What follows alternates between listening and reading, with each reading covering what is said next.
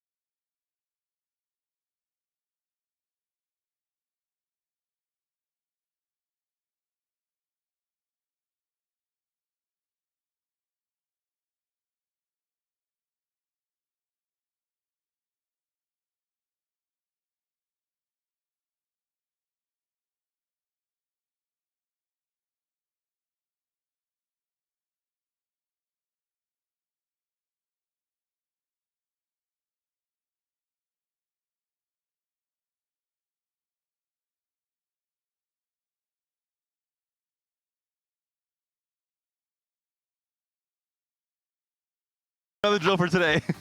No, it's actually more annoying with like Kiyoon in there. Like he's just like, oh, I won the game. Like every Dude, 2 rounds. It's so annoying. We're just sitting there. I took freaking dominance. I've never seen that augment before in my life. We haven't either, Emily. I got like 2 gold out of it, and then Kiyoon's just next to us. Oh, we won the game. We won the game. Oh my god, look, Sally, look, we won the game. We won the game for like 10 minutes straight. And me and Dishsoap are just like, We watched shut you up, huge, quiet. go from taking dominance, which obviously you want more surviving units, and then play Cypher. We were a little confused. Okay, no, there was actually a tech because I had a LeBlanc too. So the tech was to cash out really early on 3-3 and get like the 40% AD debuff. I mean, it didn't do anything. Don't leave too much tech, Emily. We still have a lot of games left in this day too. But we also have Frodan on the streets, on the around the warehouse, trying to maybe find some players to pester while they're in solo queue, or just to maybe interview even. Let's check that out, Frodan. Hey everyone, that's right. I'm over by the PC Bong area, and the first person I found is Yougelly. So Sally, Skateparge. You guys are doing really well in the lead. How are you feeling going to day 2? Good. I feel good. We're gonna wreck some noobs today. Surely. Has anything changed in game plan? Yesterday I saw a bunch of people talk to each other like, okay, we need to be doing this for day 2, even though we're doing well. Is there anything changing for you guys on Skateparge then? Yeah. Today we're gonna high roll. Oh, so you were doing well despite low rolling. Yes. We were actually so unlucky and good, but today we're gonna be so lucky and good. Ah, so S-U-A-G, swag. Yes. Okay, all right. Who do you think is the MVP of your team currently? If you were to pick one person from Skateparge, who is the MVP? Maybe Ray or Alex. I feel like they're doing really good. Definitely not me or Kiyoon. No offense. Why not you or Kiyoon? You guys did really well at the end of the day. We did really well our last game because both me and Kiyoon had the most high roll openers, but the other games, oh my god, they were bad. Kiyoon had reinforcement, 7 Tree Demon, he didn't reinforcement until 5-2, and he ended up reinforcing a Vex on 7 Tree Demon board because he found 0 brands the entire game. Yeah, there were 10 brands out, so he actually didn't use reinforcement for an entire stage and they just went 8th. Well, unfortunate. Okay, well, I won't take too much of your time. Good luck. Any message to the competitors before we start? Have fun playing for a second because me and Skateparge, we're gonna do really well today. Yeah. You heard it first. Very confident. Congratulations and good luck. All right, let's go ahead and hop on over and find out what else is going on. We find Team Jetlag. We got Unid and Xntentacion. Bartosz. Yeah, hello. So yesterday, there was a little bit of drama between you and Sykkuno with the Twisted Fates being back and forth. You contested in first game, then you promised you wouldn't do it again, then you did it again, and then game 3, well, I mean, you tell me what happened on your end. Yeah, it was like we both somehow love this build, and I promised not to play Twisted Fate anymore, but it was yesterday. Today we're gonna start drama again, yeah. Well, that's fun because, chess players are generally drama-free. There's usually no drama in the chess scene, but in TFT we could definitely use it. Yeah, I think it's not a big drama, but Twisted Fate is the most important build for us because it's easy to play, so we decided to fight on this free elo build right now. Do you get any rest? I heard some of the EU players feeling like they couldn't sleep well. How are you feeling today? I feel very happy and very powerful because usually in my country, I'm from Poland, I'm sleeping like 4 a.m. until 12 a.m. And here is my perfect hours. I'm going like a human at 11 p.m. to sleep and 8 a.m. I'm already awake. So no jet lag at all, even if our team is jet lag diff. Okay, I've been to Poland. I've had some Polish food. Polish food's pretty good. What do you think of American food? It's great, to be honest. I'm surprised because I wasn't expecting that much. I mean, you know, the stereotype food is like, sorry to say that, but unhealthy and not that good at all. And I was surprised. I'm still surprising every day because it's delicious. Yes, it's delicious, but it is also incredibly unhealthy, so you can't eat too much. Oh, it isn't healthy? Well, I mean, the problem with America is not that it's not the healthiest, but they also give you so much food. It's like a huge plate. Yes, it is. I love it. So you have to be careful because the longer you stay, the less healthy you'll be. Okay, I'm gonna stop myself. All right, well, you're only here for 2 more days. Good luck in the competition, and we'll see you in a bit. See you. All right. This is Yougelly. We just talked to her. We don't want to talk to her twice. Oh, wait! I found someone we can finally complain to. All right. Inigo from Rayditz. Man, 7 Street Demon brand. Any thoughts? That's not what I'm playing right now. I have 2 Alistars. Oh, wait, hold on. But you actually happen to have the most OP thing in the game, which is Alistar pair at the beginning of the game. Any comment on that? Oh, I didn't. Hey, that's news to me. I'm okay with that. It looks like this game's going to go pretty well then. Okay, augment choice. What do you talk to me what you think about? I'm not picking this. Yeah, sure, let's pick this. Golden Ox Crown! Whoa! Actually, I heard from you yesterday. We had dinner last night, Inigo, and you were saying that you weren't sure Golden Ox was going to be a hit with players. Is that true? Yeah, I wasn't sure. I was a doubter in dev for a bit, but it turns out that people really enjoy it, and to which you attested, and I'm really happy for that. Honestly, it's a really fun trait. It's a cool trait. I think it's one of those that this set is one that we took a little bit of risk on because it's more complex and it's like cash out-esque. It's not just, like Cypher's the cash out trait. This is more of just like, you know, gold gen. Play for like the high risk, like lots of items late game. People enjoy it, and I'm really happy about it. Yeah, the snowball econ trait. Does it tickle your heart that Tricia literally one tricks it every game and she plays first Wraith with it? No, I'm completely fine with that. I think that's very amazing, actually. All right, we won't bother him too much. He needs the LP, trust me. All right, and then finally, looks like we have most people like getting their setups ready, but the final player is Manute. My boy, hermano, how you doing? ¿Cómo estás? Good, bien. I'm trying to hit again Grandmaster because yesterday I lost a lot of LPs. That's okay, but you're ready to trade LP for tournament points. Yeah, absolutely. That's the deal. No, I'm losing LPs now, so I win later. So Manute was the most excited player for basketball. We actually had a basketball side event planned, and Manute was ready to ball. And he was disappointed that we had to cancel it because I think you and only one other player were interested. Yeah, it's like nobody wants to play basketball in North America. I don't know why. So no, I came with my new LeBron. I know if you can. Ooh, I mean these kicks. Yeah, I was ready, but nobody wanted to play with us. So whatever, I don't know. Maybe we can try in the off time. Yeah, during breaks, let's shoot some hoops. During the break. What is your best move in basketball? I don't know. I'm not even a good player. I just love to play for fun, you know. But don't know. Okay, if I gave you $1 million to score 1 point on LeBron James, and you had 100 tries, what's the move? I will try to shoot as fast as possible. Oh, Steph Curry style. Yeah. That's okay. International talent is taking over both the NBA and TFT. How do you feel going into day 2? Yesterday, so many games were close, and you barely missed and get third. Anything changing for today? No, we are going to play similar style. Yesterday it was so funny. This game was a disaster for me, but whatever, you know, we are here for fun, and that was a funny day. So I expect the same today, but winning. So take care of fun and business today. Yeah, we will try. Muy divertido. All right, buena suerte, good luck, and we'll see you later.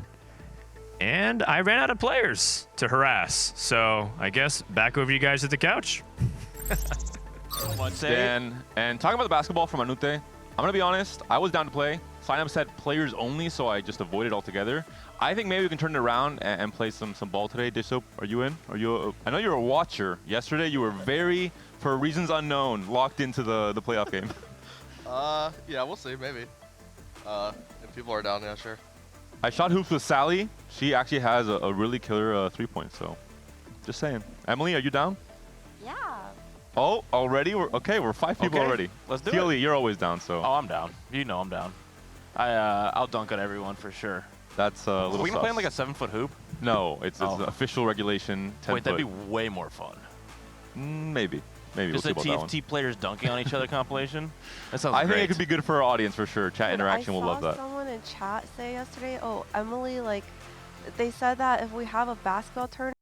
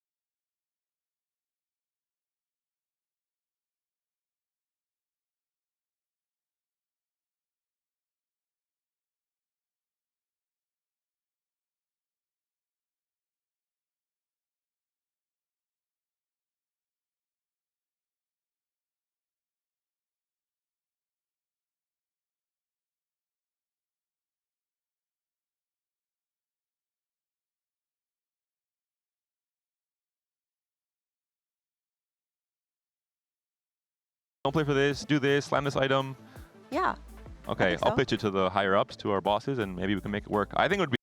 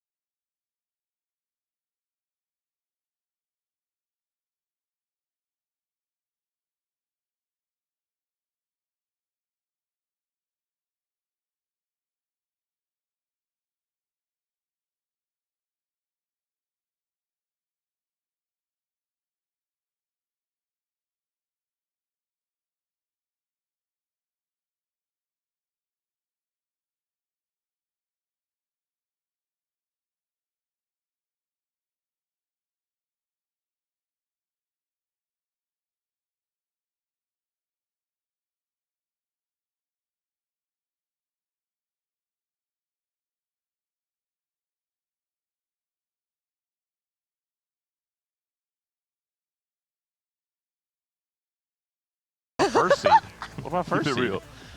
It's possible. First the seed points are is so not close. happening. But yeah, if you want to listen in on the players, just let production know and they can give it to you. Okay. Sick. That's, Aye, aye, that's what Captain. I'm here for. Goodbye. We'll do Have that. a good time. Okay, bye. Dish and Emily, we will let you leave.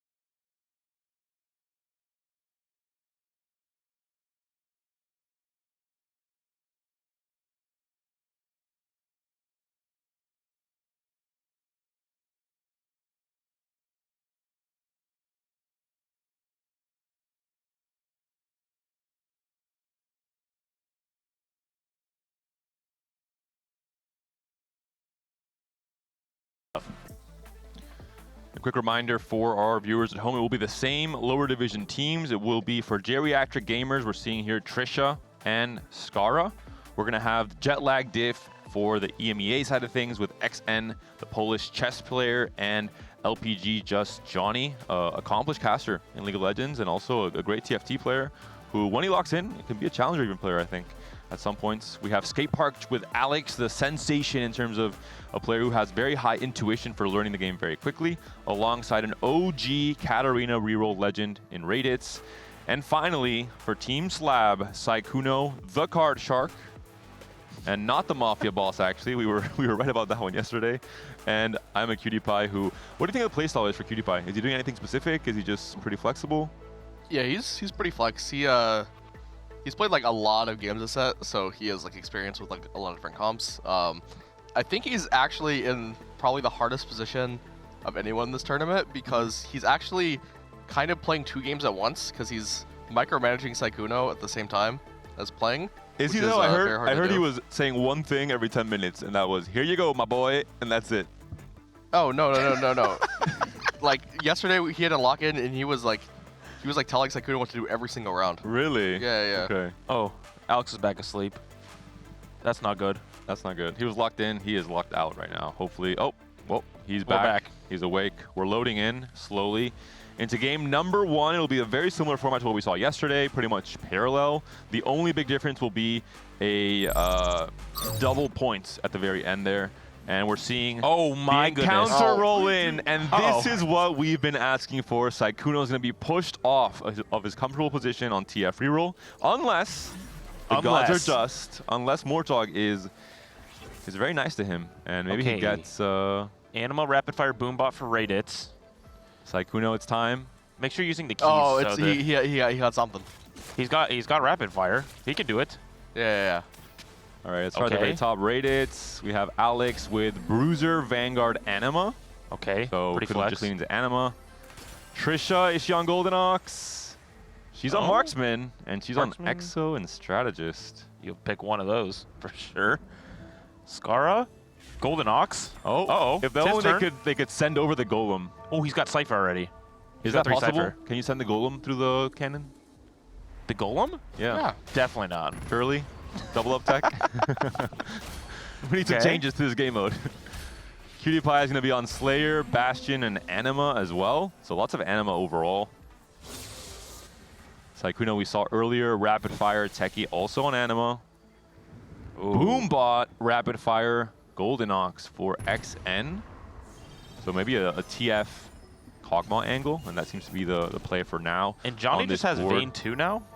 So And finally for Johnny, a very strong tempo start with Dynamo, Slayer, also Boombot. So the entirety of Jetlag Diff is going to be on Boombot Emblem. Emily, we're back, and we have Trainer Golems. Do you think the teams are prepared for the wrenches thrown into their plans? Can you get the mic a little bit closer? I think we have to turn it on maybe. I think we're muted. He's still TF no matter what. Well, he did get rapid fire +1, which is good. I think will fare well for him. But this first augment not being anything crazy for a more trait +1s, as far as we can see, I'm curious to look across the board to see if we got any anima crests or something like that. So 10 animas way more on the table for some of our players. I mean, it just starts to get crazy. Looking at Ray here, it's going to be pumping up for Ray. For Alex, we're going to have just a spark, a little bit of extra AP magic damage going to play probably into this anima line.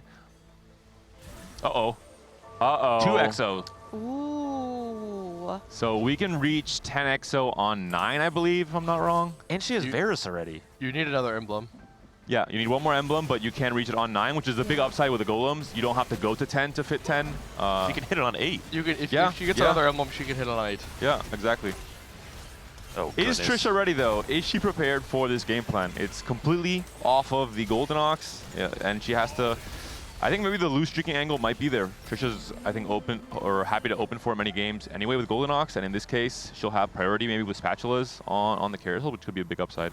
I think Scarra is someone that's played a lot of different lines this set, so definitely able to help this. This is, I mean, the verticals are, fairly straightforward. You just want that number to go up on the left side.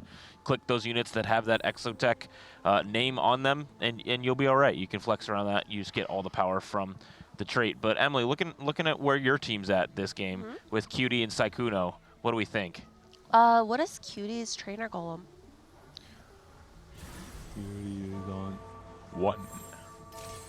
Anima, Slayer, Bastion. He's gonna hit 10 Anima, no problem. All good.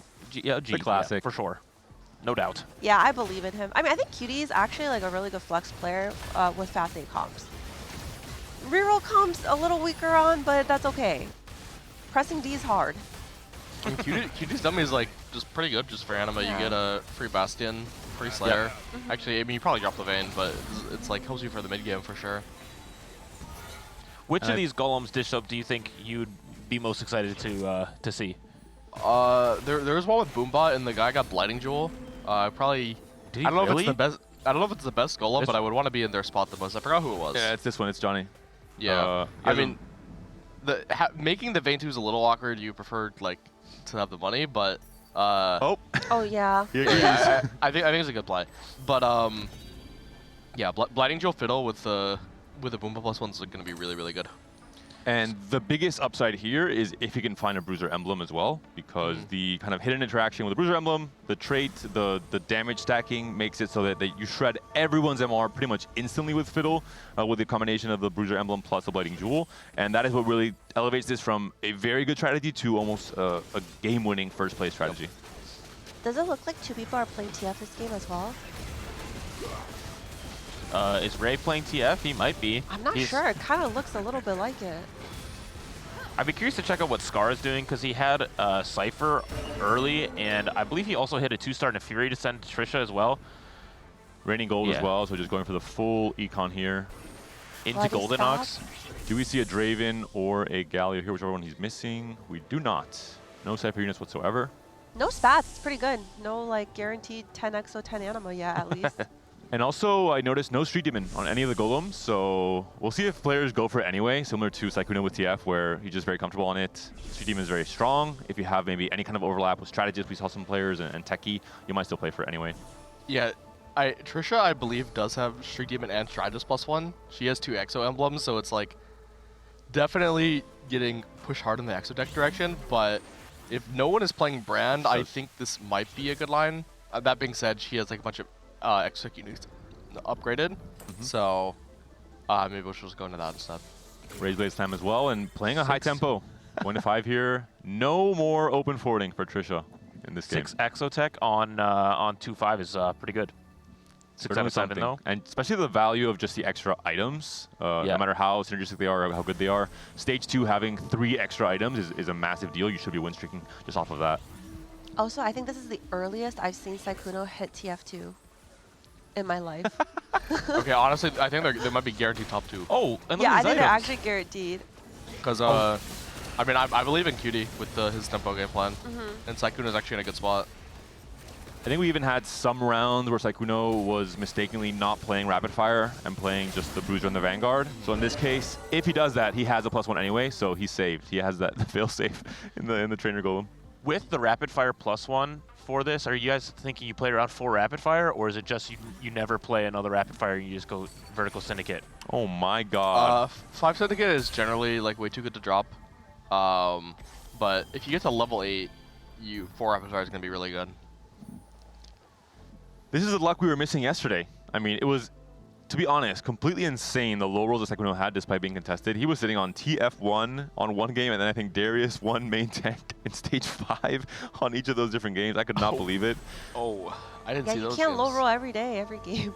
But this is the complete opposite. Stage 2, upgrades on the front line, upgrades on the back line, perfect items for now on this TF. The hat's on him as well, so we're sticking to the plan here. Yeah, on our way here, I think we gave him like, we told him that he should roll more on like level 6 on 3-2. Yeah. So there's still was like we'll see Sykkuno. It's non-negotiable that you must hit a TF2 on 3-2. But now he's doing it on 2-5. He's overachieving. He's yeah, he's overachieving now. You calibrate. Surely for day 3, he'll land right in the middle. Wait, it might be over. It might be over. Draven? 4 TF or 4. Is it even good? 3 rapid fire. I mean, not really, but like it's fine. Maybe he gets rapid fire +2. Check out Scarra. He's still on 3 Cypher, so he's the one missing the Draven for now, but very, very nice econ lead here, almost going to be at 50. If he decides to sell these Mordekaisers. Tricia will be just on the 6 Exo for now. Rayditz is on for Rapid Fire for now. We'll need a pretty sturdy front line to buy enough time for this Rapid Fire to do its thing. Oh man, so much gold from that hacked orb. Massive rejuice. And this should likely... Oh, everyone got a gold orb because it was the nesting dolls orb. And Ray got a pan, which means other people might have gotten a pan as well. We should scout that. Yeah, Tricia is what we want to see specifically if they can get that next one. Does not look like that's the case. QD also missed on Anima spot. Oh, a dupe though. Yeah, big dupe is nice for Anima if he is contested on Leona. Let's look at Johnny with the potential fiddle spots. Has a tier, no rods, lots of bows and swords, which are really not ideal for this comp. It's very hard to kill them and make them into viable items because you don't really have a backline carry until you go 8 in most cases, until you find an Urgot. Yeah, and then the fiddle player didn't get Bruiser Emblem as well. So I don't think there's going to be that much Emblem shenanigans, but I don't know for sure. There's still hope. Augment round coming up. Could throw an interesting wrench into the plans of our players, and one more very impactful carousel. Prismatics to round things out in the mid game here. We do have Frodan behind us now, joining the desk. We have a lot of people here. Hello, how's it going? No, not yet. It's gonna be a huge prismatic augment though. Not a lot of trait augments. Again, this is what we're saying. Not looking like we're gonna hit 10 Exo or 10 Anima quite at this moment, but we could see anything here. I wonder if Xntentacion tries to play for some kind of Urgot Golden Ox shenanigans with a boombot here instead of just a vertical boombot. I mean, it fits well. Yeah. Blazing Soul is an interesting augment choice though for the setup with AD carries. Yeah. Hey, production, can we turn on the mics behind us real quick? We have some friends that want to say some things. Boys. There we go. Hello, you can hear me? Yeah. Can we scout Trisha? Does she have 10 Exotech? She doesn't yet. She has 2 Exotech she's emblems? on her way. Wait, I'm blind. What is that? Is that Ooh, 6 prismatic? Exo for now. But she took Prismatic Pipeline. Yeah. Oh, that's a. I think it's a 30% chance at Emblem. Oh. But the thing is, it's not guaranteed a Reforger. So if she gets Pan, it's wait. Does it come with a Reforger? I'm not sure, actually. Why does someone say I think Ray it might. I think it might. But the crazy thing is, Exotech, you don't even need a 5 cost. You can just get it with 4 costs. You can get it at 8. You have 10 Exotech on 8. Which is just crazy. Ray has 6 rapid fire. Yeah. On 3-3. Not 10 Anima. Yeah, that's Oh, not yeah, really yeah, Anima, guys. Emily, let's not listen to our chat because I think they're usually not right. Wait, this is No, actually it's such a because hype that game. guy has a freaking VIP in someone's chat. I thought that maybe he's more honest, but he's not. Oh. Just don't believe any of them. They're all Someone lying. take it away. Yeah, someone should take care of that.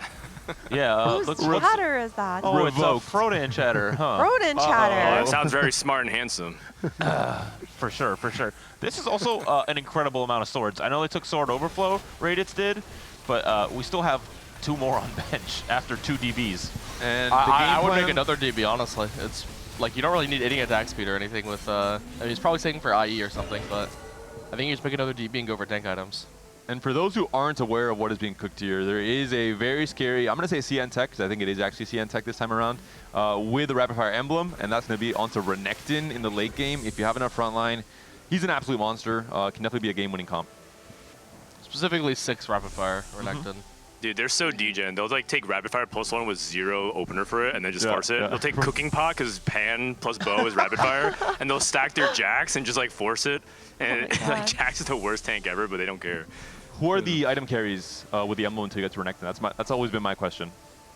You could technically put it on a bunch of the 4-cost carries that just like use attack speed. So like I've seen people play Aphelios because you can tie it to, like with like Jhin, Zeri, but it doesn't really matter. You can also put on a bunch of melee carries. Checking on our Cypher player, Scarra is still only on 3 Cypher. We've got a Radiant item, upgrade still, obviously not using it. Looks like he might be playing the Streak Demon. At least he made a Shojin. Actually, he's not holding any, so maybe not. I wouldn't read too much into a single Shojin slap. Maybe Scar's planning on Gox, Golden Ox. Yeah, he also would be contesting, I believe, XN is a player that was locked in as well. Oh, we can't hear him. Oh no. So Kiyoon just said, what if Scarra pivots into Golden Ox here and just literally gets up out of his chair and swatches computers with Trisha because he's playing Golden Ox, and then Trisha can and Scarra can play the Exotech spot. My question is, wait, that's is that legal? I feel like that's that against the rules. Can we do that? I feel like that's got to be against the rules. Yeah. Wait, just so we can do that too. Wait, but why? Wait, really? That's got to be against the rules. I think I make the rules with this. Oh, with Zane. okay. I could text Zane. Would you barge in and stop it? Oh my gosh, that Morgana has 1 HP left. All right, let's check Sykkuno's spot. Has he been hitting his TFs naturally this time around, or is he rolling deep as Dishsoap instructed yesterday? He's on 5 TFs for now. A much better start than yesterday. Has already swapped items to Braum 1. Ooh, gotta get. Maybe a little bit early. Wait, I have a question. But Some like Emily, rerolls. wouldn't you want like Dishsoap to take over like a really crucial period of time so you don't mess it up? Yeah, that's what I'm Yeah, saying. yeah, yeah, so We you would can, just, like, have I would just PP switch go in. we would just switch computers when he No, had no. nothing to do, and I have a lot to do. The problem is your keybinds are probably different than mine. Then I just mess it up immediately. Wait, well you have a You different think our keybind? D and Fs are on different buttons? Yo, no. I remount like a lot of stuff. Like Oh different- yeah. different stuff. What's the world champ keybinds? Oh, I have like R for reroll. I have that like too. I move with like T. I like almost never click. You move with T? You move Yeah, with yeah. T? Whoa. Like Scout. Yeah. No, Oh, no, move like around your move the board. character. Like, Oh, whoa. So T is like right click. Yeah. Or I mean, I still have the click bell. I just don't use it. That's wild. So what do you use your mouse for? For buying units. Huh. I feel like mapping unit slots on your shop to the keyboard could be kind of cool. Oh yeah, like kind of like some card games like you press like one to buy like shop slot one. I feel like that would make like it really. Oh, you know what that'd be great for? Twitch plays TFT. They could actually buy units in the shop. True. Ooh. Also, Scarra didn't make it to 290. To the cash over Scarra. Does he decide? pretty Wait, good. he waited to That's pretty 290. good. Oh, he's cashing? Oh. No, he's greedy. He saved. Wow. And he's rolling on 8 with 50 What's his HP? gold. I can't see. He's on 30. It was 28 HP. Yeah, 28. Oh, 28. Oh, Holy. he actually might be golden off. What? You sold it. Oh, Wait, what is? Wait. What I'm is he like, playing? what? Oh, is he like legit playing the cipher board? The cipher cash out. Oh, he's playing he doesn't have Draven any roll. Dravens though. I don't think so. Wait. Zero Draven. Wait, what? Like Zed, Senna. Oh, Protected. this Dude, is Scarra's holding Sykkuno's TFs. He needs to. Trisha Nah, He's do gonna Pipeline. send it. He's gonna send it. Trust. Trisha Pipeline has 7 EXO, Oh, she did not get an emblem. and she did not get an emblem. Unlucky. Circle it on 4-2. Circle on 4-2. Circle it. It's time. A lot of upgrades coming through. C0. Check out Johnny. He's on the fiddle. He hit an Urgot. With Did boom an bubbles. Urgot. Oh. Inky buddies as well. I think he. Oh no, Wait. never mind. I thought he had Garrett. I think it was his teammate. But you have to go scout the original person you got this from. Yeah, then you go back. Scarra hit Z2, so they at least have something that does damage on the board. Oh, I think Sykkuno might be playing 4 Syndicate, 3 Rapid Fire. Maybe not used to the trainer golems. You know what? I'm gonna use my my one. Wait, go. Yeah. Highest EV. There's no using his free pass to go tell Just still Sykkuno find to the play right 5 moment Syndicate. to have the biggest impact on I the hope we can game. get this on camera. Production, can we Oh listen my into the God. room real quick? We'll listen into the room. Yeah, we listen can- in for Sykkuno and I'm a PewDiePie. He's literally going Team in. slab. Team slab. No, go to Sykkuno's POV. Yeah. Look at Dish. Over Oh. Shaco.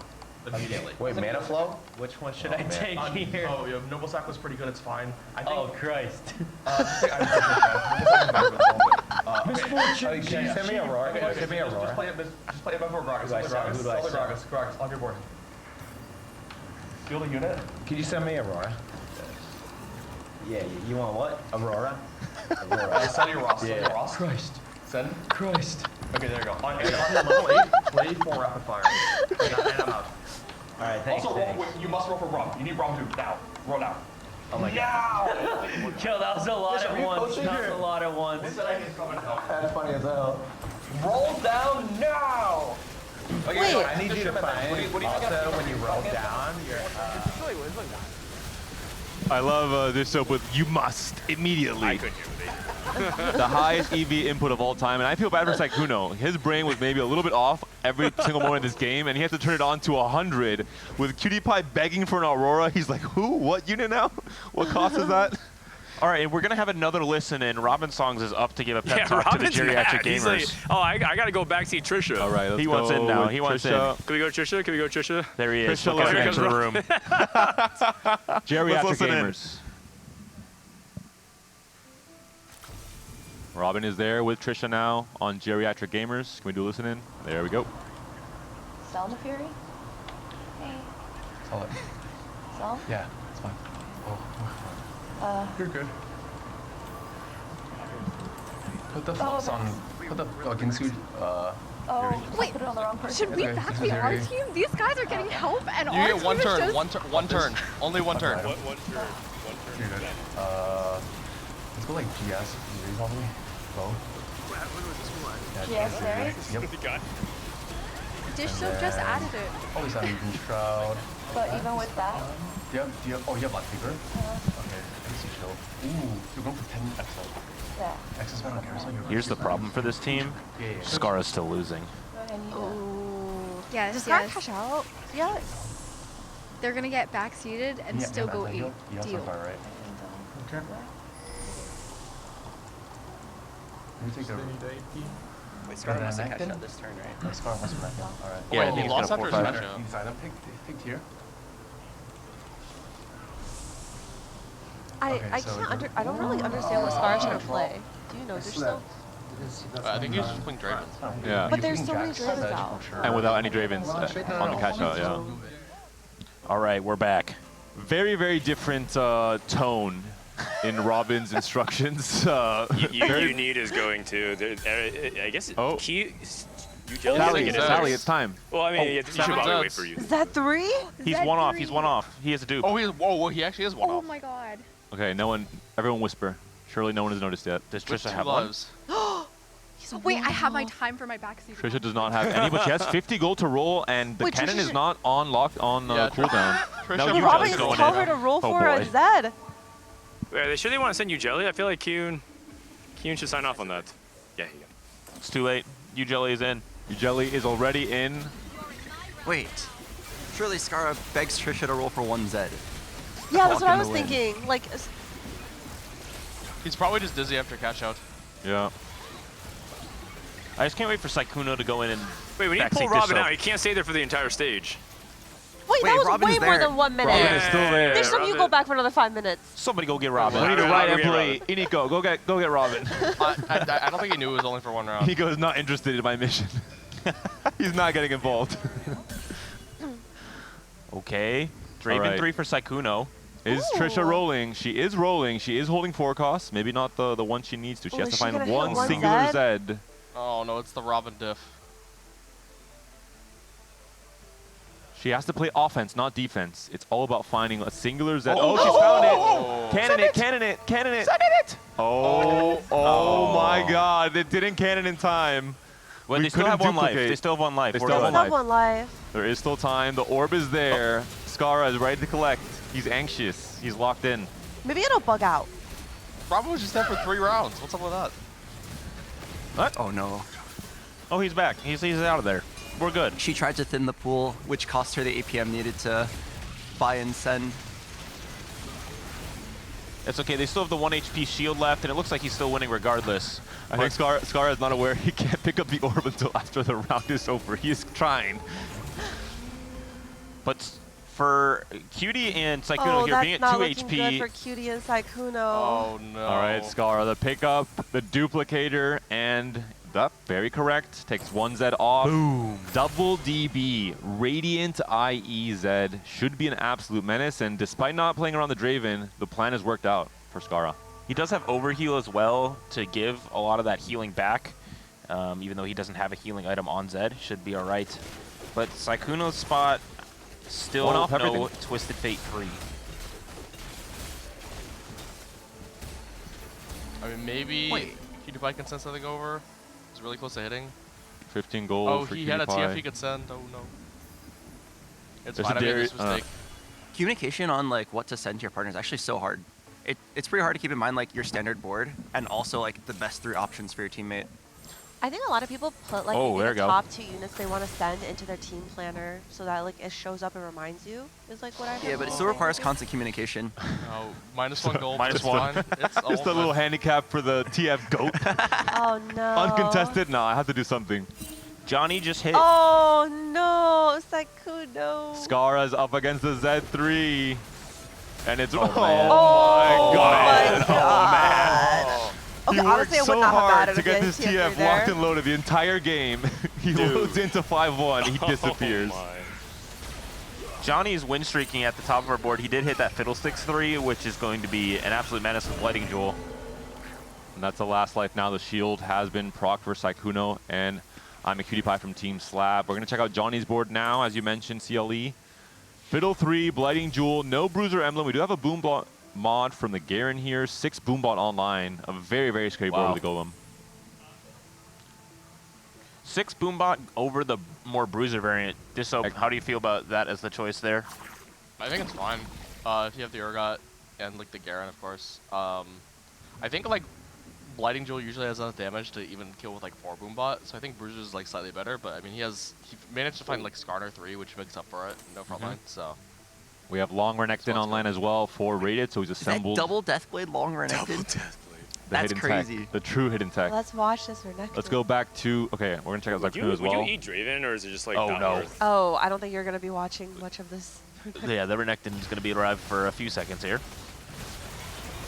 Let's watch just the absolute explosion, and Long Renekton's dead. All right, Sykkuno, can you stay alive? Can you will? Oh the my TF is God, down. the He's up damage. against Johnny. No. Oh, no. Oh, no. Not a great start, despite the high EV impactful little meeting from Dishsoap. It didn't quite work out. I'm pretty sure Training Golems is like the worst portal for them. Oh, Trisha lost again, though. On the shield as well for Scarra and Trisha. Can she stabilize? We have the Z3 for Scarra, but Trisha's in trouble. No 10XO. Her board looks like 10XO it next just falls carousel. over really quickly. One round, next carousel. Surely. Yeah, Surely it'll be 10XO. She needs to survive 1 turn. She's got this. You get the mic closer. Or Scar has to win so fast. The problem is that Scar's head kind of seems slow. Yeah, his that's slow. Yeah, it took forever to tell. So Johnny 2, the little gift from Scarra. Will this be enough to stabilize? She has Johnny in her pool. She has Alex in her pool. We haven't seen Alex in quite a bit, actually. Let's check out Alex's board. Radiant IE on a Xayah, 4 Vanguard, 7 Anima. Pretty standard board. Is ready to go 9, though, so not hitting his spikes just yet. Team Jetlag, though, has some really high cap going on there. XN is playing around a pretty flex board, as well as Johnny we saw with the 6 Boombot. So there'll be something to keep our eye on to win the lobby, possibly. But we have another long Renekton with Renekton 2. Same same one. Wait, nice. It's actually smart.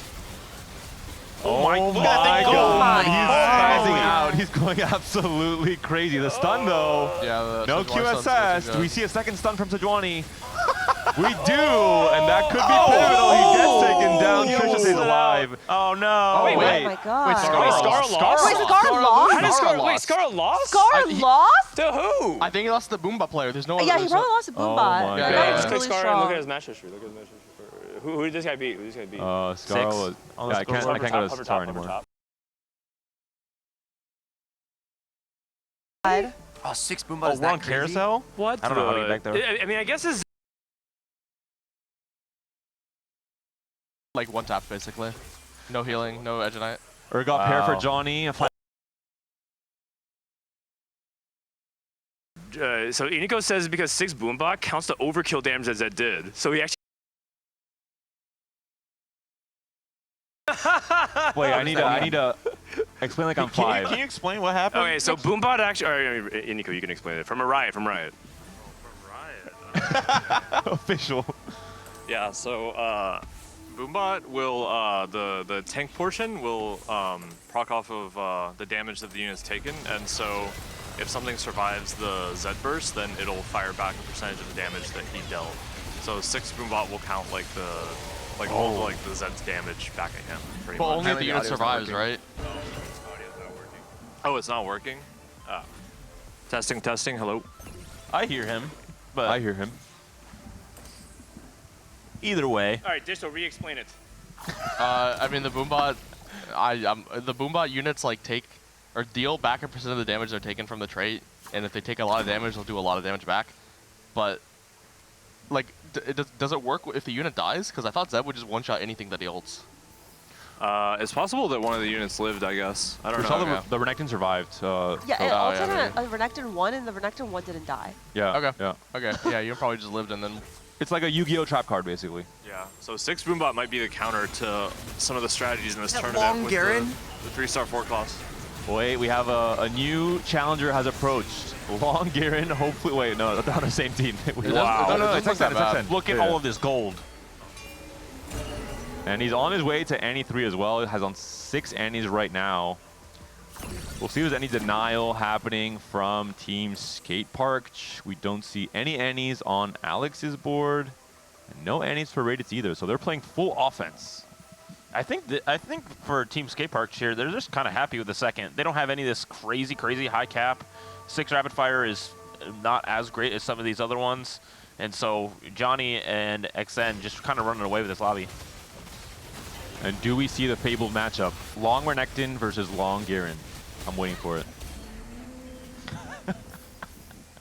I feel like he should put, like, eat the Garen with Renekton, like, only just to get the last fire on the same side and just to focus fire. I think they've been, like, lacking a lot of focus fire here, and it's been hurting them, or hurting him.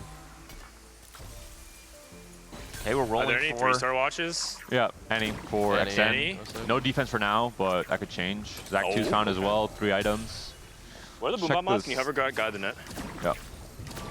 Rayditz hit Draven 3. The triple Gox.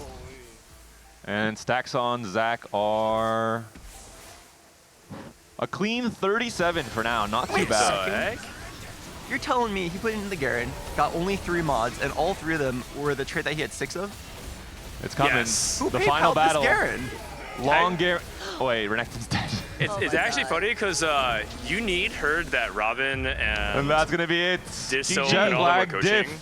No Jetlag anymore. 2 days have passed. They've maybe assimilated to the NA schedule. XN was talking to you. He said he's locked in with the new, with the new schedule. Yeah, he was. No, can you guys hear me? Yeah. Okay, so you need heard that Robin and Dishsoap and Yougelly were coaching, and I was like, I just thought it was like fair to tell him like, oh, they're doing like a round or 2 of coaching, and he was like, oh, okay, perfect. So I'll like go up and help them out. He went upstairs and apparently like he tried to help them, but they're like, no, we don't need you, man. So they just like so he just stared there and he just sipped his coffee. And he's like, all right, I guess my work here is done. I mean, they always just not need help. The EU players don't even want help from their top seats. Giga Chad. Ray. Good, nice try, guys. Solid second. Nothing like starting the day off with some trainer golems, am I right, guys? It woke us up for sure.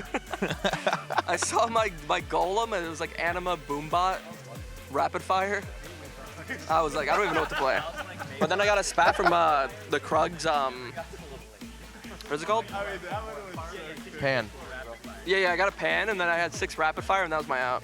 But if I didn't hit that, I'm pretty sure I was dead 8th. What were Did you your ever thoughts? think about maybe saving it to reforge for 10 Anima? I mean, Anima was so contested that I didn't want to pivot because see. Cutie was playing it and my partner was playing it, Alex. That makes sense, yeah. Johnny. Hello. What a great game from you this guys. was fun, right? Finally. Don't we fucking love Golem? Oh, we shouldn't say that, right? We Sorry. Excuse me. freaking love Golems. Well, I got you. damn love it. I'm so sorry, but I was really excited. Oh, I only lost 3 rounds. I can't believe it. And you had the Blighting Jewel on Fiddle, which is obviously a fantastic artifact. Yeah. Was this like as soon as you saw that, you're like, okay, game Yeah, solved? actually, did you see my Golem? Because I had no idea what to do. It was Slayer, Dynamo, and Doombot. And I thought it was pretty hard to solve. We saw the fork in the path. You made a Vayne 2, and we had a Blooding Jewel, and Dishsoap said maybe he's lost some gold here, and then you immediately sold it. Yeah, I got Vayne 2, and I thought I maybe can win streak Vanguard Slayer, and thought, no, it's too hard for me to find a good end board. And then I saw Blighting Jewel, and I was stalking stats this morning, because you have, like, if you do breakfast, you have to do something. And as soon as I saw that Scarra is going for set 3, I know he was getting the bait done and will lose for sure.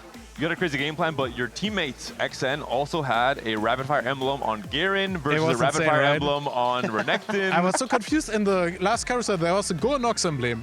Yeah. And I was telling him, dude, there's a Golden Box emblem. Get it. And he was like, no, I have a master plan. No worries. And I'm so worried about you. But actually he picked it. And it was awesome. I also got 2 Doombot mods from my Garen. Like, most lucky game of my life. It was really, really fun. XN.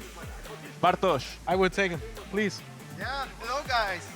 You know more tech than me apparently, because you picked up a Rapid Fire Emblem, slapped it on Garen, and you demolished. Yeah, I tried to play something different than Twisted Fate, and I was so glad there is a chance to be a creative person. When I saw Emblem Golems, was like, okay, let's do something. And for first time, Tricia wasn't play Golden Ox, so I wasn't that contested. And in this way, I tried something like Golden Ox with the Cho'Gath or some Boombots, and then finally secret Garen tech, like Garen Rapid Fire. He stays behind and ults hold them up. Like, It's fine, I think. It's not that good like Renekton, Rapid Fire, but still it works. You beat him. You beat Renekton every time. Yeah, because of frontline, I guess. He doesn't have any frontline. During you play 6 Rapid Fire, you have to have some Bastions, but it's only usually 3, maybe 4 champions. I had the whole frontline champions like Zac, Cho'Gath, also Golem. Yeah. Usually most tech in TFT is considered CN tech. In this case, can we now name Rapid Fire Garen Polish tech for the first time in TFT Secret history? Polish tech. Are But we I in the think lead in the meta? Dishsoap, is that even strong in your opinion? Oh. No. I mean, it didn't look okay. It didn't look that bad, but it's like, I don't think, like the thing is, I think you kind of waste his shield if you do it. Yeah. But like if you have like infinite frontline like you did, I think it's fine. But I treat him as the main carry because he also get golden mod Ox. No. It was strong. It was strong for sure. Yeah. Okay. Maybe you're right. Maybe you're right. Yeah. You have the world champ seal of approval. So what more can you ask for, Bartosz? Thank you, guys. Absolutely. We're going to get ready for the next game here, so you guys can head back to your rooms. We'll get ready to roll for game 2. Good luck, guys. Emily, Trisha, why any don't they ask comments for your approval? To be honest, Tell us someone what? posted a Rapid photo. Fire I Garen? actually Yeah, wore yeah. PJs today I don't know. because it's so It looks cold and I good. wanted to be comfortable instead of looking cute. I took out my pretty contacts and I'm wearing my glasses and I trained with Boxbox till 4 a.m. last night and then Wandering Trainer popped up and I was like, oh wait, I didn't practice this. Do you think it was helpful to have Robin it was amazing. come in and Oh, maybe jump the gun on the answer there? oh, I thought you meant Boxbox's training. Robin coming, yeah. Was it distracting? No, be honest. Okay, be honest. so Robin, you are banned. We don't need your help anymore. Well, because you know, like I kind of knew where we were going, and then he sat there, and then I forgot. But it was okay. It was nice to have team support, and honestly, Okay. I'm really proud of Xntentacion and Johnny because we're room buddies, and they're like really, really kind, and it was Camaraderie. I Nice. wanted to see that dub, and also, honestly, I really wanted them to beat Ray and Alex because yesterday I was laying on a beanbag, and then they were talking real loud, and they're like, "Oh yeah, it's really easy to beat her." So I was like, "Oh!" So I stayed Take your up all revenge. night to practice, and then I still lost. We're But I'm very gonna try proud, harder. Trisha, of your very clutch Zed send on the cannon. You were Yeah, but very fast on that if I one. sent it over one more, I saw it and then I couldn't sell because my hands shake because I get really nervous. But I'll send faster. I saw someone in chat once said I roll like a grandma. I'm gonna roll faster. All right, Trisha, roll faster. Prove it to us. Go back to your room, and good luck in your next game. She's locked in, and I'm very happy to have players be kind of forced out of their comfort zone. I think it's the way to improve and to learn. If you can stay in your lane and just do the same thing every game, you can execute that plan to perfection, like Sykkuno did again this game, actually. Not a good example, but it's good to be forced out. I don't understand why Sykkuno never hits, even if he's not contested. Is it just unlucky? No, he like. I thought it was so lucky and bad. Like, okay, this is just a skill he hasn't learned. He doesn't like know when to like dig for like to hit his pairs. He knows how to like slow roll. So I think a lot of times he's like sitting on like 1-stars or like missing an upgrade or like missing like a trait bot on his board for like a lot of rounds and like losing streak money because of that. Yeah, you really need to win streak as TF throughout stage 3, right? Yeah. I think it was your key input of like, hey, you have to roll for Braum right now, like immediately, because as an experienced player, you kind of know when the lobby tempo is demanding you kind of match it, where Sykkuno is missing that input intuitively by himself. Going into this second game, gonna need a huge comeback from your guys' team specifically, but also the Geriatric gamers getting that sad bot 2 with Z3. I'm curious to see what the scores are looking like at the end of our lower bracket, because we know that there's 2 more games for the upper bracket in the morning block, and then the afternoon everything gets doubled. So it's gonna be a crazy afternoon. Anything can happen here still, and especially for the upper division. We saw a lot of learnings, I think, yesterday in terms of getting familiar with the game, and we're seeing as well with the lower division. Alex maybe reminiscing about what he did wrong in that last game, not able to win it out. He was locked in at the beginning and then asleep for a bit. Maybe that's what impacted him, Yougelly. It's gotta be. I feel like you can't feel bad about a second with in Trader Golems when your spot was like whatever. Yeah. I don't think he's gonna be that upset. Yeah, I think that was The what setup Ray's from read was too. From Xntentacion was just a little bit too high roll. I think I've heard very often where what are we doing the right now? real test of skill is not going first in TFT, it's going second. But it's also spinning very quickly, apparently. The best players say, you know what, we need an extra handicap. No team help, no captains coming in. Let's spin around in our chairs, get a little dizzy. Why doesn't And the we upper have- division do that? I think that's a good choice. Maybe, yeah, Dishsoap needs the world champ debuff. Just spin You guys in gonna the chair spin before 10 next times. game? And we have 2 new guests joining us on the desk.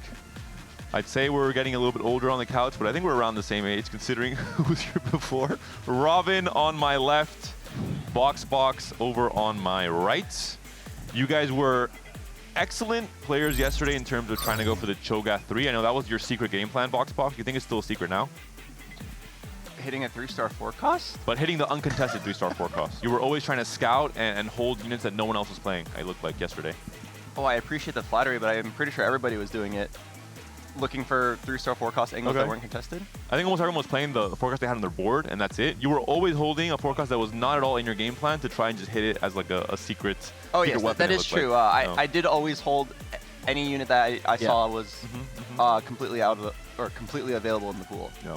We saw that with Misfortune. You guys were just holding those on bench. They weren't on anyone's board for either you or your teammate, but didn't happen to work out in some of those games. But what do you think of these lower bracket games? Why are they so much more exciting than your guys' games? Oh. I mean, it's Why are they because so high elo more TFT exciting? you have to play meta comps or else it's not gonna succeed. And in this one they have a Golden Ox one trick, they have a TF one trick, but ours is like you're just seeing 4 people contest Street Demon, and then like 3 people contest 4 Vanguard 4 Marksman. So I mean that's just what high elo. I'm guessing that's what high elo like a lot of games are. They just play the meta comps and it's meta like characters and it's kind of veg. But I mean you know. Also, the rat meter, I think, is at its maximum in the upper division. The moment you get into stage 4, everyone's holding everything. The denial is way sharper, whereas we saw the Zed completely uncontested for Scarra there. No one really tried to push for it. Even the Annie, there was 6 Annies for XN with Golden Ox and lots of gold, and no one was stopping him. At the beginning and like at the beginner and intermediate level of TFT, it's all about just like playing your line correctly. So just like choose your favorite build, get pretty good at it, and make sure you can play it. But at the higher level, like once everyone can do everything to a reasonable capacity, it really does become about who can play the best build. If one player is 95% the skill of another player, and they both force Street Demon in this current patch, it's more about like whoever can. The guy who hits the build is the one who's going to win. That 5% skill gap of APM or game knowledge will likely not make a difference. But at the beginner level, it matters a lot. If you can just like execute your Golden Ox or TF line correctly, it'll beat any like Street Demon board at the beginner level. Even the small things, right? Holding onto units, for example, if there's 3 Street Demon players, you're rolling down, playing a different comp, you hold 2 brands, all of a sudden everyone is in trouble. They're not going to hit either. So we'll see those small things maybe come into play in this game too. Thankfully, though, this game is a little bit more chill from the beginning. We'll have gold augments across the board because Annie did show up as an opening encounter. So nothing too exciting. When you guys see this loading into games, Robin and Boxbox, are you guys excited or are you like, oh? I know for casuals, that's I mean, I'm definitely excited, but like when I'm playing for fun, I'm not excited. But I'm playing in tournaments, I'm excited because it's the least amount of variance. And then yeah, Trainer Golems, everyone's like not excited, but if I'm playing for fun, we love Trainer Golems. So Hyperfang for Alex. Oh, Alex is playing his. He's going back to his roots. Yep. And he's reroll. Nefiri Good comms from enjoyer. Skateparge. We could see him playing to Nefiri Yumi reroll this game yet again. Trisha got her Jarvan. She's back. It's Jover. Fiddle as well, maybe open to some. No. She's a Golden Ox one trick.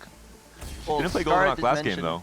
Yeah, but she couldn't. 'Cause she had one And, trainer. oh, actually, Robin, now that you're here, Trisha very clearly stated she does not want your help. You were distracting. She had a clear game plan, and the moment you came in, she forgot everything, and you actually messed with her. So. Oh, my bad. I just told her to roll for Zed, so no more so Scarra interruptions. gets Z3. And it worked until they went. One last roll Until for Golden Scarra Ox died. +1. Does she hit it? Inigo was telling us about the interaction. Oh, wait. Flatline's very strong. I mean, she goes for it. Yep. Gonna go for Aphelios in a different shell, but Aphelios She might play nonetheless. 4-4. Looking at Scarra, he is a Fiddlesticks enjoyer. We saw him playing this exact game yesterday. He Investment loved strategy. investment strategy, yeah. He came in here this morning and he was like, listen, I'm just playing Fiddlesticks today. That's it. That's all I'm playing. I was like, is this a good plan, Scarra? And he's like, maybe. I was like, okay. What's the portal? Any. 3 gold augments. 3 gold augments? Yeah. Oh, this one really benefits the team that prepped the most. I don't know which team it is, but it allows every single team to just stick to their prep. I think it's your team.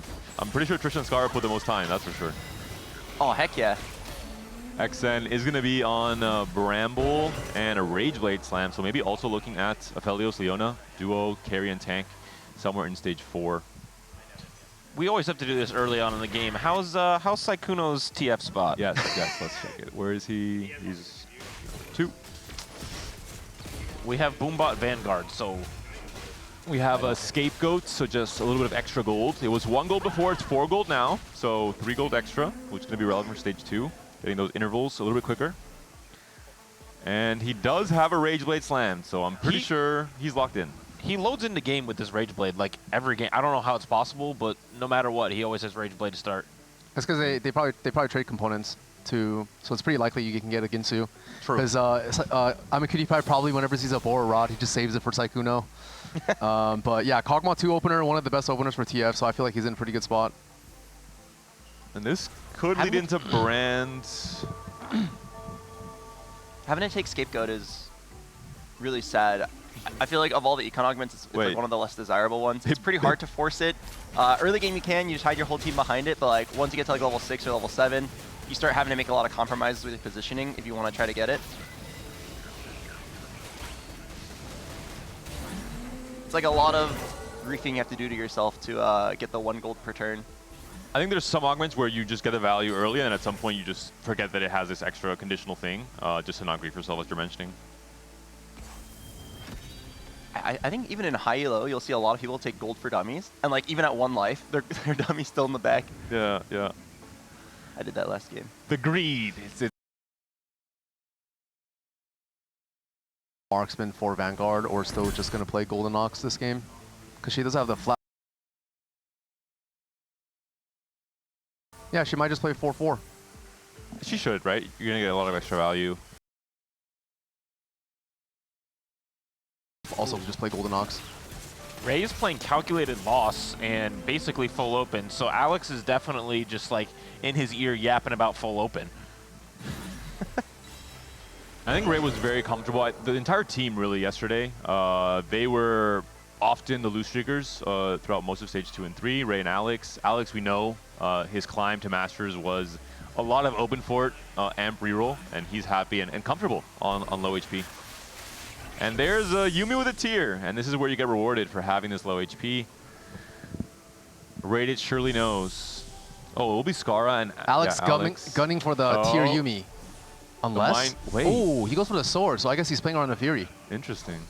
This is why he likes his comp. He said you can go Nidalee reroll, Nefiri reroll, Yumi reroll, push levels for Annie or Samira, depending on his spot. 2 duplicators as well. Have you guys already talked about on the couch like the complexity of carousels and double up?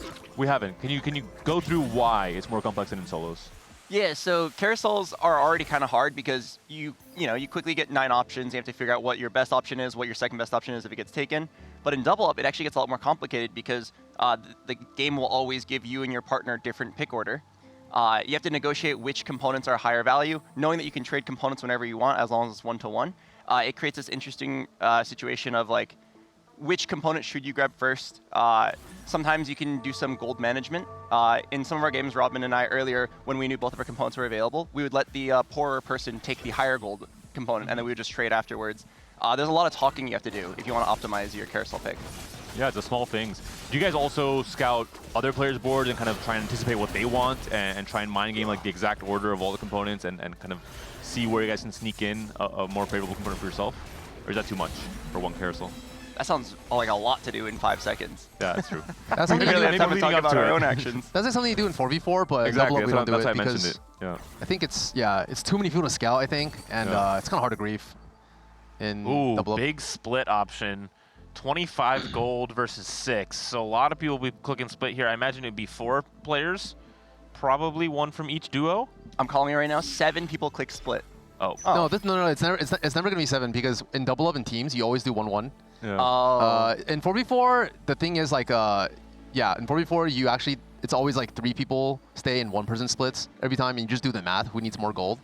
I don't know how it is double up. We haven't gotten not split yet in our double up games. Yeah, we haven't seen a single one.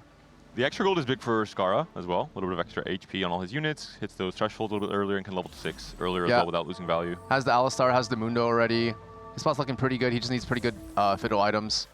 Oh, kind of high roll didn't fight Rayditz, so. But he might win. Actually, wait. Yeah. Oh, wait. Alex is a Smurf. Did Alex take out his Nidalee too? Yeah, he did. What? Bro, I'm telling you. That's a 4th seed? He's locked in. Yeah, he definitely R1. He definitely. Wait, the thing is, Nidalee is like pretty strong early game, so. Oh wait. No, Trisha, go back. Go back.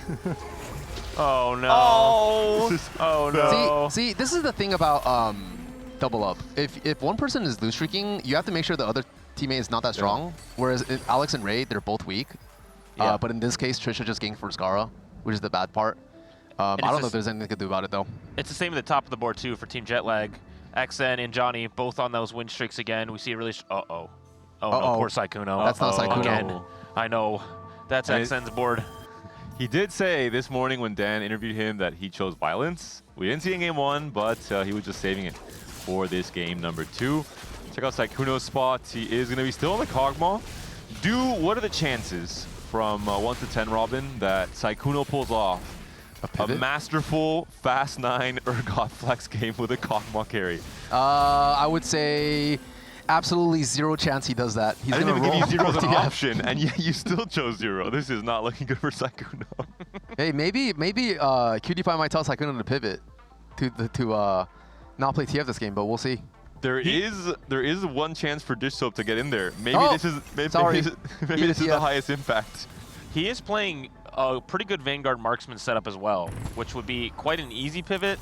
I would assume to be backseated on. It's not the most complicated composition in the world. Darius 2 for XN, full Rage Blade sent 1 by 1 from Johnny. So the support is there from the Jetlag Diff teammates. Seems like the EU team is like showing up today. Yeah. They probably maybe they prepped a lot yesterday. They seem much better today. I even like this. This could be just Vanguard Aphelios and make it a little bit harder. But it could just be using Jinx as a carry, which I think is valid as well, into Street Demon and just skipping the brand for now, going into Samira items. It seems like go ahead. Oh, I really like the comms from the EU team. Like they mapped out what components they had, and they just figured, okay, our optimal setup is just you slam against who's the highest value item. I slam 2 halves of an item and just be ready for later. Insanely powerful spot for their stage 3. Alex is online. Yeah, it seems like Alex is going the Fury reroll route this game. That's his favorite composition in the world, and he's looking forward to playing that for sure. Another gold augment because of our encounter. We do have that hacked left side with the items specifically. All right, tower defense. Yeah, who takes tower defense on 3-2? It's time. How often do you guys take the hacked one on the left side? Like, what percentage of time are you really trying to get that extra gold? Probably like 60 or 70%. Maybe higher even. I mean, 2-1, 95% of the time. Yeah. Mace's Will. I mean, that's... Ooh, and the Fury 2. That is We're chilling. Double duplicator, lots of, maybe too many He also has a Sejuani already, so he's being chilling. Pretty high roll here. 2 duplicators? Yeah, he's chilling. And Something really interesting about those hacked augments that a lot of people might not know about is that there's only a few preset augments that can appear there. Even in things like when it says random output. I originally thought random output means you'll literally get a random augment and you just get 3 rerolls there. But what random output actually means is it's an augment that is related to randomness. Yep. Like Prismatic Pipeline or Wandering Trainer. There's actually only like 8 augments that can appear there. So you could actually, if you're a super nerd, you can just have the list of the buckets out, and when you see a category, you can just open up the list, see which 12 augments exist in that bucket, knowing that a reroll is going to give you one of those 12 augments, and you can use that to decide the risk-reward of rerolling. I definitely recommend studying the bucket list because it's not super intuitive. There's, I forgot the case now, but there's one augment that's labeled economic that is not seemingly economic at all. You know which one it is? I don't know. I can't off the top of my head, but there's also one that's like combat, but it's not really combat. Yeah. So study the list, find it somewhere at the table, and definitely that's a huge upside. Boxbox, great mention. A lot of those econ augments are often, reroll enabling augments too. So it can be quite interesting. Sykkuno is sticking to his guns. It does appear rolling here on 6 to try to stabilize, trying to find TF2 like Coach has said. There's a Draven. I mean, this is going to be really hard because there's already a TF2 out of the pool, and he's rolling with no pairs, so pretty hard. And this is now where Sykkuno is first realizing that there's a TF player in the lobby. I guess they both have TF1, so it's a race. It is a double Rage Blade Archangel TF versus just a singular BF sword and one Rage Blade. This is actually very, very common in 4v4, playing contested TF. So they're basically playing 4v4 right now. How do you guys feel about playing 4v4 with some less experienced 4v4 players? Like a lot of our actually I think all of them have never played 4v4, not familiar with the format at all. Are you guys excited for that tomorrow? Boxbox? Oh man, I've actually never played 4v4 before in my life. I think almost every team only has one 4v4 player. It should be a fun time, probably a very chaotic time. It'll be great. It's a great format. I'm excited for it. I think, you know, we're going to keep the one tricks on their one tricks, and then we'll probably find another comp to play. The only thing is, in 4v4, you cannot set components and items, or components and units. So the one tricks are going to be harder to play, I think. True. You can almost just send them straight into like solo queue mode. Be like, just play your game, play for placements. We'll let you know when we need to like, you know, please hold this unit. Don't let them get these. You know, some of that stuff. As Dishsoap said to Sykkuno, as long as you get 7th, we win the game. So, outplace the other 4 seed. Wow. 5-cost champion. Wow. This could be very warping for our Urgot Flex player Sykkuno.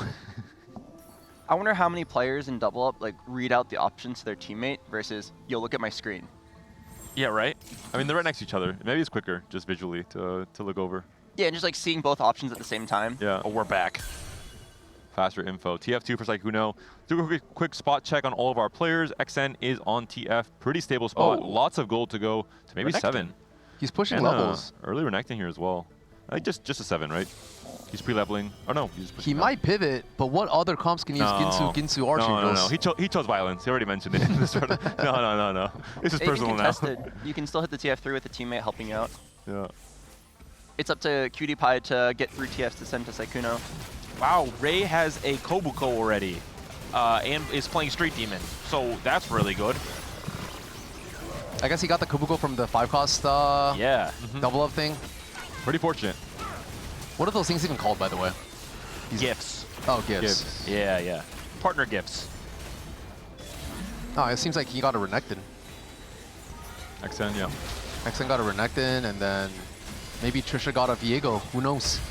I'm surprised so many people chose the 5-cost and 10 gold. I feel like a lot of times we go with the items on these choices, but I mean, this is way more fun. A 5-cost stage 3 is a 5-cost stage 3, right? The content option is there. And 3-star 1-cost champion. Yesterday, that's like a crazy gift. I didn't know this was an option. Wait, he sent it. What did he get? Seraphine 3. Oh my god. That's a crazy gamble on if it'll fit your board or not. Are they gonna play Anima? Is this an Anima pivot? Wait, that's an awesome pivot. If this is pretty impressive from Johnny. We have Yumi in shop.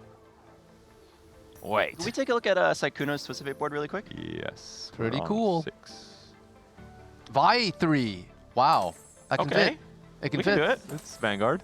That's pretty cool. He chose to not make the redemption. Look at Rayditz's board. As you mentioned, the Kabuko, the Cho'Gath. What did Alex get from his gift? Yeah. Probably sold it. Zach. Oh, Zach from Alex. Interesting. Early 3-6 Zach. It's a lot of blobs. Only 5 Nefiris for now, but sitting pretty on level 7, 50 gold, and 2 duplicators on the bench. So he can really greed out and try and go for both the 3-star Yumi and Nefiri.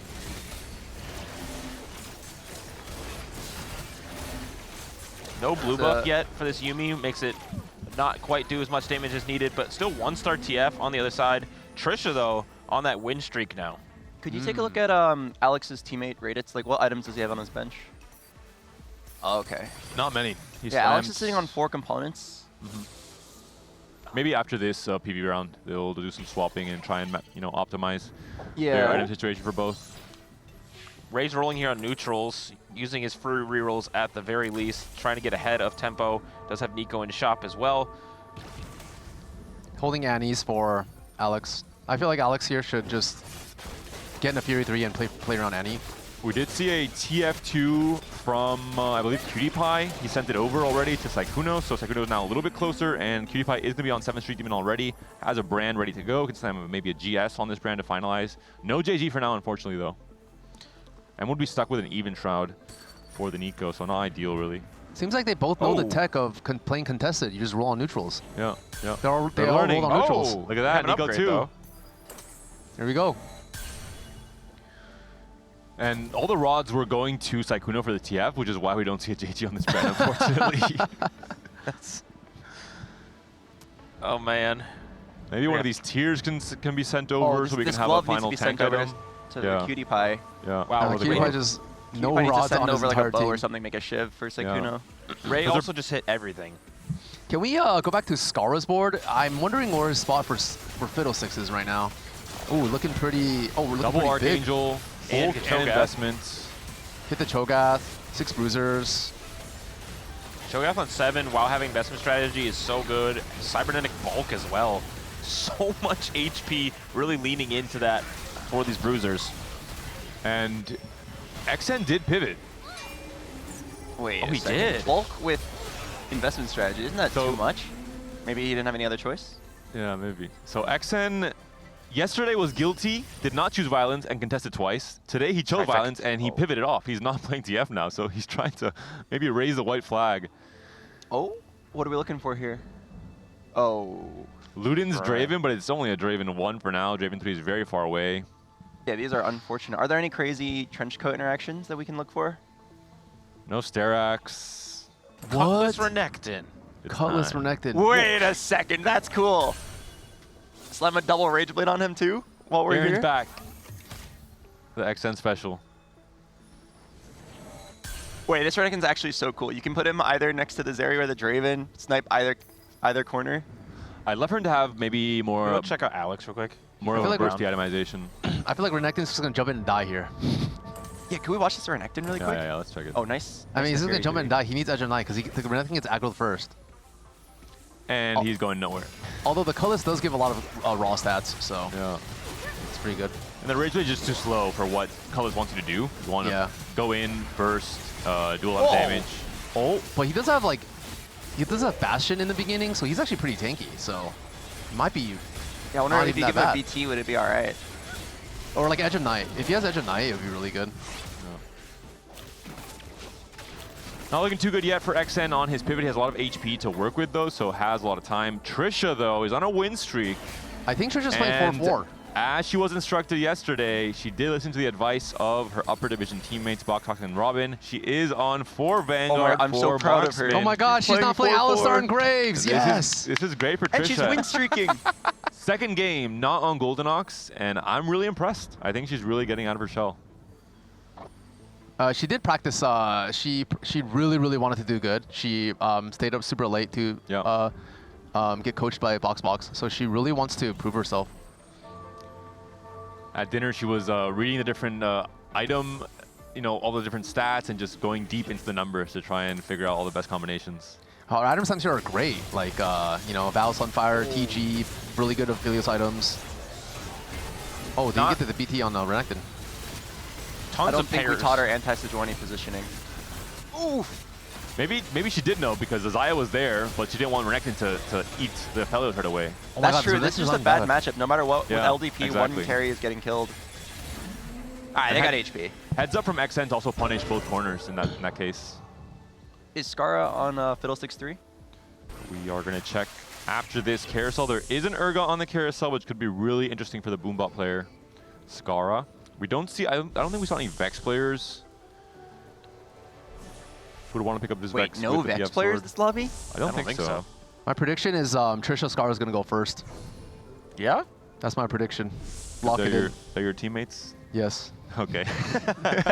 Not biased That's at all, always right? riveting analysis by when Robin. Dishsoap and Emilyywang were here, did they show bias towards their team? Oh, they did. Oh, yeah. Not just sure. that. Okay, so we can show Dishsoap bias went towards to our help team. his teammate. He pioneered the mid-game. Do you guys know what he told Sykkuno? Because the Sykkuno's board looked the same after. He told to roll for Braum 2. It was an important upgrade. He told him, I think, some item stuff to change them around. Can we go look at Sykkuno real quick? He just hit everything. Yes. He hit TF3, he hit Braum 3. he still has this Vi3 in the front line as well. Sykkuno, you had this tier on Twisted Fate for so long. Wait, and he still has 2 duplicators left. For Draven 3. Did he roll too deep? Wait, he could have maybe saved a lot of we gold. have one on. We have a TF on bench too. Where did that come from? Wait, what? A TF4. Wait, he doesn't have Starry Night? How did you hit so much? He took the double duplicator augment, but he didn't use it. He's just that ahead. He just doesn't need it. A TF3 and a TF2. I mean, QTPie maybe send him like another TF2 maybe, or like he's saving it for Draven or something. Maybe some miscommunication. Oh, between yeah, the saving for Draven. Yeah, Yeah, well, I'm saving actually Draven's down. actually pretty good. But Xn is holding Dravens. Oh, getting a look at Cutie's board. He's got Ziggs 2 and Nico 2 in that front line, which we did see him hit. Scarra on the other side with so much HP, but 2 boards is going to be able to take them Scarra down. also got Spirit Link. Spirit Link investment strategy bulk. Wasn't this the same exact setup we saw Scarra playing yesterday night? He picked investment strategy, and he also had Spirit Link. Was pretty much the same setup playing for Fiddle. And Trisha just hit a 2-star Fiddle on her board, so she'll be sending that over shortly, and that'll be a 3-star. We have 3 more rounds, though, until they can send it. 2-star Aphelios as well, so Trisha should be pretty stable. And LDP here. Do you guys like LDP with Vanguards? Aphelios Zaya? It's not bad. I think it's fine. You're forced to split up your carries, but like the stats it gives is quite good. Yeah, that's the bad part. You're forced to split your carries, but you know you can't be that bad. You know, if both units are getting a lot of AD and you're sharing that AD, even though it already has a lot of AD, but you know it's probably not the best, but like it's definitely not bad. Also, you can also like not split and just like LDP with a tank or something. Yeah. Wait, Trisha's board looks so strong right now. The real test is coming up soon though, because once she hits Leona 2, she needs to move items off of Jarvan to Leona, and then move TG to Jarvan. I'm curious to see if she knows. Final. Yeah, it's her final exam. Alex is on that win streak after hitting the Fury 3, just absolutely cruising it through this stage, rolling for the rest of these amp units as well. Just Yumi items look crazy good. 5 amp. Climb the ladder as well for the amp units. And the Samira. He's missing. On 7. No, this is probably Rayditz that sent one over. Oh, he's missing Nidalee on his board. Yeah. Oh, wow. Gonna be a big spike. 5 amp. Win streaking before the Yumi 3. Oh, he gets 1. He gets 2. He gets 2. Oh, he sold by accident. It was a bug. It was a bug. I think it was a bug. It's fine. They need to fix that bug, by the way. Oh, I agree. 2 Nidalees! It's been too long. This is very standard Alex shops, unfortunately, for everyone else in this lobby. Wait, I'm surprised he leveled up. He didn't want to go for Yumi 3. Maybe he thinks between him and Ray, they can hit it. On 8? No, you it's should a bigger level up. spike. Climb the ladder, and then Xn just hit a Renekton 2 with the Spectre Cutlass. Ooh, that's scary now. I mean, EU players are really good this game. Like, I feel like, look at this board. Yeah. Look at Johnny's board as well. Yeah, He's Johnny on pivoted 7 to Anima. Pivot to Anima like after this getting Anima Serpent 3. pivot. Pretty flex. That's an extremely good flex play.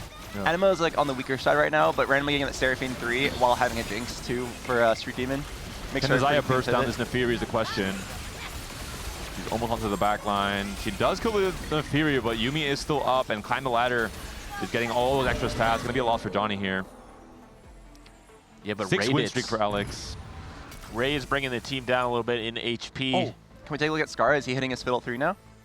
And we are on Trisha should be Scarra. sending over 3 5-cost champions. Oh, there's the Fiddle. This could be a crazy game of TFT. I feel Do like we finally TG, see a They're 3-star probably 5 cost? TG. Played There aren't that many 5 costs that cap out Trisha's board. No. It's Marksman Vanguard. Oh, she took it? Oh wait, it's for Trish. Oh, Trisha took 3/5 cost. Aurora, that's pretty good. Yeah, I guess she can level up to 9. Garen. Scarra hit Cho2. Fiddle Yeah, this 3. really Spirit strong now. Link, investment. He can greed here as well, which is fantastic. The Garen for the start getting some mods. Some Boombot mods as well, maybe. Wow, the health bars in this lobby are very close. 38, Yeah. 31, 25, 8.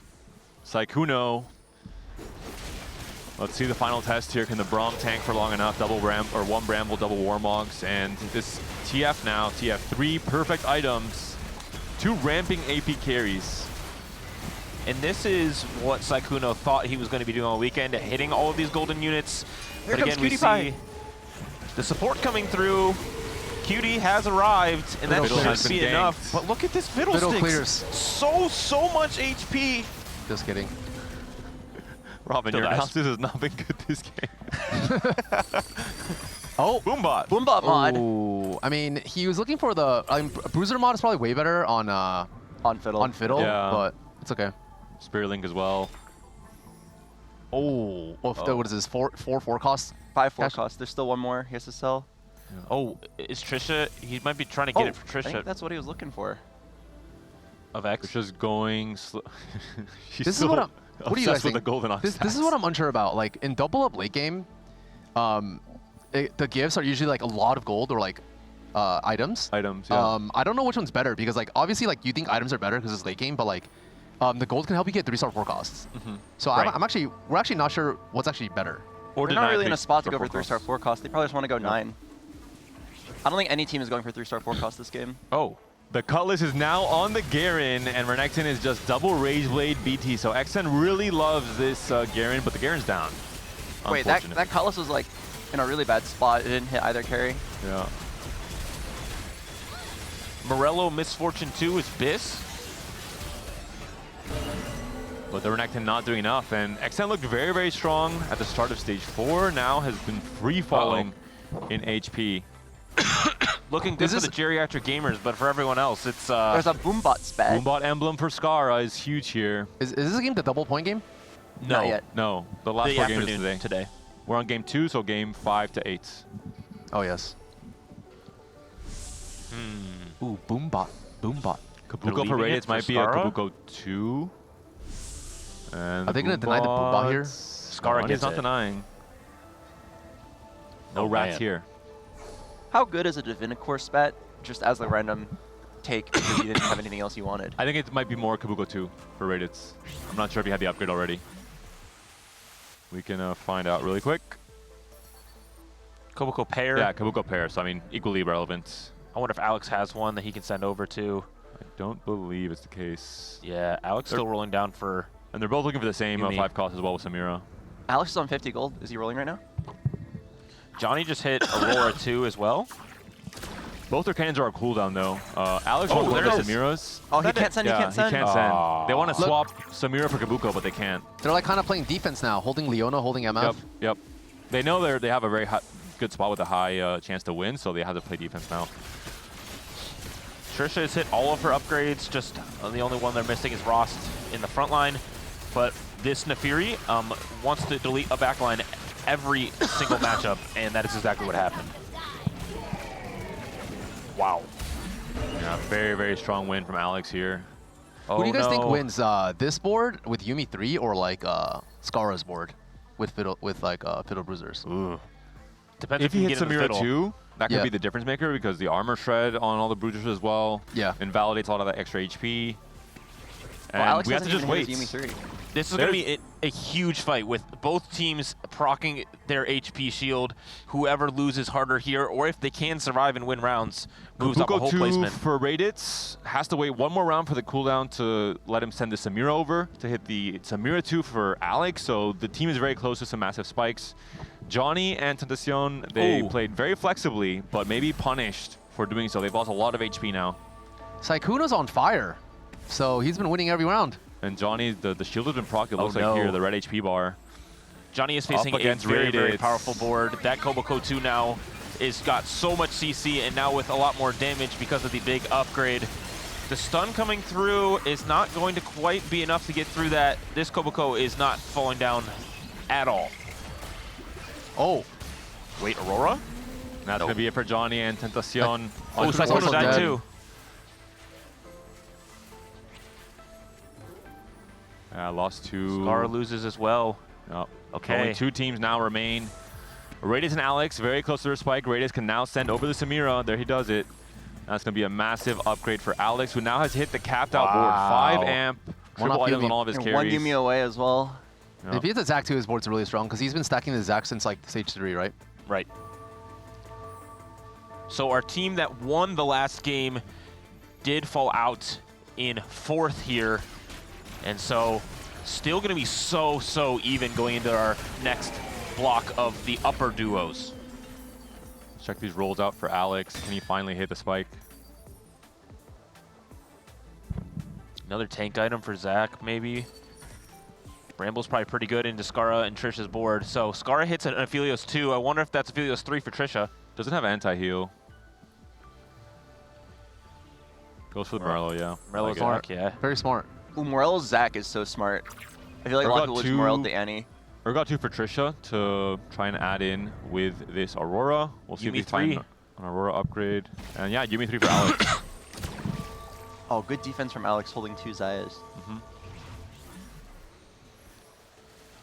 And no one is going to be dying here. They're both at 11 HP, so they will have a chance to proc that last chance shield. But it's also possible that they both proc it this round if they trade wins. The problem is Alex's board just wins so incredibly fast because of Amp, and this Nefiri wants to delete everything supported by this Yumi. This is a little bit of bad matchmaking because Alex didn't fight Scarra, but so now he can gank. We kind of needed Alex to fight Scarra here, and then... Oh wait, it looks like... wow. This fiddlestick! Oh my 2v1! God. Scarra with the 2v1. Oh my goodness! All right, let's stay on Scarra's board for now. How close Trying to are go they for to the Aphelios Cho'Gath 3. Oh, send the Urgot too. Oh, that's Oh, pretty I like good. that. Okay. No sense from Trisha, though, so we can't get support from teammate on this Cho'Gath 3. Check out Trisha's board. Oh, no. He's one off Roll for Aphelios. Go, go, go, go, go. Okay, they do have another turn, though, so being patient here is not a bad decision. All right, check out Scarra's fight. Oh, wrong side Nefiri, because you really want that to wrap immediately onto this Fiddlesticks. There's our Bruiser mod on the fiddle. Yeah, Scarra should win this with the amount of mods and he has. Does he have a Bruiser mod on his fiddle? He does, yeah. So much HP. I mean, Spirit Wait, Link Trisha Invest won. Energy is... Oh, GG! It's got to be over. GG! Trisha won, Scarra They have to won. 2-0 twice to come back. Yeah. And Trisha has a chance to potentially find the final Aphelios 3-star 3. forecast that she is so good at hitting every single game. She's the Aphelios Whisperer. You got to roll Trisha. Is there anything that Ray can do to really push us in? Because Alex is doing pretty good in these fights, but Ray's board is just a little too weak. The problem with Ray's board is that... There's no defense. Like, Street Demon caps with Samira, but he sent all the Samiras through Alex, so his cap is like pretty low. True. Cannon's down for Scarra. You can't send anything over. One off for Trisha here. Oh, G. I'm actually very surprised that the Fiddlesticks was able to outcap the It's because of his augments. Investor strategy, it's just so much HP. And he has like perfect setup. Yeah, Spirit Link, yeah. Right side on the fiddle here to get onto the brand as soon as possible. The Redemption healing, stopping out of the AoE damage. No declone on Cho'Gath, but still so tanky. Yeah, this is going to be a wash here. Clean win from Scarra on his favorite comp. Geriatric Gamers, let's go! A great game from her as GG. well. Following the coach's advice, playing into 4 Vanguard, 4 Marksman, not getting baited into Golems yet again. So congrats to them. Congrats to you guys as coaches as well. Look at the wise old angel, it's so cute. The winner's room today is that upstairs room. Both those teams taking the wins in game 1 and 2. Fantastic showing by them. And Geriatric Gamers, you guys are back. You guys are on top still. How do you feel? Well, I'm so proud of Trisha for going Marksman Vanguard. We only prepped that line last night at like 3 a.m. The victors. Yo, what up, guys? Sykkuno. The big grab bag, 2 bags. Was that what you're gonna say? Oh no, I was gonna say he actually hit this time. That was Yeah. like what you've been trying to do the whole time. Yeah, it wasn't bad. Close to the mic, Sykkuno. Yeah, no, I thought I was doing good, and then we just got third. Some would say you even overhit. You had you hit everything. You had still 2 duplicators on your bench. Any comment? Oh yeah. I think he told me to take that augment, and I forgot I took it. So he was like, "Yo, that's the best one, bro. Take it." And I was like, "Oh, okay, yeah, I'll click that." And then I just played like I forgot about it. But Hey, Alex. You also had your game plan be exactly what you came into the weekend preparing. Yes, I finally got to play the line, so it was fun. It was fun, but our winners for this lobby, Trisha on not really Golden Ox, just something a little bit different, not playing maybe some of the worst units, and with Scarra alongside Did that. this guy With just say it was fun? I didn't know getting second place was fun. Oh, dang. Oh, man. All right, Hold up. well, Yeah, just Double give points. Scarra I'm the taking mic. He 2 got first. I'm calling it now. 2 first. Bro, Scarra got hand-picked augments that game, and he's actually gonna talk Those were trash. crazy. Bro, you giga high rolled, bro. Come This on. guy has Samira 2, Nefiri perfect item, says I high rolled. You high rolled, bro. Come on. Now this Scarra guy, all he does is talk about fiddle all day. I scout his board 2-1, investment strategy with a fiddle. Oh. Yeah, you know. I mean, the fiddle's from Trisha, right? Yeah, the fiddle was from Trisha. Good teamwork. Good teamwork. Good job, Trisha. Proud of you for playing 4-4. I'm so happy. I feel like I really needed this. I wanted to, and I didn't do 6 Golden Ox. Yeah, she went marksman. Yeah, that was actually my first one trick. So, Animus Trisha, Squad. stage 2, Robin and Boxbox were both wondering, is she going to play Golden Ox again? Or did she listen to us yesterday and actually absorb the information and understand she had to play for 4 Vanguard, 4 Marksman? And you did exactly that. You played it really well. I'm super thankful that Boxbox actually stayed up till like 4 a.m. to tutor me. And I learned a lot, and I can't believe I even hit any sort of rank before I knew these things. Like, I didn't know what items did. I didn't know what Sunder meant. I didn't know what armor penetration We got you in was. dinner yesterday. You learned all that. Yeah, I was asking everyone at dinner, like, what's this item do? I was studying all night. I basically Yeah, no, didn't sleep, she clocked in, man. I went to sleep early. Like, I didn't even know she was doing that. I woke up, she's like, dude, Albert coached me till 4 a.m. I'm like, what? I could have helped. And then it's like, nah, man, that's a whole team effort right Might there. have overslept then. Well, we can't risk that. But Scarra, I didn't play 6 Golden Ox. I could do something else. I still like having it in though. When it makes the gold, I get really happy. You could tell. Scarra, you put in the work earlier because this game you played here, you had the same exact setup after Mafia yesterday on one of the computers. Yes. You had investment strategy. I told you not to pick this ever again. And you had Spirit Link, and you did the same thing Every again. pro went behind me was like, investment strategy, this augment sucks. And I'm like, yeah, I think it does too. You have to really win out with Spirit Link, Boombot Emblem, Garen Bruiser mod. And I'm like, and I'm looking, I'm like, oh, that's really interesting. There's an emblem here? Oh, okay. And then I hit Bruiser mod second. I'm like, oh, this game's over. My Fiddle ended the game with 6,800 HP, I think. Wow.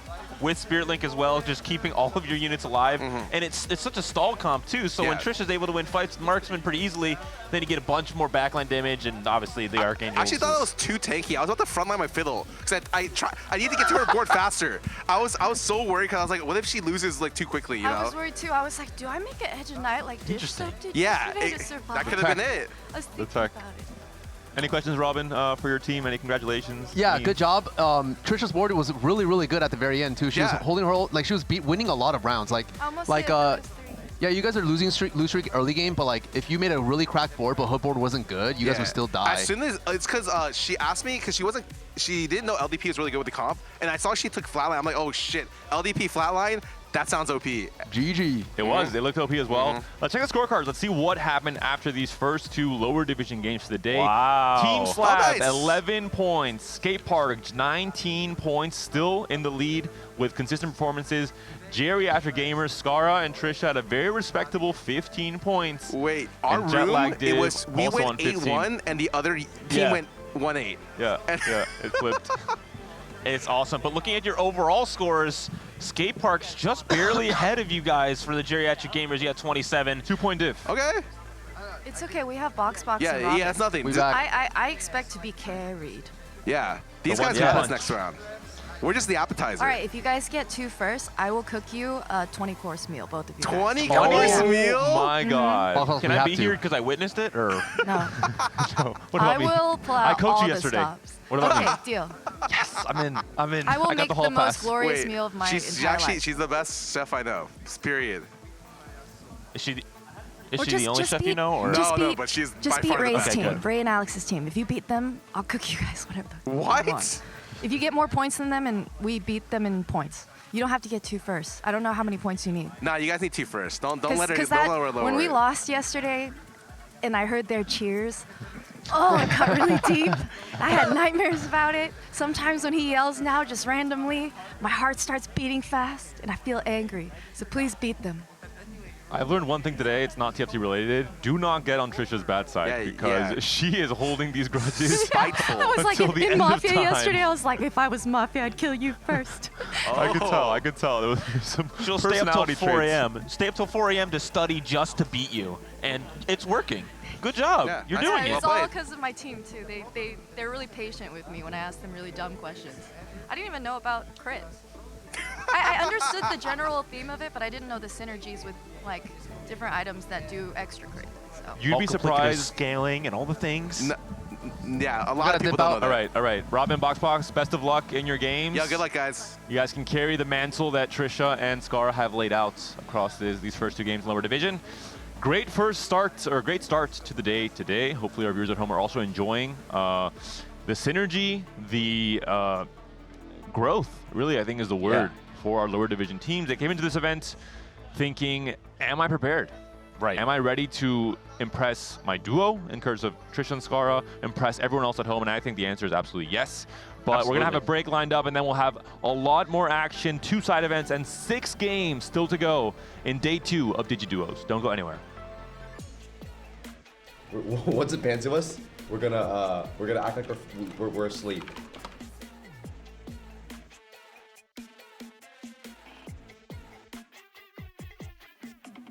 I'm up. Let's rock. We're in. 2 a.m. in Japan. There's no way you go.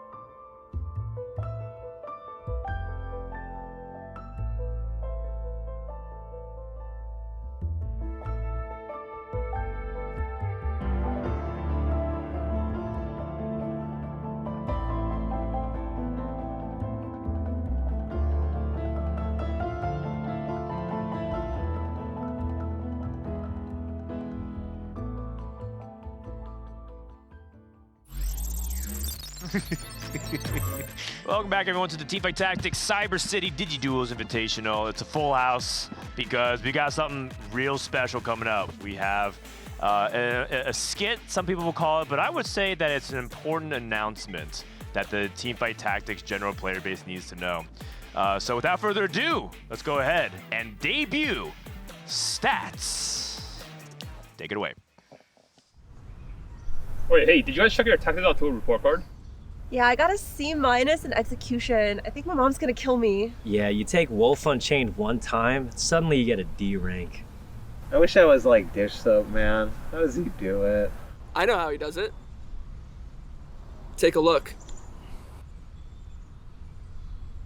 Augment stats, silver, gold, whoa, even prismatic? Are you sure he uses this stuff? Hey guys, how's it going?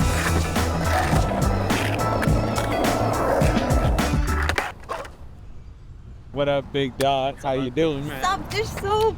Fucking big dog, okay. Dishsoap, my goat. What's good with you, big dog? What's up with you?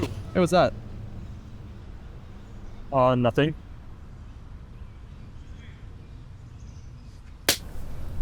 To kids? How dare you? Man, Setsuko's better anyways. Guys, you don't need any of this stuff. You know what it does to your brain? Well, then what do you do, Dishsoap? I mean, I don't use any stats. I use stats. It's about hard work.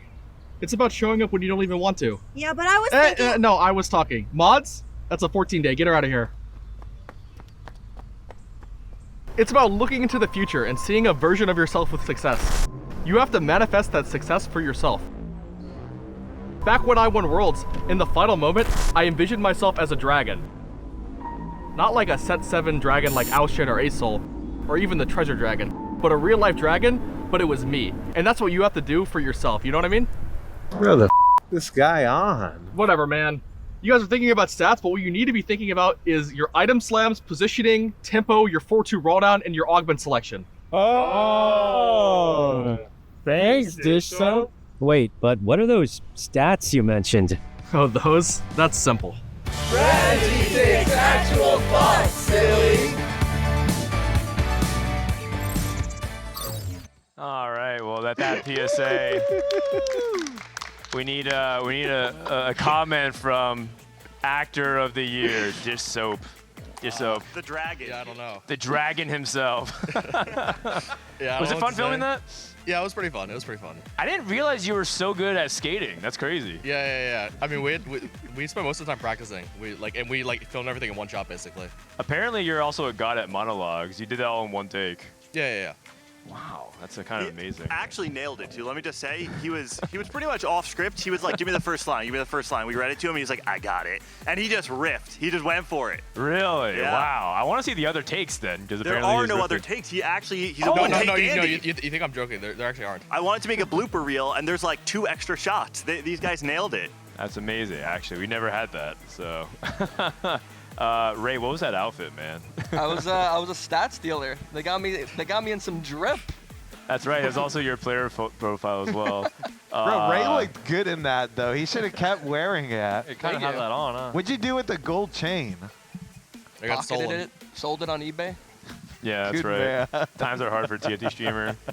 Emily, what was it like being... Actually, well, Emily's not... She doesn't have the mic. Kitty, what was it like being in the skit there? How long did it actually take you guys to film that?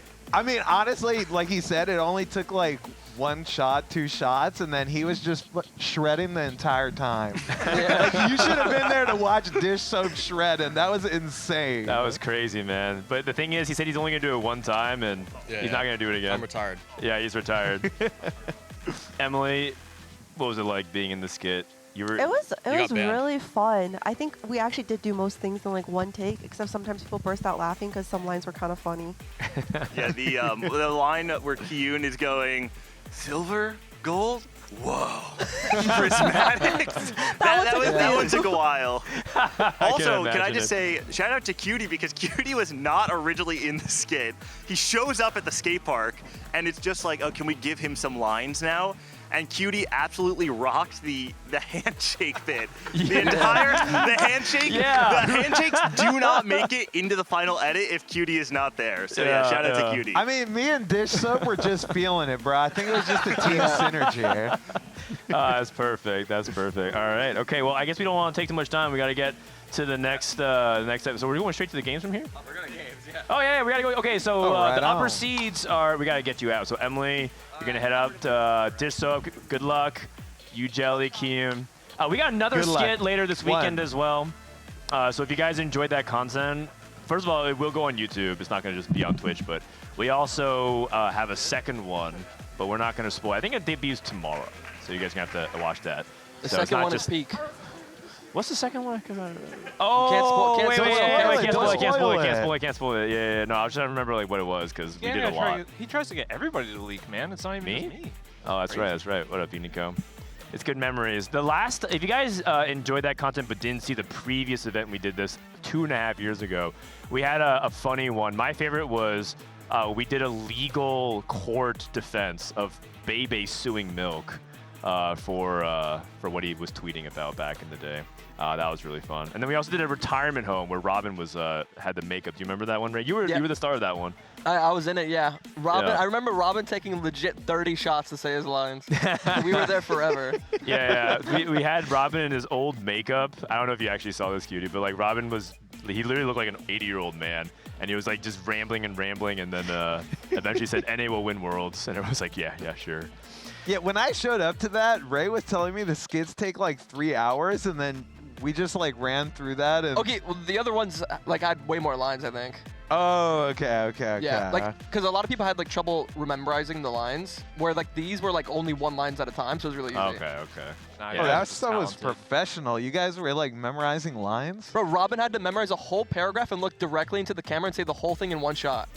All right, if you've never TFT seen players that, ain't doing maybe we that. can ask to show something like that later, just for like the old time's sake, but it's good stuff. Let's go take a look at the scores and see what teams are ahead right now. And this is yesterday's games. And actually, yesterday's games is actually really close. You see Team SLAB, Skateparge, all kind of tying it up there. And then Geriatric Gamers, Robin, Boxbox, and then Uni and Manute lagging a little bit behind, maybe because of the jet lag. But overall, it feels like the upper bracket's pretty evenly matched, Ray. Would you say so? Yeah, I think so for sure. What about the lower bracket? Lower bracket? I think one of the teams is a little weak. I'm not going to say which team it is, but they do share the room with me whenever we play. I see. Honestly, 11 points is pretty good, though. You're doing better than Dishsoap and Emily right now. If they go 8-8, you're basically tied with them. So. I mean, Dishsoap said it's actually not. He's already mentally prepared, in his words. He's mentally prepared to play from 4th seed and win out. It's more epic that way. Better content. True. Yeah. Was that supposed to be reassuring? That just, like, we can win. Does Dishsoap know that? Like, we're not just going to go 4th every game. Yeah, you guys sometimes go 3rd. Yeah. So. I mean, actually, it feels like you guys are kind of scaling, because I feel like Sykkuno, he's actually practicing a lot. Whenever Sykkuno's off stream, he actually is on PCs, just playing and practicing TF. So I feel like he's actually trying hard. And then I was talking to Dishsoap, I was like, if you guys actually teach Sykkuno one other line, you guys can win the whole thing. I actually really believe in you. And Dishsoap said, no, he's under executive order by me to never play anything besides Twist of Fate. Yeah, no, he was trying to branch out. He wanted to play Shaco reroll, and they just flat out told, no Shaco reroll. Wow, wait. I can see why the decision was made. Why is that, though? Well, they had Asa here, and he was like, I coach so many people around his skill level. If you try to teach him a new comp, it'll be a disaster. Oh, okay. Yeah, I mean, I think they're discrediting Sykkuno. They're not giving him enough credit. He's actually quite a good gamer whenever he asserts himself, and I think he actually really wants to learn another line. Yeah. So I think Cutie tells me some different things about Sykkuno in the bathroom. That's all I'm saying.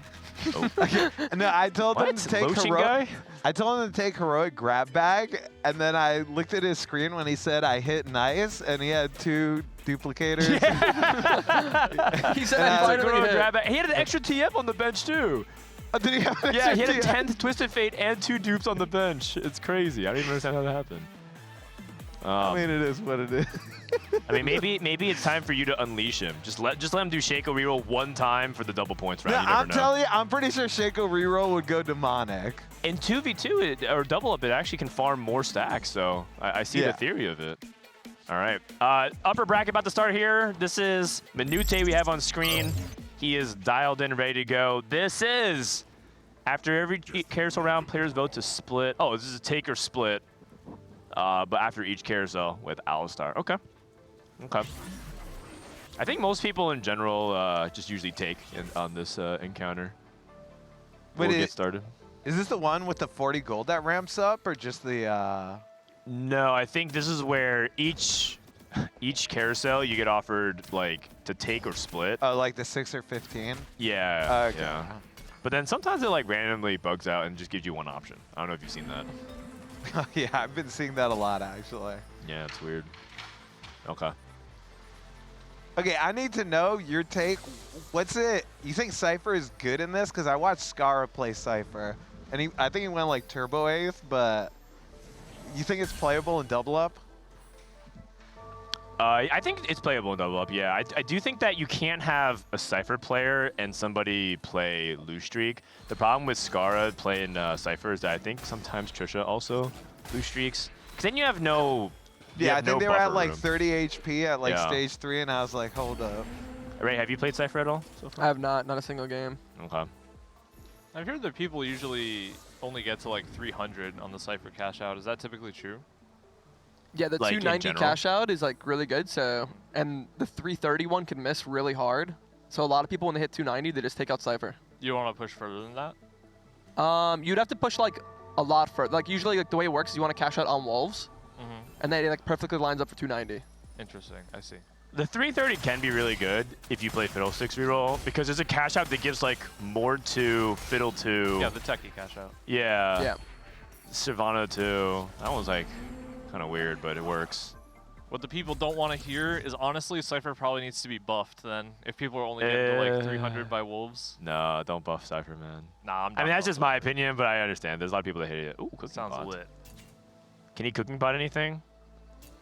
Cooking Katie, This is a nice what's- Neferi opener. What's the cooking pot tech? It's Mundo. It's got to be Wandering Trainer. Oh, Wait, it takes they already have investment strategy. Neferi and Yumi. Oh, okay. And Emilyywang? Wait, the PP. What's he trying to play with investment strategy? Bruisers? I've seen people play investment strategy bruisers. Salvage bin for Emily. Open flex. This is Boxbox. Pyromaniac. Dude, what if they came out with their own augments for double up? Like imagine an LDP in double up where it's like it connects your boards. You and your Oh, partner. yeah, the leftmost unit with your partner's rightmost Yeah, unit. yeah, Wait, that's crazy Okay, because then you that actually go insane. but then you like teleport across the battlefield like top left to bottom right on the mini map and it's like holy cow. Wait, cinema. Like 600 AD out of nowhere. Like You an gotta aug- charge Riot Games for Wait, that an one, augment though. where after Yeah. 10 seconds you swap a hex with your teammate. Yeah. So like your Felix goes to their Oh. board. Oh, one unit teleports to their board Yeah, or yeah, something. yeah. I'm getting all these. Ray. Nico actually has the phone out. He's taking some notes. Well, you actually just took the notes out, yeah. Man, I mean, I actually think it would be. It's just that I don't know. Actually, there are some augments that are pretty broken for double up. Like we saw Pirates and Spoils of War go crazy because they just like double farmed and went nuts. Boxbox with a Twisted Fate 2 and a Braum, good items. Insane tempo. Rageblade and Red Buff. Probably thinking about Marksman. He generally likes playing Marksman. Ooh, Golden another Ox. Twisted Fate Golden 2. Ox. Okay. So at least 2 people looking for Aphelios, most likely. Okay. Manute with a very average start. Got Yep. last Epoch. He generally plays Street Demon a lot when he doesn't know what to do. He's kind of like, I think the setup with his teammate is just like, if you don't know what to do, just play Street Demon and just like contest. Hey, Kiyoon has a Senna too. Where'd he get that from? Oh, probably. Wait, whoa, that's probably from his teammate sending it to him. True. Is Senna do that good early though? I feel like the problem with Senna is that sometimes she trolls her ability, and then you like miss out a bunch of DPS.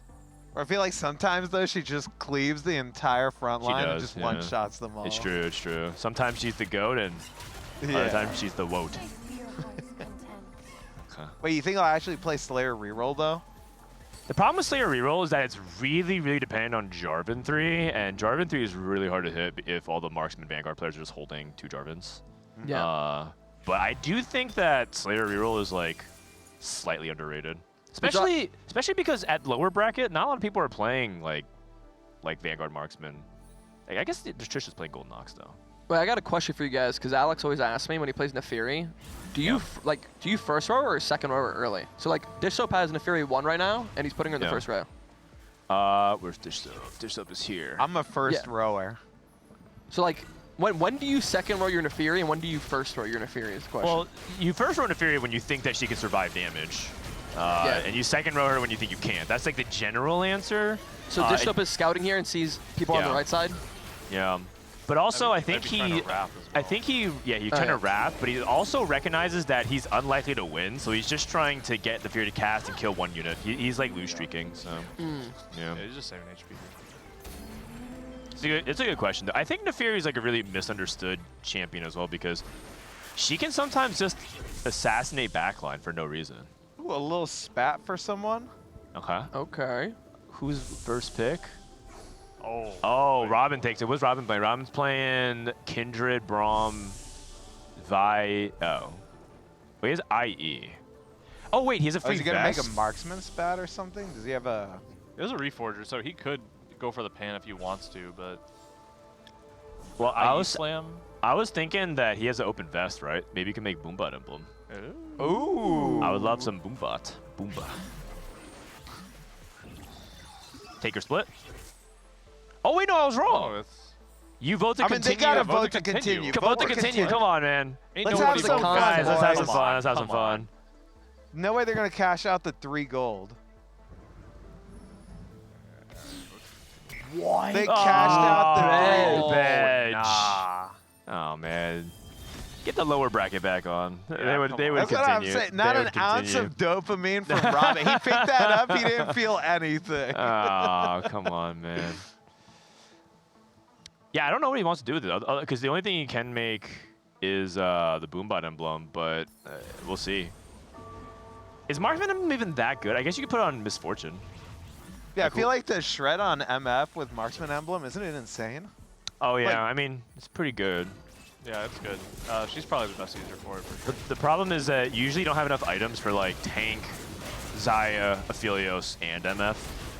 But maybe at double you do, you get more resources. Well, I'm surprised Boxbox is at a 2 loss here. He's probably suffering from not hitting the 3rd Syndicate yet. Yeah. And his front line is also pretty flimsy. And also he's getting ganked. Yeah. So. That is sad to have a Twisted Fate 2-on-2-1 with 2 items and lose streak. Wait, he's got 3 items on it. Yeah, yeah. Yeah. Yeah, Boxbox. His front line is just too weak. So, that's okay.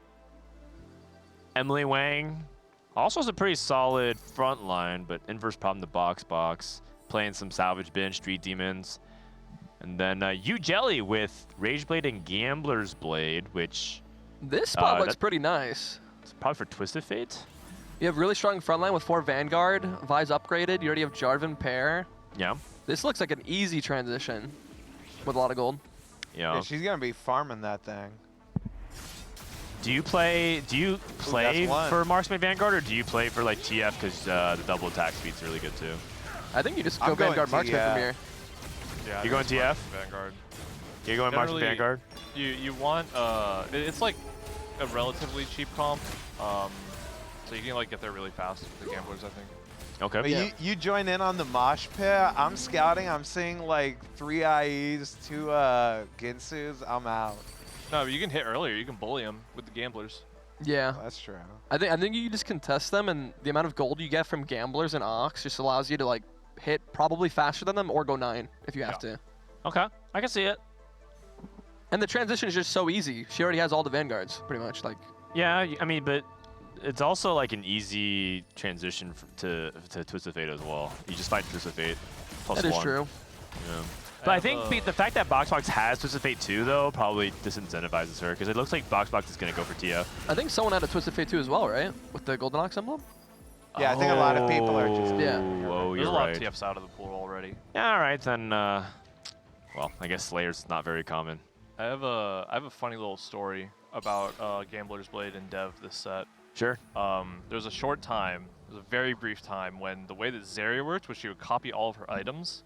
And so the clones would, so like if you put a Runon on her, for example, all the clones would fire Runon shots. Or, like, Shiv. But then somebody put a Gambler's Blade on her in playtest, and they farmed like 30 gold a round, and we were like, yeah, we probably can't, we probably can't do this. But you guys need to ship that for the For Fun patch. I was actually talking about it, I was like, we should, for the For Fun patch, we should put that back in so that people can play with it.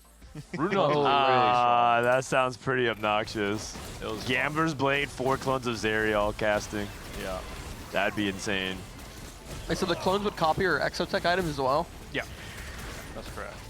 Nice. That sounds very broken. Yeah. 15 hollow bows? Well, good thing they do that, because then Exotech would be completely OP, and no one would want that. That's the stuff you guys don't see sometimes. You get SLAB and everybody's like, oh, this thing is so broken, and we're like, I mean, hey man, it could have been more broken, you know? I guess so.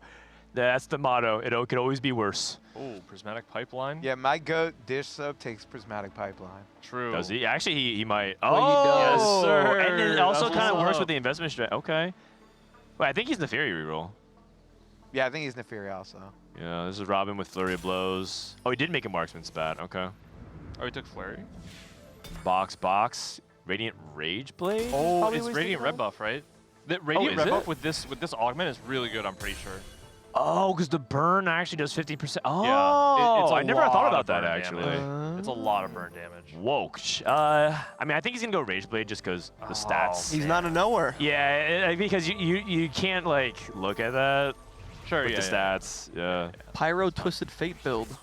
The intuitive, so Iniko, when he was a competitive player, was largely known for like these interesting intuitive, that was like one of the edges you had as a player. Wait, so what do you think best slot Twisted Fate is with this Pyromania augment? Is it like Morello, Red Buff, Sunfire, or something like that? That sounds pretty good. It sounds pretty good. Wait, you guys don't know about the Exodia Easter egg with those 3 items on? Yeah.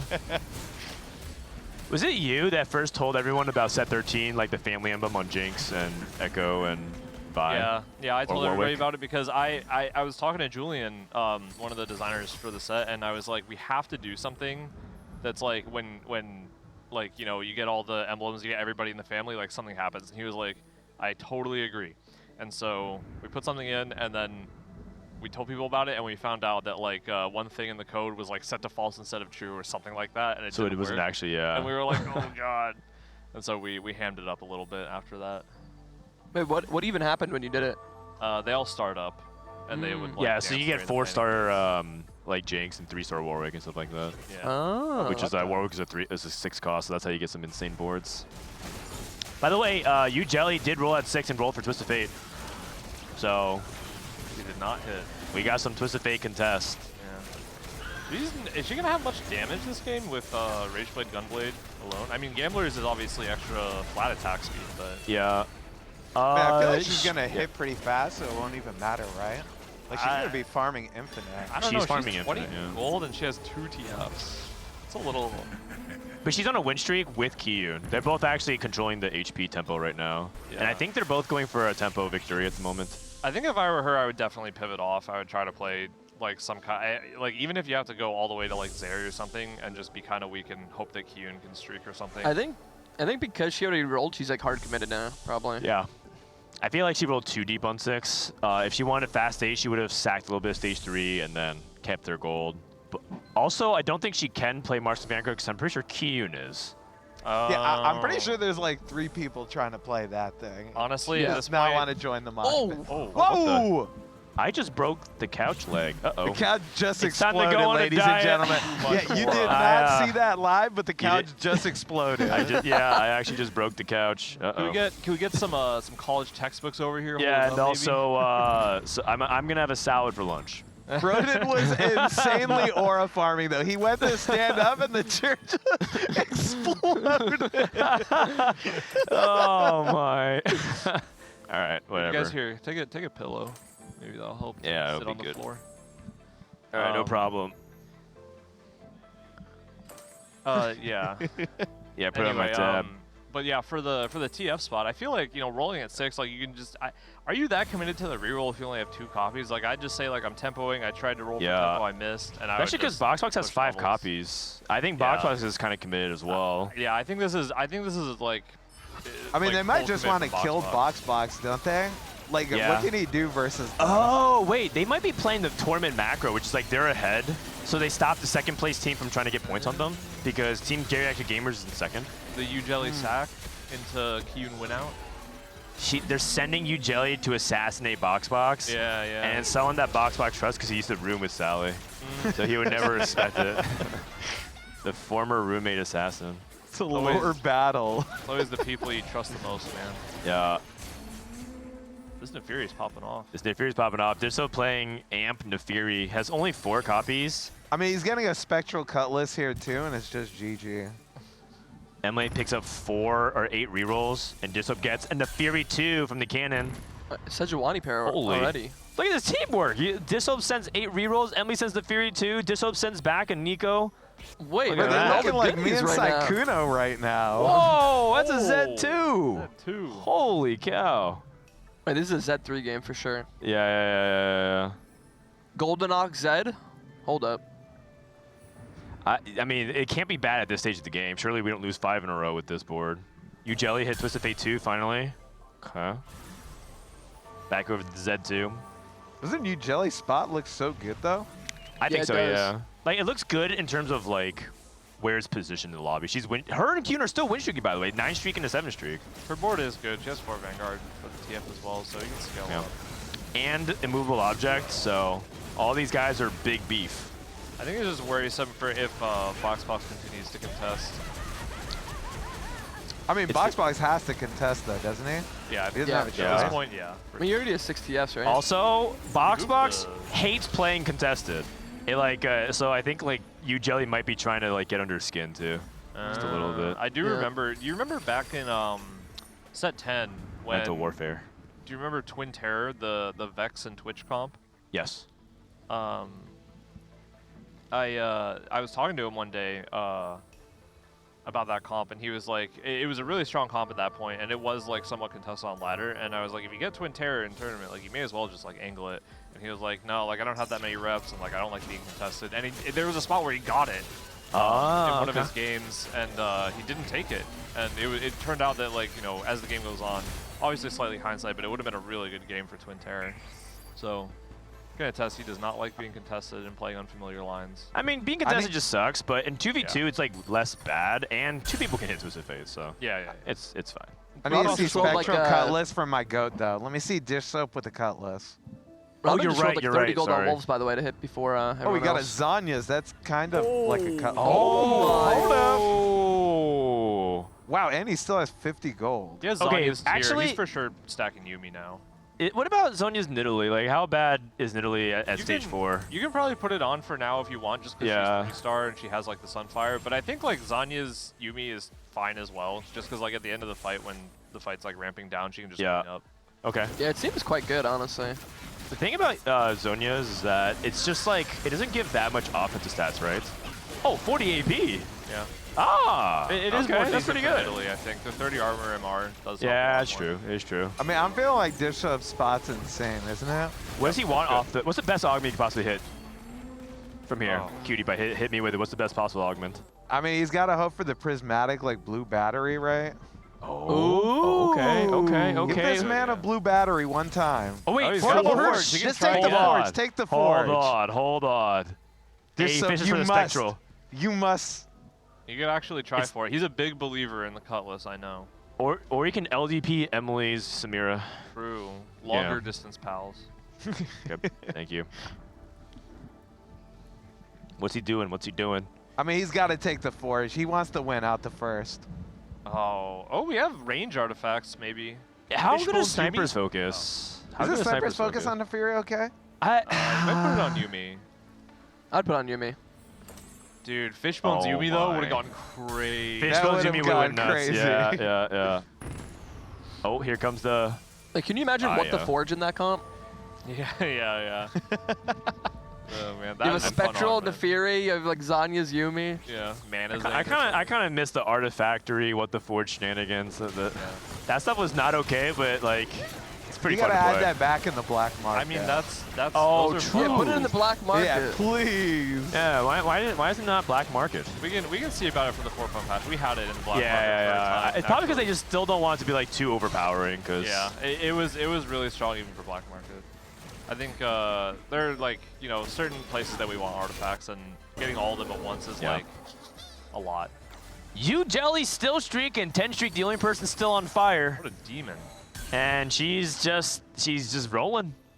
I mean, she's legit farming everyone with this Oh, she thing. has Spirit Link.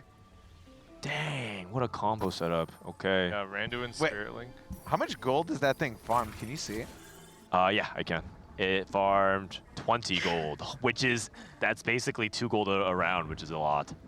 Oh, GG. And Kiyoon, he was playing some Street Demon Anima Flex. You can see that. He's slowly trying to make his way over into the line. He's playing Jinx 1, Xayah 1, Gary. He does have the Leona too, though. Yeah. Level 1 log scramble. Thank God Yougelly has so much HP saved. Oh, he sold the Samiras right before Carousel. How do you feel about that? That's a good point. Is Kiyoon gonna be trying to go to 9 anytime soon? Because the argument for the gold is like, he might need the econ. Well, he also rolled all the way down and didn't really 2-star any of his backline, so Yeah, it might just be. fair Oh, enough. there's the Samira. I mean, the thing is, he's last pick as well. Well, third pick. Right. He's not gonna get it. I mean, someone's got to take the Samira, though, from Dishsoap, right? They're not going to let him have it. Yeah, Robin probably will take it. And then there's an Urgot on Carousel. Does anybody want the Urgots? Boxbox denies Emily. Oh, Boxbox might. What was he? He was playing TF. He might pivot to something with Urgot on the board. What is What's he got right Boxbox now? doing? What's he rocking? He's still rocking Twisted Fate. I think if I feel like Boxbox should just ride this out. I think so. And and play for and recognize that they're not in a position to play for first. They can play for second. Oh, He's it not looks actually like that he far is. away. He has 6 TFs. Glass cannon. Okay. I mean, he's 6 TFs with 27 gold, though. Isn't his spot cooked? He has double. He has like triple Rage Blade. Like this is basically 2 Rage Blades. Are you ever holding this Darius, though? You got to sell that, right? The problem is I that you're feel like I'm contested. selling it. The problem is you're contested, so you have to go for some kind of 3-star frontliner. So, I mean, this is one of those games, if I'm in it, I just give up. Just slash FF and go next then. No, that's so relatable. Golden Ox on the other side on Xayah for You Need. Is that I mean, I too think much attack speed, do you think, on TF? This is probably too much, but I think also it's like fine. It's not the end of the world. I think it's like basically like slightly suboptimal, and it's not that huge of a deal. The bigger problem is that Robin is very unstable. Right? The problem is that Robin is trying to roll, and Robin's trying to hold for his teammate. Like things like holding this Twist of Fate is to help Boxbox, but the problem is he's broke, and him holding it means he can't stabilize. Robin doesn't have a single frontline item or augment. Oh, yeah, you're right. Oh, wait, what? That front line is looking just sad. He needs to move this dummy to the front line, man. There's no way this dummy's in the back But line you gotta right give it now. Zeke's value, though. Yeah. Oh, true. Zeke's value on the dummy. I didn't think about that. This has to be the saddest looking I mean, at least he has like the K2 and stuff. But let's see how fast it lives. The Kane is kind of putting in work. Yeah. Wait, it's not that bad. Wait, his MF got a crazy goal. MF is just annihilating them. Marksman is quite good. Never mind. And then Boxbox wins the fight against Yougelly. I think the other option for Marksman is probably Urgot, but Marksman MF is very, very good. Dude, Yougelly. Wait, does Go for Dummies work on your allies board? That'd be crazy. That would be insane. Yeah, that would be nuts. Oh, maybe he thinks the Zeeks will like speed up the gold for dummies proc. Oh.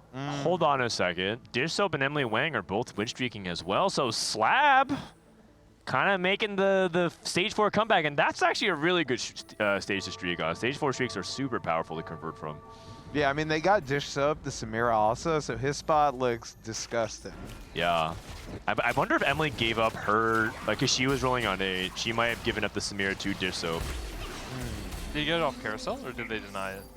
They denied it. They denied it, yeah. Man, What's if in that only- gold orb?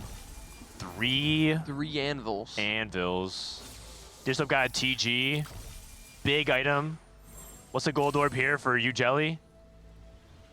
Overwhelming mad decisions. Manute hit Ziggs 2. Xayah 2 for Kiyoon. Pick up the orb. We're experiencing some decision paralysis here. Yougelly, pick up the orb. Come on, man. Oh, gosh. She's trying to grieve and trying to roll. She didn't pick it up. She don't need it, bro. Is she still streaking? She's got a 1 streak. Not bad. Yeah. Not bad. Oh, well. If it's a Syndicate emblem, it could be pretty big, though.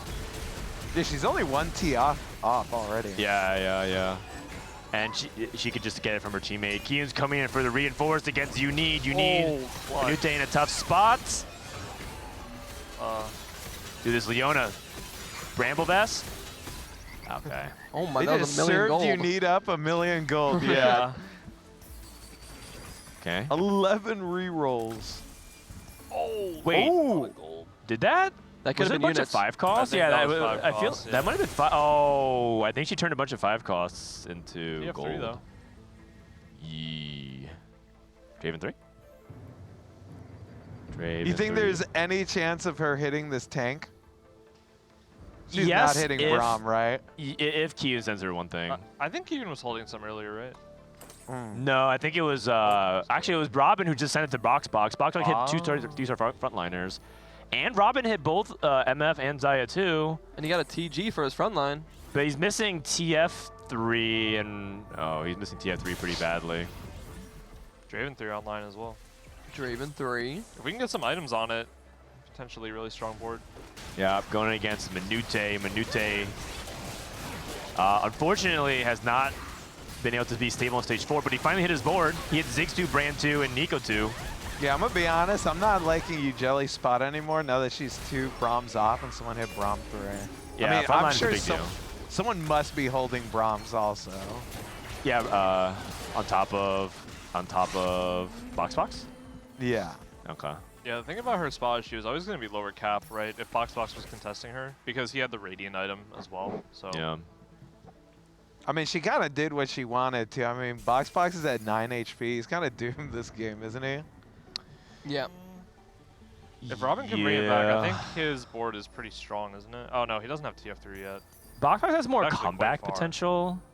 He has more potential, but he needs to hit, man. He has no HP. Yeah. Again, Boxbox's board, do you had MF or Braum? I feel like after a certain point, it's MF, right? I feel like it's MF and Braum, isn't it? Like. Oh, no TF? So TF. Yeah, I don't know. I feel like it has to be TF. Yeah, that Really? TF unit does way too much damage. All right. I mean, I can see TFMF because he has 3 stars. Sorry, he has 3-star frontline plural, so I could see that. But I think right now he needs it on Braum. Braum's his best unit on the board. Yeah. Yeah, I agree. Going against Emilyywang. Emily is still playing Brand 1, so it should be a free win here. Doesn't I look feel very like free, Dishsoap though. can't lose, so he's always going to be pulling up. Yeah. Oh, but he ends before it. Not fast enough. Okay. Going to carousel. And Team Jetlag down to their last life. Gulps. Blue buff. I'm not feeling Team Jetlag spot. I think Goldenox, I think they're kind of experiencing the rough side of Goldenox, which is it just never feels like you're stable. Unless you're really, really far ahead. Can we see when we get back how much damage amp they have on it? Can look at it right now. Okay. 51, which is not bad, but it's okay. Terrible, but, yeah. I wonder if he has enough money to drop 2 and then just play legendaries. I mean, the core part, the core issue with Goldenox is you never have enough frontline. Yeah. You just never have frontline line, and you can Mac have is items coming on in to supplement it though. He's got Yeah? a lot of blobs. Oh, he's that's usually the 1 win off con Annie is hitting 3 an as early well. Zach. Oh wait, he's 1 off Annie 3. Is this it? Oh, we got it. wait a second. All right, let's move. Let's move. Pause IE. champ. Okay. Yeah, but how's Manute looking? Is that... Hold on, yeah, if he cracks. I mean, Redemption Evan Shroud on Ziggs ain't bad. Yeah. yeah. Yeah. Hey, tank items, he can survive, man. It's tanky Ziggs. Yeah. He does got a tanky Ziggs. Okay. I mean, He's going up against Boxbox, 2-star Twist of Fate. I will say the promising thing is the TF comps do like to ramp, so they prefer longer fights as well. Takes it, hold! Maybe! Hold! Twisted Oh, Fate Tanky Ziggs, Tanky Ziggs! Oh, it's the Zanya's! Oh no, he died! The Zanya's stalled long enough. Wait, how many times have we seen no. Annie 3 go 8th in this tournament? Annie has to be the fakest forecast. Well, it's not Annie's fault. It's like the duo always dies. Yeah. I think that fight specifically, the Zanya's just stalled so long and it let his teammate die. He couldn't come to reinforce. Yeah, and it takes too long to kill everything. Oh man. It's the Annie 3 curse. Yeah, just gotta smack everything down, man. Oh, Emily with the tech though. She realized Dish Soap can't lose. Just slap that Eon on brand. Yep. She's basically playing the stall, and Dishsoap plays the ganker. Yeah, I heard them talking about this tech last night. They were like, yeah, just slam a bunch of Edge Knights if you're weak so the other person comes to your board. And then she's like, oh wait, Ray's listening. The tank and the gank. The tank and the gank. Oh, an Edge Knight! Oh, Edge Knight Diff! Wait, she'll just do it herself! Oh! That was actually just a good item on him for that fight. Yeah, for the MF spray. Yeah, I think people actually really underrate Edge Knight on backliners because, like, it's just so good versus Brand in so many things. Another Samira. Yeah, I agree. I mean, we used to play. Did you play, Cutie? Did you play when Edge Knight was on backliner was like mandatory back in like set 5? Okay. It was GA, right? Yeah, everyone played backline carry because first of all, everything just did a million damage for some reason, and second of all, the assassins and everything were just like so plentiful, so you needed to have Edge Knight on your carry. GA also had a unique interaction where during the revive time, some characters could also still cast their spells. Keep casting, so like like MF could keep casting in this set through GA, which was so crazy. Like Samira this set would be reviving and still spinning on the whole board. Exactly, yeah. That'd be just insane. Wait, maybe we should bring it back as an artifact. Solo frontline Samira in this set with old GA would be nasty. Yeah. Oh my gosh. Okay, what if we brought back GA as an artifact, guys? That would go crazy. I mean, that's basically Zonya's. Oh, yeah, kind of glad I didn't play back then, the way you guys were describing. Wait, no, it was cool though. It was like so overpowered, but like people liked the sharp experiences because in their memories it was super funny. Just giving your team like 90% attack speed in the first like 3 seconds of the fight. Yeah. So basically, you solo frontline a backliner that had like 150 mana, and you have the Gia on her, and so she would die, but she would get her cast off, and her trait would feed your entire team so much attack speed. Yeah. It was really degenerate. Okay, also, Dishsoap took an Eon from the item anvil. I'm pretty sure he's telling Emily to remove something so she can give it to her. Wait, he did, because there's 2 Edge of Knights on Emily's board. Yeah. That's so funny. If you have Pandoras, do you just like at one point just start slamming Edge of Knights on it? Wait, hold up. And then you position them like as far away as possible so the melee carries have to like walk from left to right. Wait, quality over quantity, and then you just have 8 Edge of Knights? Oh, okay. I see you. Oh yeah, production says that we can always just like listen in. Let's listen into Dishsoap and Emily chats. Let's see if we can hear them. I mean, they're just locked in. Just F up, you guys lost. Yep, we lost. Look at the combo playing. Yes, it's playing. You know, every single turn. A humble 4/4 and some Twist of Fate. What is the higher cap? I'm playing Braum. Yeah, I think any units in it. No. Bro, look at Kiyoon. He's just laying back. He already knows it's cooked, bro. He took the headset off just to talk to them. He's already thinking about what's for lunch. I mean, hold MF, I guess. Like, I mean, they have 450 gold. You might as well. There's like, what are we? Okay, I mean, I guess we can go for Nico 3. Honestly, we have 6. Most all the Nikos, but hold MF. Okay. It's funny because like Kiyoon can hear all this. Yeah, they're just right next to each other. Yeah, just sitting next to each other.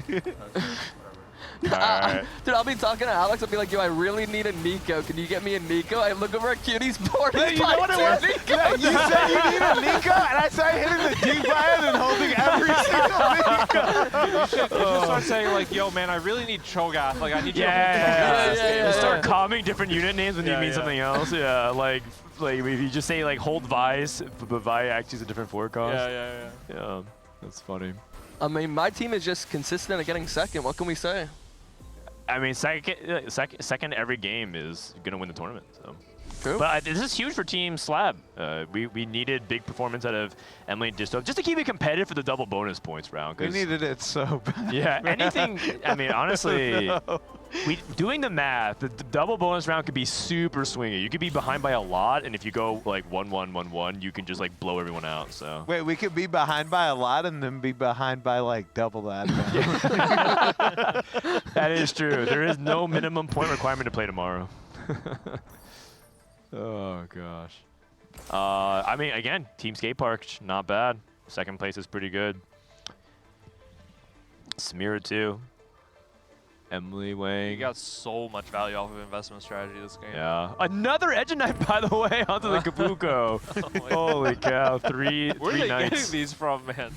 They're about to open up a bed and breakfast. Oh man. So many nights. Oh wait, there's a fourth one. There's a one on Jake's. Yeah, that's what I'm saying. Wait, what? That's crazy. They're just printing these things. Yeah. Okay, the thing is, they're proccing at the same time now, so. Yeah. Yeah. Oh, GG. Maybe there's Doesn't a limit. really matter. Big Snake and Little Snake. Good job for Team SLAB. Team Skateparge, though, pads their lead a little bit. Absolutely colossal for the lads. It was. We need them to get another first. Like, please get another first. Is Emily part of the lads? Is that? Yeah, she's an honorary member. Okay, I like it. I like it. All right. Oh! Whoa! Chair just exploded again. The production came, they fixed the chair, Frodan stood up, and exploded. Dan, Wait, I don't think it's me. You gotta knock it down, man. You're using like 15% of your full power right now. You gotta tune it down. Sorry. My bad. I guess, cut this out from lunch too. I'm just gonna fast. You know what? It's gonna be Ramadan eventually. All right, Dishsoap, nice job, first place. How you feeling? Yeah, we're back. You're back, that's right. Morale's picking up. We heard a little trash talk. You were telling the other team to forfeit with just 1 HP left. Are you guys getting a little overconfident? Wait, did we say they? Wait. I think Emily, Emily was saying that, yeah. Okay, it's because it was so over. We both still had so much HP. We were just trying to move things along, you know? That was crazy. No. What was crazy was you telling them to FF, and you have 4 Eons on your board. You're not even trying to win. You're just stalling. It's like big nephew hiding behind Uncle Energy. No. So you missed what early Kiyoon was just saying that we're going for random forecasts. Like this is like so we would like scout them in the middle of the rollout. Like he's like, oh, I'm going for Z3, and they have no Zs. Oh, is that Kiyoon? You were dropping the fake intel? Wait, that's what we were saying is the strap, because I told Alex, I really need Nico, and I look at this guy, he's rolling and clicking Nikos. Oh my gosh. What is this? 210 gold spent on Emily's board. Wow, Emily, you. So were you feeding Dishsoap a lot of the units? Yeah, I gave him a couple of Nefiris, a couple Samiras. Yeah. And what did he give you, Edge Knights? He's like, give me your thieves gloves. I want that edge of. Or I'm giving you an edge of night right now. I like it. I mean, I think I gave her Brand 2 Nico too. Like that's pretty good. Yeah, he gave me like a Nico and a couple brands. Yeah. We got told an important replay that everyone should watch is coming up here. So let's take a look at this replay while I sit down Indian style here. Oh no! Oh no! Listen, man, when you become a father, sometimes you have to make sacrifices, and one of them is you stop having emotional boundaries with your snacks. I love how the second time you're what? immediately like, oh, did this again, man. Oh man, unfortunate. Sure? Yeah. Can you guys please get another first though? We need it so bad. No. If it's not like some crazy prismatic like or like trainer golems, like we're gonna win the game. Bro, if we don't You take dominance, guarantee we're fine. first? Yeah. It's a Dishsoap guarantee. Yo, if Kiyoon, it's a I'm golem- sending some golem trainer server golems rocket. your guys' way. Don't worry. If it's not GG. black market 2-1, we're fine. Yeah. Okay. Well, now you know not to take dominance. But we can't like prevent other people from getting pirates. Yeah. That's true. That is true. You just have to take pirates yourself. Kiyoon, you guys are posting another second. You guys Yeah. are so consistent. What's going on? I mean, we already knew we were playing for second because like we were playing TF and Marksman, and those two comps like close to like never win. Yeah. I mean, she could have actually won, but like her setup was insane. Yougelly, do you feel bad like contesting Boxbox and sending him buff, or was that personal? No. I had to go TF. I don't know why this guy's going TF, but I have Gambler's Slay. Don't I always win? Shouldn't he pivot? And also, doesn't he hate contesting? I thought he was going 4-4 for sure. Yeah. Okay, to be fair, he had a Twisted Fate 2 on like 2-1, and you pivoted at 3-2, no? He had 5 TFs, and you had 0, and you say, why I think you pivoted to him. 0 When TFs, you looked man. at your spot, you were like 20 gold on 3-2 with 2 TFs. Yeah. And we were like, oh, Boxbox might just hit before her then. Yeah, because he had like 6 at the time. No. Gambler's Slate is like plus like 20 TFs. I mean, I actually agree. I think you had the better spot. Yeah? Yes, Fair enough. actually. Like this Red Buff TF is trash. Let's send you guys back to the player boxes and get you guys ready for the next game. Congratulations. Good luck on your next game. It's the last game of single points. Wait, you don't have to sit down with me. Oh, wait. Actually, never mind. I booked the couch for you, too. Never mind. We can, got you. I mean, I can sit on the floor if we want to. Yeah, That's we right. can Let's get a little djembe circle. camaraderie. Yeah. Here, I'll sit on the solidarity with you going. guys. Yeah. Gather around the campfire here. That's right. Start talking about our feelings. Yeah, come on now. All right, let me get this snack out of it. Oh. So I actually have a question for Cutie. Your guys' team name, So Lucky and Bad, is that like everybody's equally lucky and bad, or is there like somebody No, who's they're the lucky somebody ones who's and we're the bad ones. For now. We actually entertained the idea of having the 2 and 3 seeds actually swap for like a couple games. 2 and 3 for seeds? day 2. Yeah, so like you would pair with Dishsoap, and Emily would pair with Sykkuno. And Emily's like, no, don't put me with Sykkuno. He won't ever listen to me. But will she say it on broadcast though? That's the question. You gotta pressure her like when she's got the audience. Oh, that's a good question actually. Maybe I should ask her on there. She wouldn't say that on broadcast. She's a coward. She wouldn't say it to him at LAN. Yeah, that's true. Oh, and they got chairs back. Okay. Ooh, you guys got like long chairs I got actually now. chairs that can sit up. I don't want to ruin your guys' backs. Thank you, good man. Because here's the real secret. We're all geriatric gamers. Yeah, now I'm scared to sit down on this thing because I might just explode this. But you're not as powerful as Dan. Relax, But you buddy. actually like work out every day, true. right? Yeah. You're on the workout. What do you do for working out, actually? I'm on that 5x5 program. Okay, like powerlifting? Yeah. Wait, Okay, what you cool. been doing? Me? I do lunges around the kitchen with my son. And sometimes if I'm taking in the groceries, I like hold it for like 10 more seconds, just tense. Tense That was the most dad workout of all time. Yeah. You're actually a father. I mean, I do like, I try to get like a workout or 2 a week. Sometimes I go in the backyard and play some ball with my son. He's I family do. maxing, man. He's really bad at catching the ball though, so a lot of times I throw it and it just bounces off his head. But he likes it. He laughs every time because we use like a small plushie ball, so he'll probably be a catcher growing up. Bro, Ray asked me too. He wanted to work out while we're here, and he's just been drinking every night. I'm still down to work out. It's Where we going? true. Ray's down to drink, or actually, it was like 11 p.m. Everyone was dead tired, and a lot of people were like, "Yeah, let's just call it." And Ray's like, "Yeah, I'm down to go drinking or go work out," which is like the two of the most opposite. Yeah, just ends. polar opposites. Yeah. Not even I couldn't remotely believe I'm it. down for whatever. Yeah, Ray's just Let the people he's here to have decide. fun. Oh, I have to join the. Oh, they're waiting for me. Oh, sorry, my bad.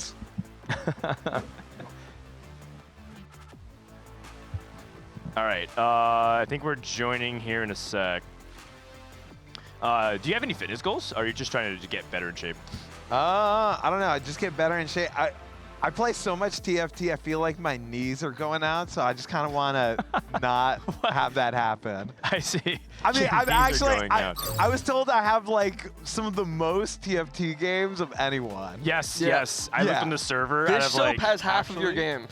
Half many of my games do you games. have? He I has think I- almost 600. Dish soap has 250. Holy Holy What moly. the? I mean, to be fair, Dishsoap is not known for like jamming games as much as like some of the other high-low players. It's true. It's true. How many games does like Soju? Setsuko and Soju have? Yeah, we Let gotta me look at see. Setsuko and Soju. Actually, let's price this right. How much do you think he has, Iniko? I think Soju. I would say 750. I was gonna More say than I think he has more than 750? Okay, 700. 700. I was thinking 700. that is? 700. 700. Okay, All right, and 699. And then what do you think, Cutie? I'm gonna guess 698. Oh, come on, man. KT Soju has 555 games. You have more than Soju? Wow. You have a lot. Yeah, more I'm the than GOAT. Yeah. You might be the. Wait, I they mean, didn't put it's you in the because you're top enjoying bracket, it so bro. much. That's Wait, you right. haven't seen me in these games? I'm insane. You're in every game. You're actually in a game right Bro, now. What are you doing in my lobbies? It's actually really funny because while we're here, one thing we like to do to wind down is like queue together. And when we queue together, there's like an 80% chance everyone's on the same line. I don't understand. Like with Cutie-Pie, Scarra, Boxbox, and I queued up, I think all 4 of us wanted to play Vex that game. Oh yeah, we 4-man queued up and we intel traded Frodan. He just got a first and all 3 of us went bot 4. I mean, but you were holding by units, and then you were holding units because you were contested by somebody else. So everyone just holds each other's units, man. No, but this cutie guy is actually addicted. We were chilling in Kiyoon's room last night. He just walks in with his laptop, crawls into bed, gets under the covers, and starts playing. Wait, really? I went first that game. I played Marksman Vanguard. It was GG. On your trackpad? Yeah, on the trackpad. Yeah. No, that's insane. Not that bad for TFT. What? That makes you just feel like you never played. It's not like you're playing trackpad. like a MOBA or something. Like it's like doable. It is doable. How do you do a fast roll down? I couldn't. No, the first time I played Street Demon, I was 3-way contested. I just D. I didn't see a single unit. I looked at everyone's board. Everything's fully upgraded. I'm like, oh, I'm ace. Okay. My secret, Dan, I never do fast roll downs. They're always Yeah, slow. fair enough. I actually feel like tablet you could do it because you could just like press it in bed. Wait, Neferian Shop. It's a Neferi game. Neferian Shop. This is Manute. Manute and Uni, we didn't talk about it very much, but they're falling behind more and more points-wise, so they need to start picking it up a little bit here. Oh, we got one of those special items. That's like the one that increases the size, the HP, right? Yeah. Implant size. Wandering I'm Trainer? taking Wandering Trainer. I'm just snap clicking. Yeah, It's actually Would you good even reroll augment, the ones though. on the right, or do you snap click? I don't even re-roll the ones on the right. He doesn't even read the ones on the right. saves- He just sees saves Wandering his I reroll. see Wandering Trainer. I click that. Yes, sir. Oh, Syndicate Divini. Ooh, That's I not mean, bad. that's some. That's playable. Syndicate with Rod and Wait, that's actually really good because you could play Gragas and Kane. Okay. Vagar 2 with 2 tiers. What? Okay. Wait, you can make trick. them big too. 2 trick again. Everyone's bench is so full. Oh, anima some game? anima units. Or Robinsongz? We have He Silas has 2 the as 2 well. Silases? Yeah. Wait, everyone's taking This- 2 trick or Wandering Trainer. These boards Bruiser are quite Slayer. strong. Okay. Pumping up for Dishsoap with Nitro. Emilyywang on Starry Night. Shaco reroll? Ooh. He has good items as well. 4 Shakos. But Okay, her do you items ever are roll on insane for 3? Shaco. That's 1 out of 4 Edge Knights, by the way. You Wait, what are said the Starry roll on Nights- 3, you're Wait. a psychopath. Wait, what is the bro. Starry Night odds on 3? You should We not can roll on look. We 3. can look. 15%, which Not is roll on pretty 3. low. Look at her items on this Shaco. She's gonna have like 500 stacks on this thing. Yeah, you're right. Maybe she can do the forbidden Greater Moonlight Shaco 4. Have you guys seen that? That guy absolutely cooks. Do you ever like play reroll comp, get the 3-star, and then like you get Greater Sell it, Moonlight on yeah. 4-2, and you're like, man, I spent all this gold just to get this? Yeah, I've gotten that, but then you could also think about Greater Moonlight comes with 8 gold. You just sell the 1 cost, and then yeah, And you never would get have it had the back. stacks to get to that point. Big brain. That's true. I never thought of that actually. Yeah. If you get Greater Moonlight, sell the 1 cost so you get a 1 cost version if you get your gold back. Yeah. Also, you know who's actually the GOAT for Greater Moonlight? Mundo. Oh, This yeah. 4-star unit guy is, if you're able to somehow play like a 6 bruiser and stack him for any reason, if you get him the 4-star, this guy is unbelievable. And then you just drop Alistar, so it's always him. Yeah, exactly. Yeah, he slaps pretty hard. Like literally, he like flexes and then he breaks the couch like me and then just slaps him. Okay, but could you imagine Greater Moonlight with set 9 Kale? Remember Demacio? Oh, the one that ascends. Oh, Yeah, I love that. I played that comp every game, and I was stuck Master 0 LP. It was a fun comp, though. I It look was back so very fun. fondly on that Kale. She's a really fun unit. I think Toast actually was what really wanted to be here, by the way. He wanted to come hang out this weekend. Toast actually climbed to, I think, Challenger with that comp. Just I think he, like, won Challenger? I think he climbed like really high, like high GM Challenger with like just playing Kale reroll. Did he play it with like when it was the Yordle variant with like Poppy and stuff? Or did I he don't play it remember, after? but I just remember he like one tricks like Kale, and he got really, really high. It's a fun comp, man. It's a really fun comp. Ooh, a little Yeah. Rengar reroll from, is that Kiyoon? Like Silvermere Dawn? Oh, yeah. I mean, it has to be Rengar, right?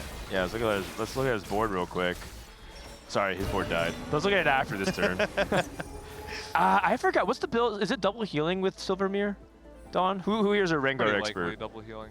Double Yeah, healing? I think it is double I would healing. imagine. Okay. Makes It's sense to me. because, you know, you want to be able to drain tank with that item. It gives you a lot of resistances as well. Right. On paper, double healing makes a lot of sense. But the number one problem with Rengar is that Street Team is so contested, so people just hold your Rengars. And in this lobby, everyone's incentivized to hold it. Yeah. So we'll see. This is, you know what this is? This is I feel like Skateparge getting a little too confident. They're like, yeah, we can even play Rengar. That's how far ahead we are right now. But I like it. Isn't it more so like, wait, he took Portable Forge, right? Or what? Yeah, he took took Portable Forge. And then Yougelly took Category 5, I guess into Vanguard Marksman. Okay, hear me out. I don't know if it's good, okay? I'm not as experienced as somebody like Kiyoon right now on the set, but what if we play... You were talking about how the Slayer's line is not very contested. What if we play some Silvermere Jarvan? Ah, that was a real thing. That was a real thing. That was a real thing. On the Jarvan patch, yeah, it was. Yeah, he was very good. And wait, and implant size. Hold up. Okay. He's thinking about it? All right, 1 up. Oh, he sold Senna. Okay, he's probably not. Okay, never mind. I mean, he has to play Rengar, right? Rengar is most likely. You could technically play Silvermere on Nefiri. Nefiri is also very good with this as well. Oh, yeah. True. Oh, what's his exo item? That's a good question. His exo item is Flux. If it was Pulse on 3, that would be insane. That would be His perfect. spot would look disgusting. Yes. Is there any other good Silvermere units? I guess I think it is just Nefiri and Rengar, right? For what you want to reroll, yeah. Because you don't want it on any 4 cost units right now. That's probably not great on Zed, because he actually does need to auto a lot. Right. Yeah. Double Nefiri though. Okay. Yeah. I think he is going to Fury. He's going doggy reroll. Then Dishsoap with what looks like to be Aphelios and then Shaco. Let's see how many count. Oh, Emily's on a 4 loss. She hasn't found any Shaco since, but we know how explosive Star Knight can be. Her Shaco is currently at 12 kills. That's pretty good, actually. 3 kills per fight. Good pacing. Oh, a bunch of little freebies for the Shaco here. This is good. She wins, which is bad for her lose streak, but it's good because she can stack quicker and she can gank her teammate to get more kills with Shaco. Yeah, she reinforces early. That's super good. Oh. Yeah. And? No, that's unfortunate. Oh well. Is Dishsoap on 5 loss as well? Dishsoap is also. Oh yeah, you're right. They're on very low HP. Okay, no Starry Night here. Do you go Mundo 3 with Shaco these days? I feel like with Starry Night you I think hold if you it, get right? it offered, yeah. Yeah. Okay. It's like, because he'll do stuff, I'm sure, if you just get like a random Warmogs or something on I mean, I feel like, Or even like a you said, TG. that Mundo unit's insane. So. He can be, yeah. Well, you have to kind of build around him. When in a Slayer's comp, I think he's less insane, but compared to Bruisers, because he scales so much off of HP. Yeah. But if you really want the forbidden tech, there's a TikTok I saw one time. Talisman of Ascension. I think I saw this. Luden's Echo, because Mundo actually overkills so much. He flexes, he karate chops, and then the Luden's just one-shots everything nearby. The one I saw was so hype. It was double Talisman Warmogs, and then they had a Boombot trait mod on him with 6 Bruiser, 2 Boombots. Yeah. He would slap for like 37,000 damage, and then Boombot would hit the whole board for like, a ton of magic damage. That's crazy too. How deep do you roll? I feel like you could hit at any roll. I think she stops here. I mean, don't you? Is she holding for Dishsoap, or is she holding for someone else? What's Dishsoap playing? Dishsoap's playing 4-4. He's playing Vanguard Marksman. Okay. Or at least I think he is based on his itemization. Yeah, she's holding all these Syndicate units. I mean, you can activate 3 Syndicate on Shaco. Yeah. So. I think she wants the bonus on him to try and assassinate the squishies in the back line. Jin is going crazy. Jin's going crazy, but he's a shell of his former self. Ooh, he's a shell of his former self. Wow. Whoa. What kind of And bars? he shoots a shell. Because he's a turtle. Not bad. Yeah, because he's a turtle. Teenage Mutant Ninja Turtles. Whoa. Oh. You guys got bars.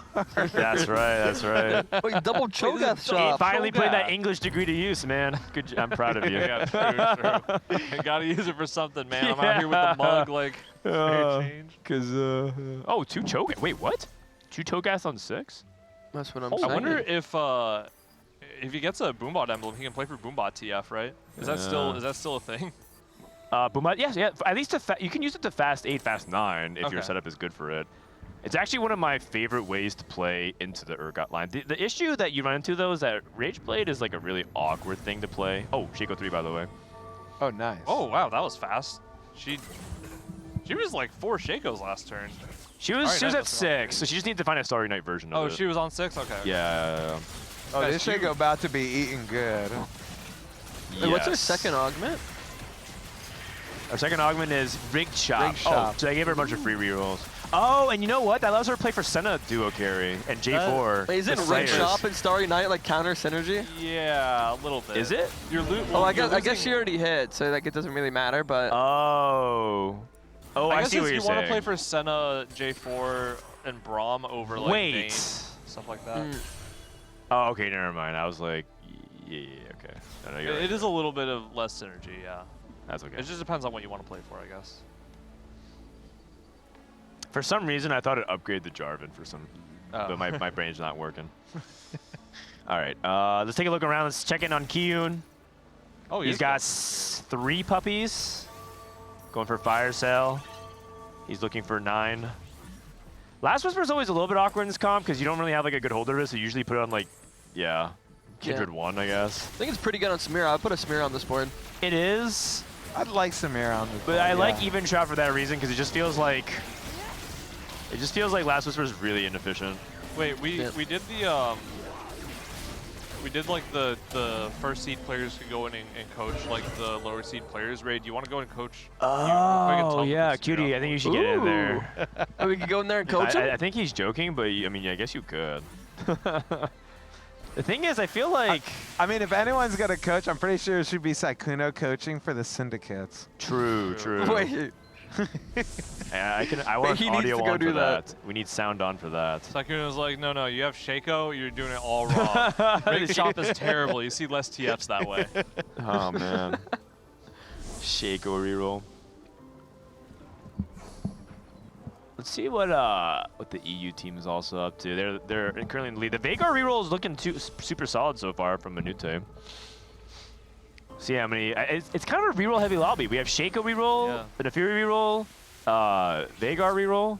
6 of them already. We only have like... Oh, yeah, 7 of them. How many tempo players do we have? Boxbox, I think, is going for Street Demon. I think I saw. Yeah. Sally's Vanguard, right? And so is Dishsoap. And I think you need his tempo. Oh, no, he's Twisted Fate reroll. His TF, yeah. Oh, okay. Yeah, they're both rerolling 2 costs to try and help each other out. That makes a lot of sense. This guy's looking for a frontline item. He just cannot get a frontline item at all. Ugh, unlucky. Manute on 8 Veigars? I think I would just roll here. Oh, he's on one streak though. You probably don't roll below 30, right? Well, would you use the implant size here, or are you actually waiting until you hit like a more expensive unit? You could put on Shyvana if you think you can go for Shyvana 3, but the issue is that you kind of want to put on something like Nico. I'm pretty are you sure... going to be realistically hitting Nico? I mean, I'm pretty sure you're supposed to use implant size like in stage 2 unless you're loose streaking. Just for the tempo? Yeah, like if you're playing Vanguard Marksman, for example, you use it on Jarvan. Yeah. 350 HP on your primary tank is like almost a hero augment. So like if you're playing Vexotech, you don't have to wait for Sejuani, you just put on a Mord. Yeah. But that's because Mord is kind of a beast. Well, there's usually like a second tank I thought you said a Morg, and I was like, why would you put it on Morgana? I mean, Oh, see, for science. Looking. She's Crap. holding Mundo's on bench, so she's definitely Yeah, thinking about she's playing one this off. guy later. Oh no. She's one two off. proc She's two off. right? She's two off. She's two Sorry, off. Night proc. Yeah. Is it ever correct to sell the Mundo 1 year? I mean, maybe. I feel like I would. I mean, like, you can sell Mundo 1, you can sell Vayne. Yeah, if I'm making econ, I'm selling that thing every time. Wow, it's kind of the refreshing starting to night see odds are such pretty high. It's probably good. Yeah. It's kind of refreshing to see such a heavy reroll lobby. By the way, she's not buying Sennas in her shop. I was kind of curious about that. Yeah. And maybe I should buy at the end of the round. What are we at count? Yo, Stack Cutie, go in count? there and tell her to buy the Sennas. Oh yeah, I gotta help her out, bro. Yeah. Wait, she bought it. Oh, 29. wait, she might be able to hear us. Are we connected to them? I don't think Wait, so. they're listening to the stream? Yeah, they might be listening to the stream. Wait, DQ them, DQ. Emily, if you can hear us, move Mundo to the middle slot. Oh, Shaco versus Nefiri. Shaco 3, Nefiri 2. Who wins? I think Nefiri. Nefiri's got, I mean, she has no anti-heal. Yeah, it's hard to deal with This there. don't even look close. Oh, I mean, it's kind of close. Oh. Get out of there, Jin. Oh my, look at this doggy tank. The Vayne's ramping. Oh. Uh-oh. PewDiePie Vayne? Skateparge getting kind of low. Yeah. That Vayne do be looking like, man. So 11 free rerolls coming in for Sally. Yeah, she has 11, yeah. Still Jarvan 1. She's kind of poor, isn't she? You have to forward Yeah, to this, she's right? low. Unless you get an injection here. Can you forward to it? She's you a little need poor a for lot how of low gold. HP she is. Yeah, it's really hard to forward. Oh, you could definitely. I think you could definitely forward 2 with 11 free rerolls. Oh yeah, she has I think it's that. hard. Like, you need to upload at least or upgrade at least one of the forecasts, right? Yeah, does she Well, if even you think have about one it, of she the already has her four? front line basically, so she's just rolling for like one of Felius is The only difficult thing is that Kiyoon is not rolling with her because Kiyoon's rolling at 6, so there's fewer chances to hit the 4 cost. She's going at 4-1. Oh, she's 4-1ing it. She's going in now. This is basically like 50 gold because of the roll count. Okay, we This got is it. scary because if we have a Samira. She can send Samira as well. Oh my! What? That's so nice for him, but isn't that so No! scary for Look her? at Kiyoon's reaction. Wait, He just can't that's believe a perfect it. Last Whisper Last holder. No. Wait, Ray, they listened to your advice, dude. Yeah, they must be listening. Yeah, you're right. Wait, what? Okay, that feels so good for Kiyoon, but Sally had to Yeah, spend I was 15 gonna gold. say, isn't Yougelly spot just like the worst now? And now you just you just build Edge Knights. Oh yeah, Now you're on the Edge of Night plan, so you take Pandoras and you all on board for Edge of Night. True. I mean, I feel like Kiyoon is just auto-winning every fight now, but I think Sally, her board look He doesn't even have us to be like, what am I versing against? The Samira 2 on 4-1 on level 7. Holy cow. And Sally wins too? Oh, because he gets nice. reinforced as well. Oh, In this situation, man. if you're the Vanguard marksman board, you just play 6 Vanguard to try and stall out for Kiyoon to come help you. Yeah, you can also pivot your board to be defensive as well. so Ooh, this a is little Yougelly. flat line. Yeah, the thing Hold is going back to what you were saying though, you could take a more defensive variation. Yeah. Like maybe instead of 4 marksmen, you go for 6 Vanguard. Well, I think there is like an insane amount of power in 4 marksmen versus 2 though. It's is the true, problem. but like the goal would be to stall for Kiyoon to try to kill. Yeah, I don't think Kiyoon's losing like for a 2 while. stages. The other question too, though, is like how fast does this Nefiri Samira board kill stuff? Because she does have Silver Mirror, so it's like Nefiri's kind of dependent on like drain tanking mostly, so it's not all in like accelerated combat. I mean, I feel like at this point, is it even about the Nefiri? He has a 2-star Samira. I'm pretty sure she's just gonna kill everything. That's possible. You need to hit the Braum too, finally. This is Emilyywang rolling. You know, Emily's board doesn't look like it got better. It's still Yeah, I'm playing. not gonna lie. Emily's board's looking kind of sad right now. It's like falling off. Okay, but how many stacks though? This thing's gotta have like 40. 40? 50. Yeah, it's not bad. 40 is pretty 40? decent. You want like you want 40 somewhere by this stage. It makes sense. Yeah, but she was in. I feel like She's kind not of duo disappointed. carry. You want more, right? Yeah. For a double up, you want more, but I think it's like reasonable because Shaco by the end of the stage could literally be at 80. So it does scale up a lot as the game goes on since there's more units on the board. That is true. the issue that I think is that Emily doesn't have a good duo carry, and a lot of times in the ideal world, you're playing Zed. Zed Shaco has some really good synergy because of the TP into the weakest unit. And I don't think that she has a good duo set up right now. I mean, Dishsoap's trying his best, man. Yeah. Oh. Yeah, Oh, Cutie got me. man. It's all good. It's all good. Oh, no, I just got it. I just got it. Took me a while. I got there. It's just lag. What is Dishsoap's still on Dishsoap the playing? gym as Is he well. trying to play Vanguard Marksman? I think he's flexing. Yeah, I think his front line is too contested, so he's playing marksman just with different front line. Is he leaning into Anima as well? Do you think he's holding Aurora? Oh, you're right. But he's Oh, also he holding. sold No, it. he sold it. Okay. Yeah, this is a pretty rough spot for him. Yeah, he just seems like he's trying to find a spot, but I don't know if he's finding one because this comp looks super contested. Oh, Shaco's coming. Not giving what it needs to give. He accidentally sent it for God. It's really close HP-wise from second to last, and the fact that Skateparge is still first pick is really insane. Oh, actually, sorry, just Yougelly, but Yeah, Kiyoon's looking for an offensive item probably for Samira, right? I'm really surprised he didn't go for that. Kiyoon, you can move. I mean, Kiyoon legit went Kiyoon. AFK and went to go grab Kiyoon, lunch, you bro. can move, buddy. Kiyoon. Hello, Kiyoon. Oh, hello. no. Oh, no, he forgot. Oh, God. Okay, tier is not even that That's bad my for him. captain right I think he was. I looked over. He was looking at Yougelly's monitor, so he actually wasn't. He's probably like, oh God, I'm picking. Yeah, he was. He forgot. He was too Tier's not busy the worst. yapping. So Johnny 2 for Dishsoap. there. This board looks sad. Oh man. Okay, the thing I will say, if it's anybody though, I feel like Dishsoap is good at converting listening spots in, by like the this way. and like saving placements. Okay, I'm Yeah. holding the Annie then.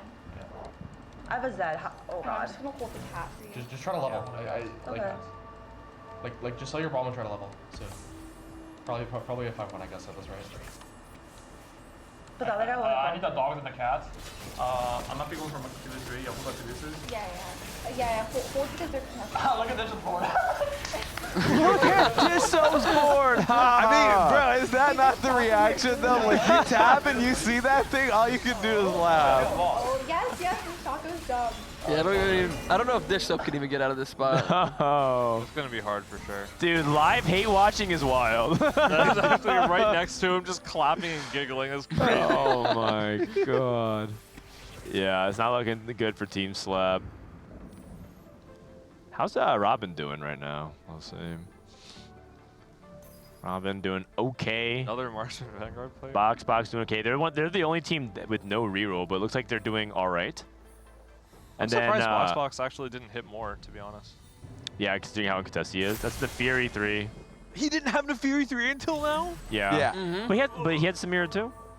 I mean, I'm pretty sure they're guaranteed first. Yeah, it's looking that. That's what I like to hear. Oh, unless Shaco. Yeah. Please, Shaco, just bug out and one-shot the Neferi or something. Bug out. I'm begging you, Shaco. He'll kill everything but the Neferi, which is like fine. Oh, never mind. Just Dude, kidding. thoughts on making these games double points as well? Nah, I'm good on we'll that. consider it. Let's We'll make it consider it. half points. I'm down for half points. Oh, Vagar? Close. I mean, I think the EU team has done a good job preserving HP, but it does look like they're starting to lose out a little bit. Also, it makes sense that Boxbox isn't hit because he is technically contested by the reroller. This is the number one reason why I think Vagar is not more popular in the meta, is just that you're playing around the most contested shell in the game, which is Street Demons. Is there no reasonable like Alternative? Asher Vagar or Techie Vagar or something There like that? It has to be is, strategist. but it's just worse is the problem. You can play Shyvana 3 and Galio 3, but they just like are not good. Yeah. Is compared. Alawi bad? Yeah, because she's flat healing stats. And so she just falls off. It's like Swain. Alawi, I mean, Alawi used to be a demon. I don't know if we nerfed her a I lot. think Alawi's pretty solid. Just she's paired with like nothing. Is the problem Yeah. because Shyvana and Pop You No items are like paper. It's just flat healing in general. It falls off late game, and this actually was true of like Swain Sorcerer's last set. You remember, Cutie, how terrible Swain was as a tank late game? It's like the same thing. Yeah. Also, if you play the Bastion version of Vigo, he just doesn't do enough damage. He takes too long to kill things. He has to like ult everything twice or 3 times. I see. I mean, yes, but also you're right. It's just that also Vagar's really dependent on Cyber Boss as well. Yeah. To unlock his true power, and then That's why new high score is like the Vigar augment. Yeah, because it gives you the Guaranteed Kobuko later. Yeah. Like you don't have to like commit a lot of rolling for Ziggs. Yeah. Also, incidentally, Veigar's worse in this lobby as well because his power does true damage based off the star level advantage over the opponent. And it just so happens that 5 people in this lobby are re-rolling, which is just crazy. It's like the one lobby. It's really unlucky. Uh-oh. Dishsoap on a 6 loss. It's not looking good. His board is looking like trash. He did eventually get to the board. Almost there, though. It got Zane too. That's something. Yeah. Sending TG because it can roll Edge of Night. Smart. And I think another thing too was that it didn't feel like Emily was able to actually tempo really hard. She didn't hit like a fast center 3. I think a little bit of awkwardness with her augments as well didn't help. Yeah. I think she's missing a little bit of combat power. She just has Mace's Will to make up for it, which is, granted it's not bad in this line. It's just. Do you know what this means, by the way? What's that? This means that Dishsoap and Emily, if they go last year, their scores are 4-1, 1-4, 1-4. Their placements have literally just been first or last. I mean, you gotta respect the first or last, though. They've never gotten a middle placement. They've either been first or 8th. Oh, man. I mean, Dishsoap actually looks like he's almost there. Yeah, he just needs almost out of the room. If his goal is to get to the lunch line as fast as possible, he's almost there. Yeah. Oh? Okay, okay. Yeah, these guys got no faith in my team. It's Dishsoap and Emily, the goats. They're winning out. Boxbox also has Samir 218. What is happening this game? Wait, what? Yeah, they're just handing this thing out. Yeah, part of his teammates send each other, but it's still really unlikely. It's yeah. I mean it's pretty remarkable. Uni trying to bleed or trying to get this to stop the bleeding. Oh man. Oh, okay. Big. That is helpful. helpful. To find the Braum though. A lot of Vanguard players in this lobby, so yeah, makes sense. Well, I mean, Vanguards don't really play Braum, but you might have to think of some alternatives. By the way, they're buffing Vanguard next patch, so Vanguards might even be harder to find next patch. Why would they do that? Who's running this, man? Who's running this show? It's correct to play Braum though in Vanguards if there's TF players, right? You just play it over Kane. You lose the Vinny Corp just to hold their units. You can, yeah. I think it's very reasonable. Cornered against Yougelly here. The lack of a 3-star front line does make it harder for Twisted Fate to get going, but it's good enough. Dishsoap down to 1 life. Oh, they're not red bordered though. Oh, they might have 2 lives. Street Demon Emblem. Raid Blade. Anything else on? Anybody want to Renekton? Probably not. No. The issue with Renekton is that his traits are pretty good. It's just his carry ability has been neutered a lot. He's also getting buffed next patch. What I always disliked about him was when you have really high attack speed and he casts, he kind of like, he doesn't like stun himself fully, but he like slows down a lot. Yeah, it feels like he interrupts himself. Yeah. But when you get like that rapid fire game, for example, man, it's so satisfying when he gets going. Yeah, agreed. Ray played that in our game, Rapid Fire Renekton. Yeah. Oh, hit first in that? She has a vein. Second. Does she lost to the swap? Fiddlesticks. Can she swap? She can't. She is. No, She has to wait. This is actually Starry Night. 6 gold on that vein. No, which I know. means Yeah, it's 2-star. she can't swap right now. She has to wait a No. turn, but she moved the items this turn. I think they have another turn though. There's no red border around their portrait, so they actually have another life, even though that one yeah. HP. Even so, though, isn't it stronger on Senna for this turn? I don't know. I actually think it's stronger on Vayne. You think so? Yeah, doesn't Senna have like 0 attack speed? Senna, Rage Blade is really bad on Senna because of her base attack She has speed low base attack and her speed, long yeah. animation time. Hold But on. It's 2-star. It's 2-star vein. I was just saying, like, I think like next turn for sure, but I don't know this turn. Okay, hold up. Okay, Seems like she has but this was losing too fast, and now they're at 1 life. Okay, so it's up to FPP to carry the PP. And we'll see how many stacks are we at for this. 72. Yeah, I mean, we're getting there. Slowly but surely. I mean, when they were here for the post-game interview, they said it's guaranteed first this game. So I'm they? excited to see how they're gonna flip this one around. I mean, guaranteed first. They could not go 8th after saying that. Yeah. First to be interviewed. I don't know, man. At this point, I wonder if Kiyoon is telling Emily to just FF right now. Oh no, versus the dog. Goodbye, No, Emily. actually, Vayne though. The Vayne Vayne 3 could kill it. can Just do some true damage, so you can't just like raw dog tank it. This is looking scary. Oh, never mind. My entire board died Okay. in half a second. Okay. About that. Yeah. You know what? At least they share their responsibility.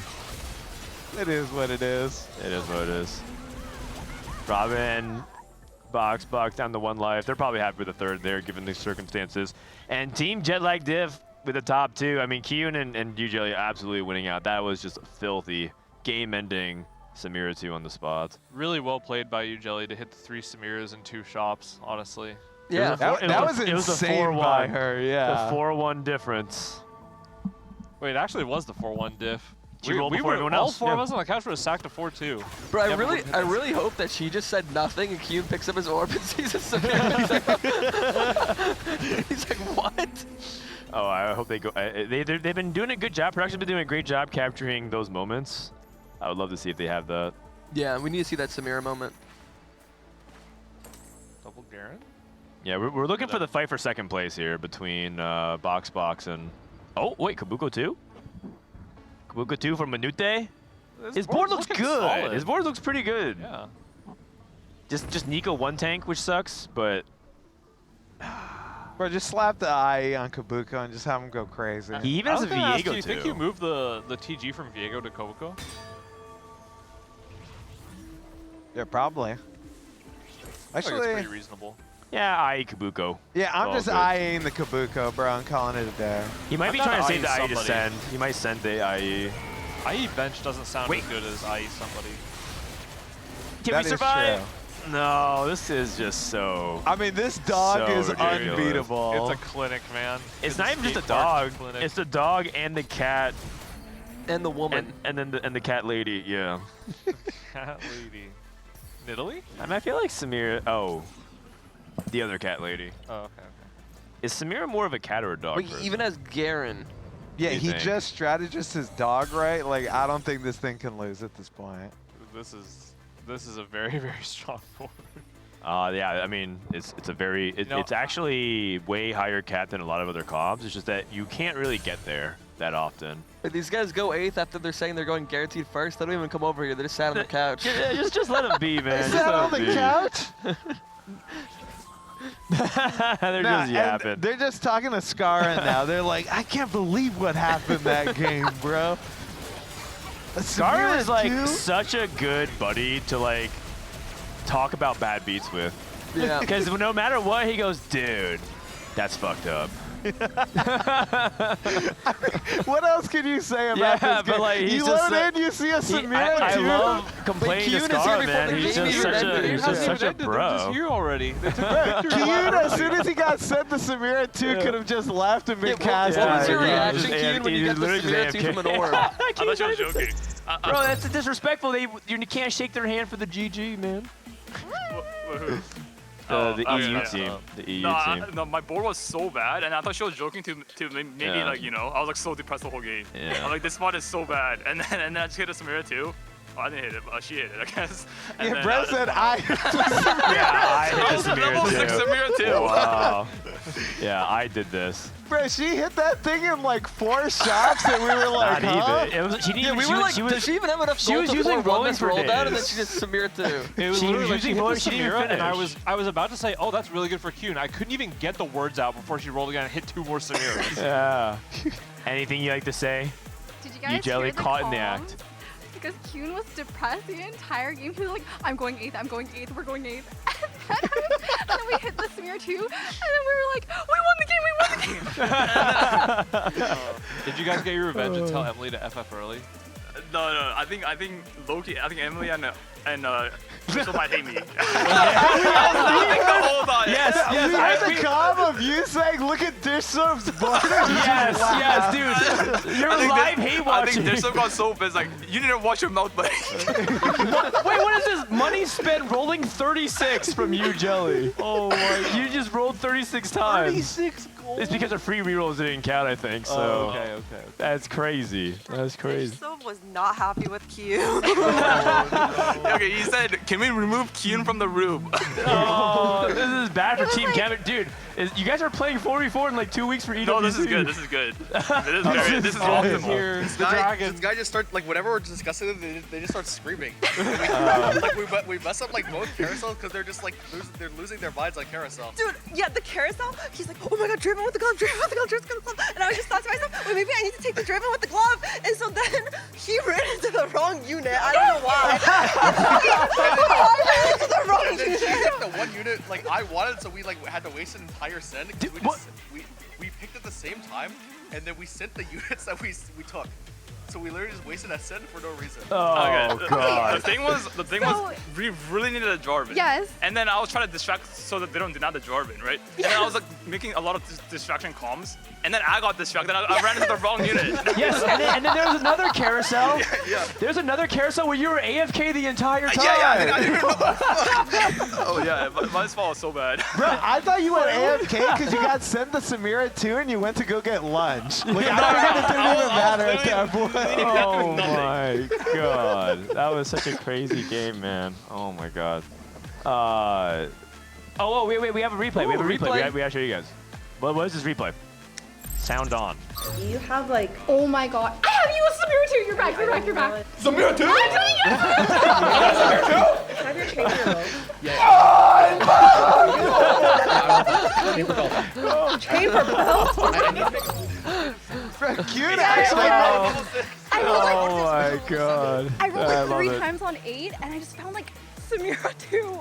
It was crazy. Really she had rolling for days. She just rolled 4 times, and 3 Samiras just showed up. Yeah, you went 4-1 with 20 gold. We were like, yeah, you're going 8th, and you hit the Samira 2, and it was like, okay. It was crazy. Robin, Boxbox, how are the games for you guys?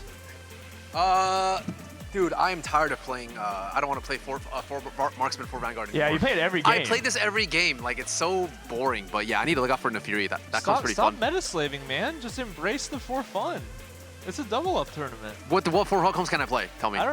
That's not my problem. You gotta figure that out, man. You can play Shaco reroll. I know a good player. Yeah. We were just triple contested 4 Marksman Vanguard, and like Dishsoap's board is like the weakest board I've ever seen on stage 4, and then my board is super weak, and then yeah, I was surprised you 4-1'd it because I was like, everyone's like super poor that game. Yeah. But I knew you had a lot of rerolls, and even you sending Samira too, isn't that like minus 15 gold?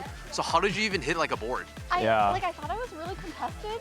Like, yeah. So I really wanted to hit before them, and I had rolling for days, and I was like. Can you talk to the mic? I had rolling for days, and Kiyoon had Leona pair. So I was like, okay, I really want to hit this before everyone else hits. Okay. No, I mean, I think it was correct because you have rolling for days. Our spot was really doomed at that point before the Samira 2, so we were just playing for placement. Well, you guys did a lot more than that. Boxbox, how's the game on your end? I think we were really average.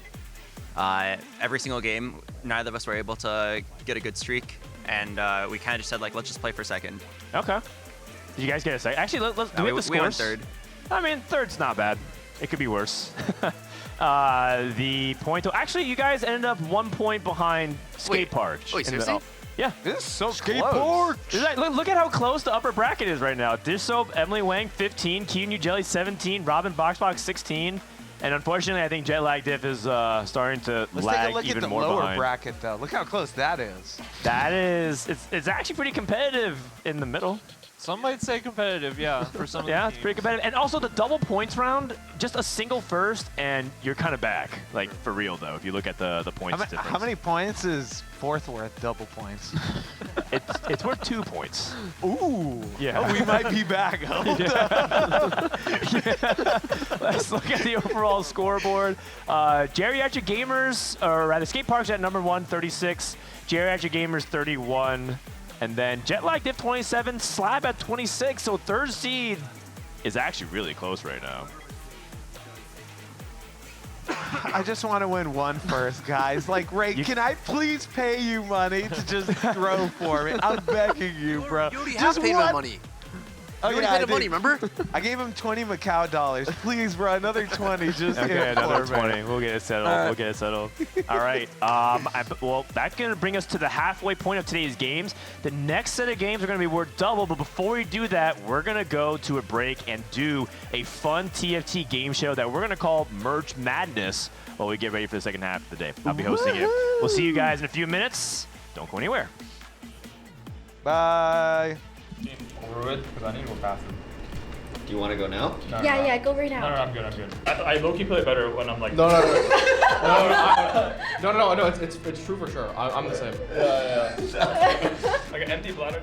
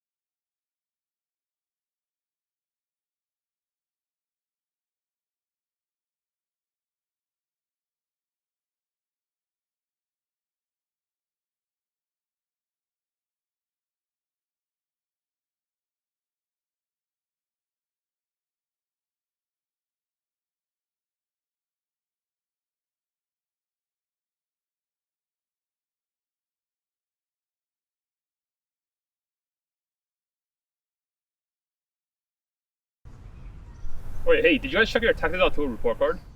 Yeah, I got a C- in execution. I think my mom's gonna kill me. Yeah, you take Wolf Unchained one time, suddenly you get a D rank.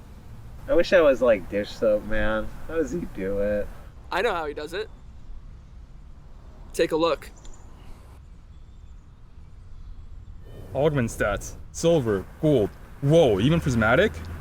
Are you sure he uses this stuff? Hey guys, how's it going?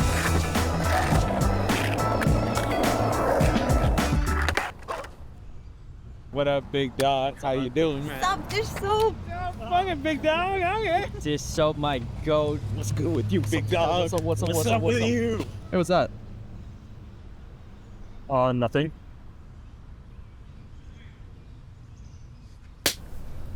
To kids? How dare you? Man, Setsuko's better anyways. Guys, you don't need any of this stuff. You know what it does to your brain? Well, then what do you do, Dishsoap? I mean, I don't use any stats. I use stats. It's about hard work. It's about showing up when you don't even want to. Yeah, but I was thinking... No, I was talking. Mods? That's a 14-day. Get her out of here. It's about looking into the future and seeing a version of yourself with success. You have to manifest that success for yourself. Back when I won Worlds, in the final moment, I envisioned myself as a dragon. Not like a set 7 dragon like Aoshin or Asol, or even the Treasure Dragon, but a real-life dragon, but it was me. And that's what you have to do for yourself, you know what I mean? Where the this guy on? Whatever, man. You guys are thinking about stats, but what you need to be thinking about is your item slams, positioning, tempo, your 4-2 roll down, and your augment selection. Oh!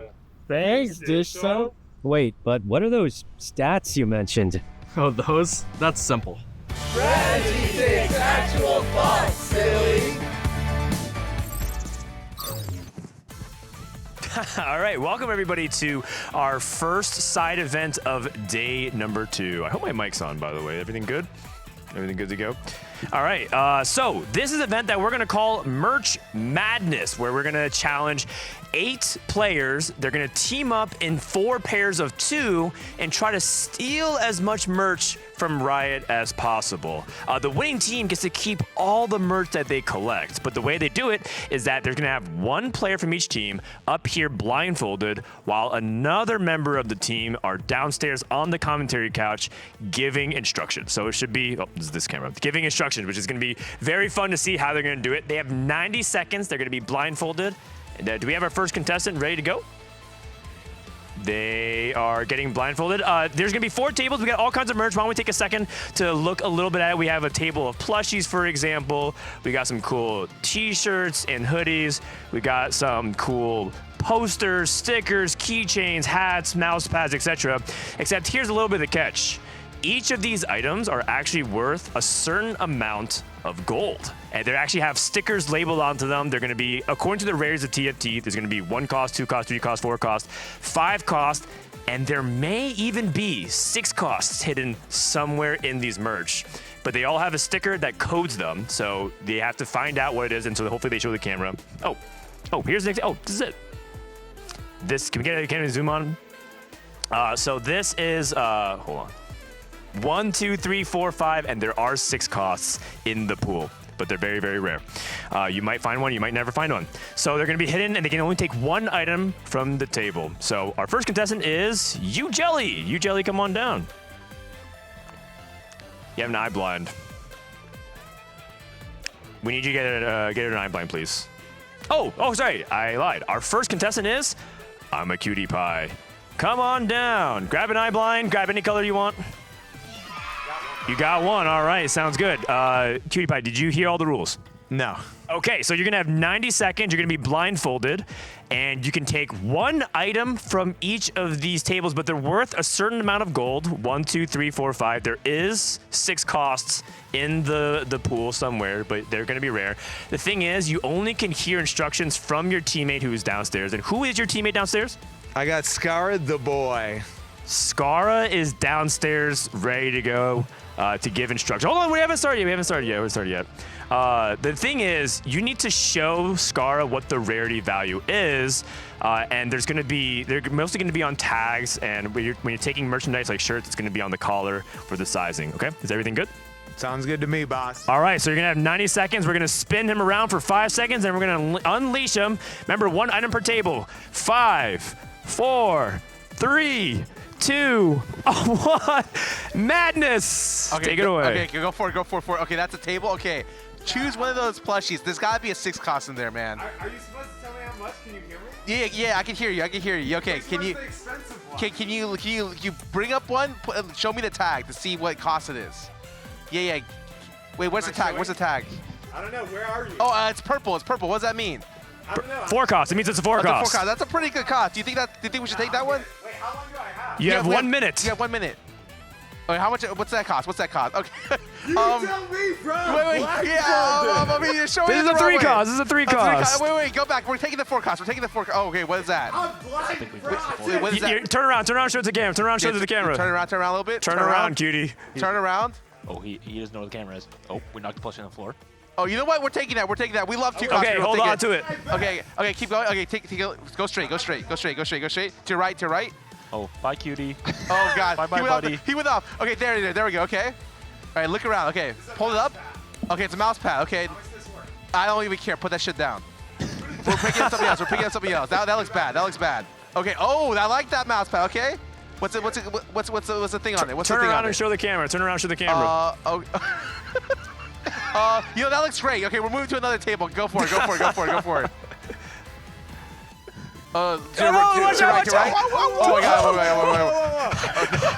Oh my God. That's actually worth the most. That's worth the most. No, that's worth nothing. That's just a plan on a shelf. Oh, You're not allowed to take that it. was awesome. No, that's insane. Yes. That's a 6 cost. Okay, no, move. Turn around. Keep turning. Time is definitely up. Keep turning. All right, I'm gonna give you 10 seconds. 10. Yeah, pick 9, something up. 8, 7. Oh yeah, that's 6, perfect. No, that's great. 5, yeah, 4, perfect. That's a 6 cost. 3, 2. Stop walking into the plants. No, that's All right. it. Time is up. Come with me back to the center. Thank you, cutie. That was Team Dignitas synergy man. there. That Team Dignitas synergy really kicking in back in the day. All right, so let's see the loot that you grab. So the rule is you're only allowed 1 item per table, and you grab 3 from the same table. I was getting desperate. All right, so you can look at the price. So each of these, for example, has a price tag. So you can get a little zoom in here. So this boba keychain, for example, is 2 cost. You can take the highest value thing. So you got the mouse pad, you got the keychain here. The keychain here is a 2 cost. The boba here is a 1 cost. The highest value thing you got was this mouse pad, which is worth 3. So you got 3 plus this plushie, which is worth 2. So you have 5 gold. Cutie Pie, what do you think about Scarra giving instructions? Scarra, you are legit the worst. What was that? You had me running into the walls, bro. I don't think Scarra's there anymore. I think you can take it up with him. I think he left.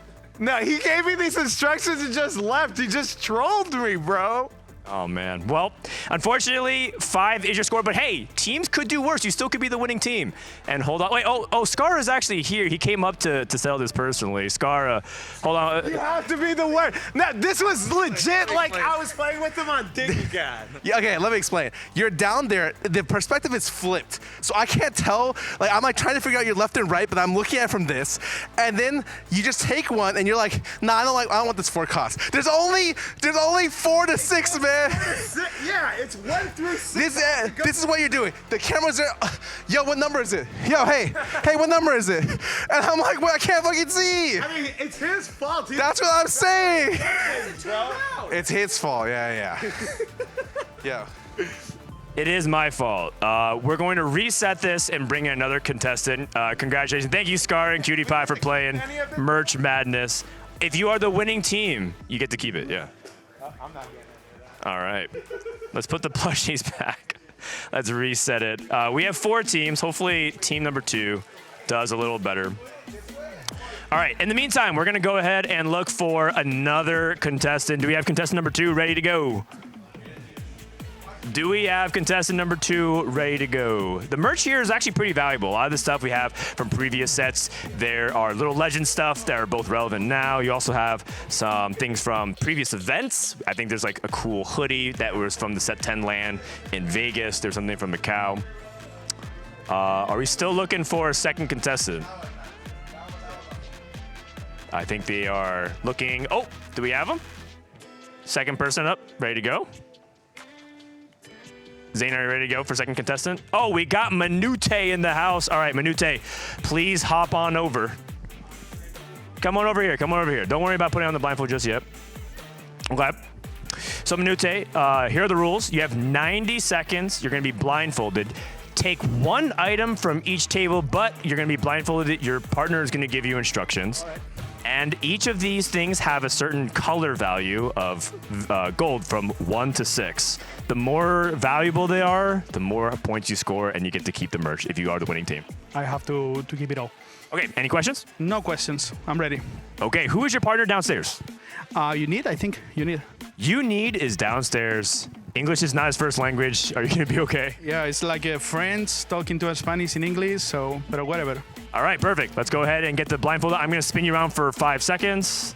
That works too. No blindfold. Yeah. Ready?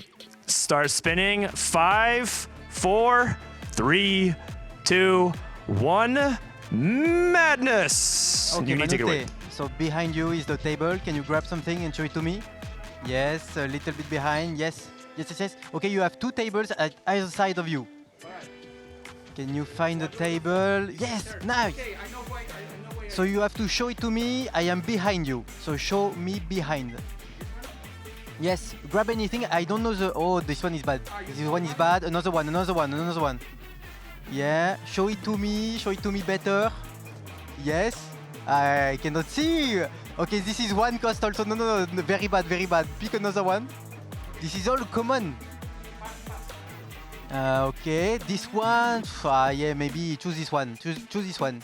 I cannot see the price tag, but maybe it's okay. Is this good? Okay, maybe just pick one and go to another table. Maybe. I see only one cost.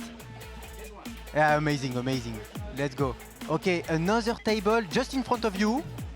Yes, walk slowly here. Okay, pick one up. And I am on the left of you. Oh no, the camera switches always. Okay, pick one and show it to me. 20 seconds, you have to keep going. 20 seconds? Okay, just pick one and go to another table maybe, huh? Okay, in front of you is another table. In front. A little to the right. You're almost there, yes, you're almost there. You are. Okay, pick one and it's finished. Pick one, randomly. Extremely okay, nice. You have this, and time. 3 items. Not bad, you did better than the previous team. Let's see what he was able to collect. Come with me up here. Okay. All right, so what do we have? First of all, we have Tibbers. Tibbers is worth, do we have the camera? We have 3 gold on Tibbers, which is pretty good. And then you have a cool t-shirt. What is this? This is, oh, it's Little Legends Crossing. It's Little Legends Crossing the Road, Abbey Road style. And this is worth 3 gold as well, so 6. And then finally you have a TFT Magic and Mayhem tarot card deck, which is very fun, and this is worth 2. So you have total 8 gold, which puts you currently as the leading team. What do you think? It is okay, it's okay. I love that shirt for my girlfriend. It's like from Beatles, no? Yes, it's very fun. How was working with Unity? What was his instructions like? Good, absolutely good. It was like easy to understand and whatever. I would love to have more time to show them the things so he can tell me what to choose, but it was okay. All right, Unity, how was it working with Manute?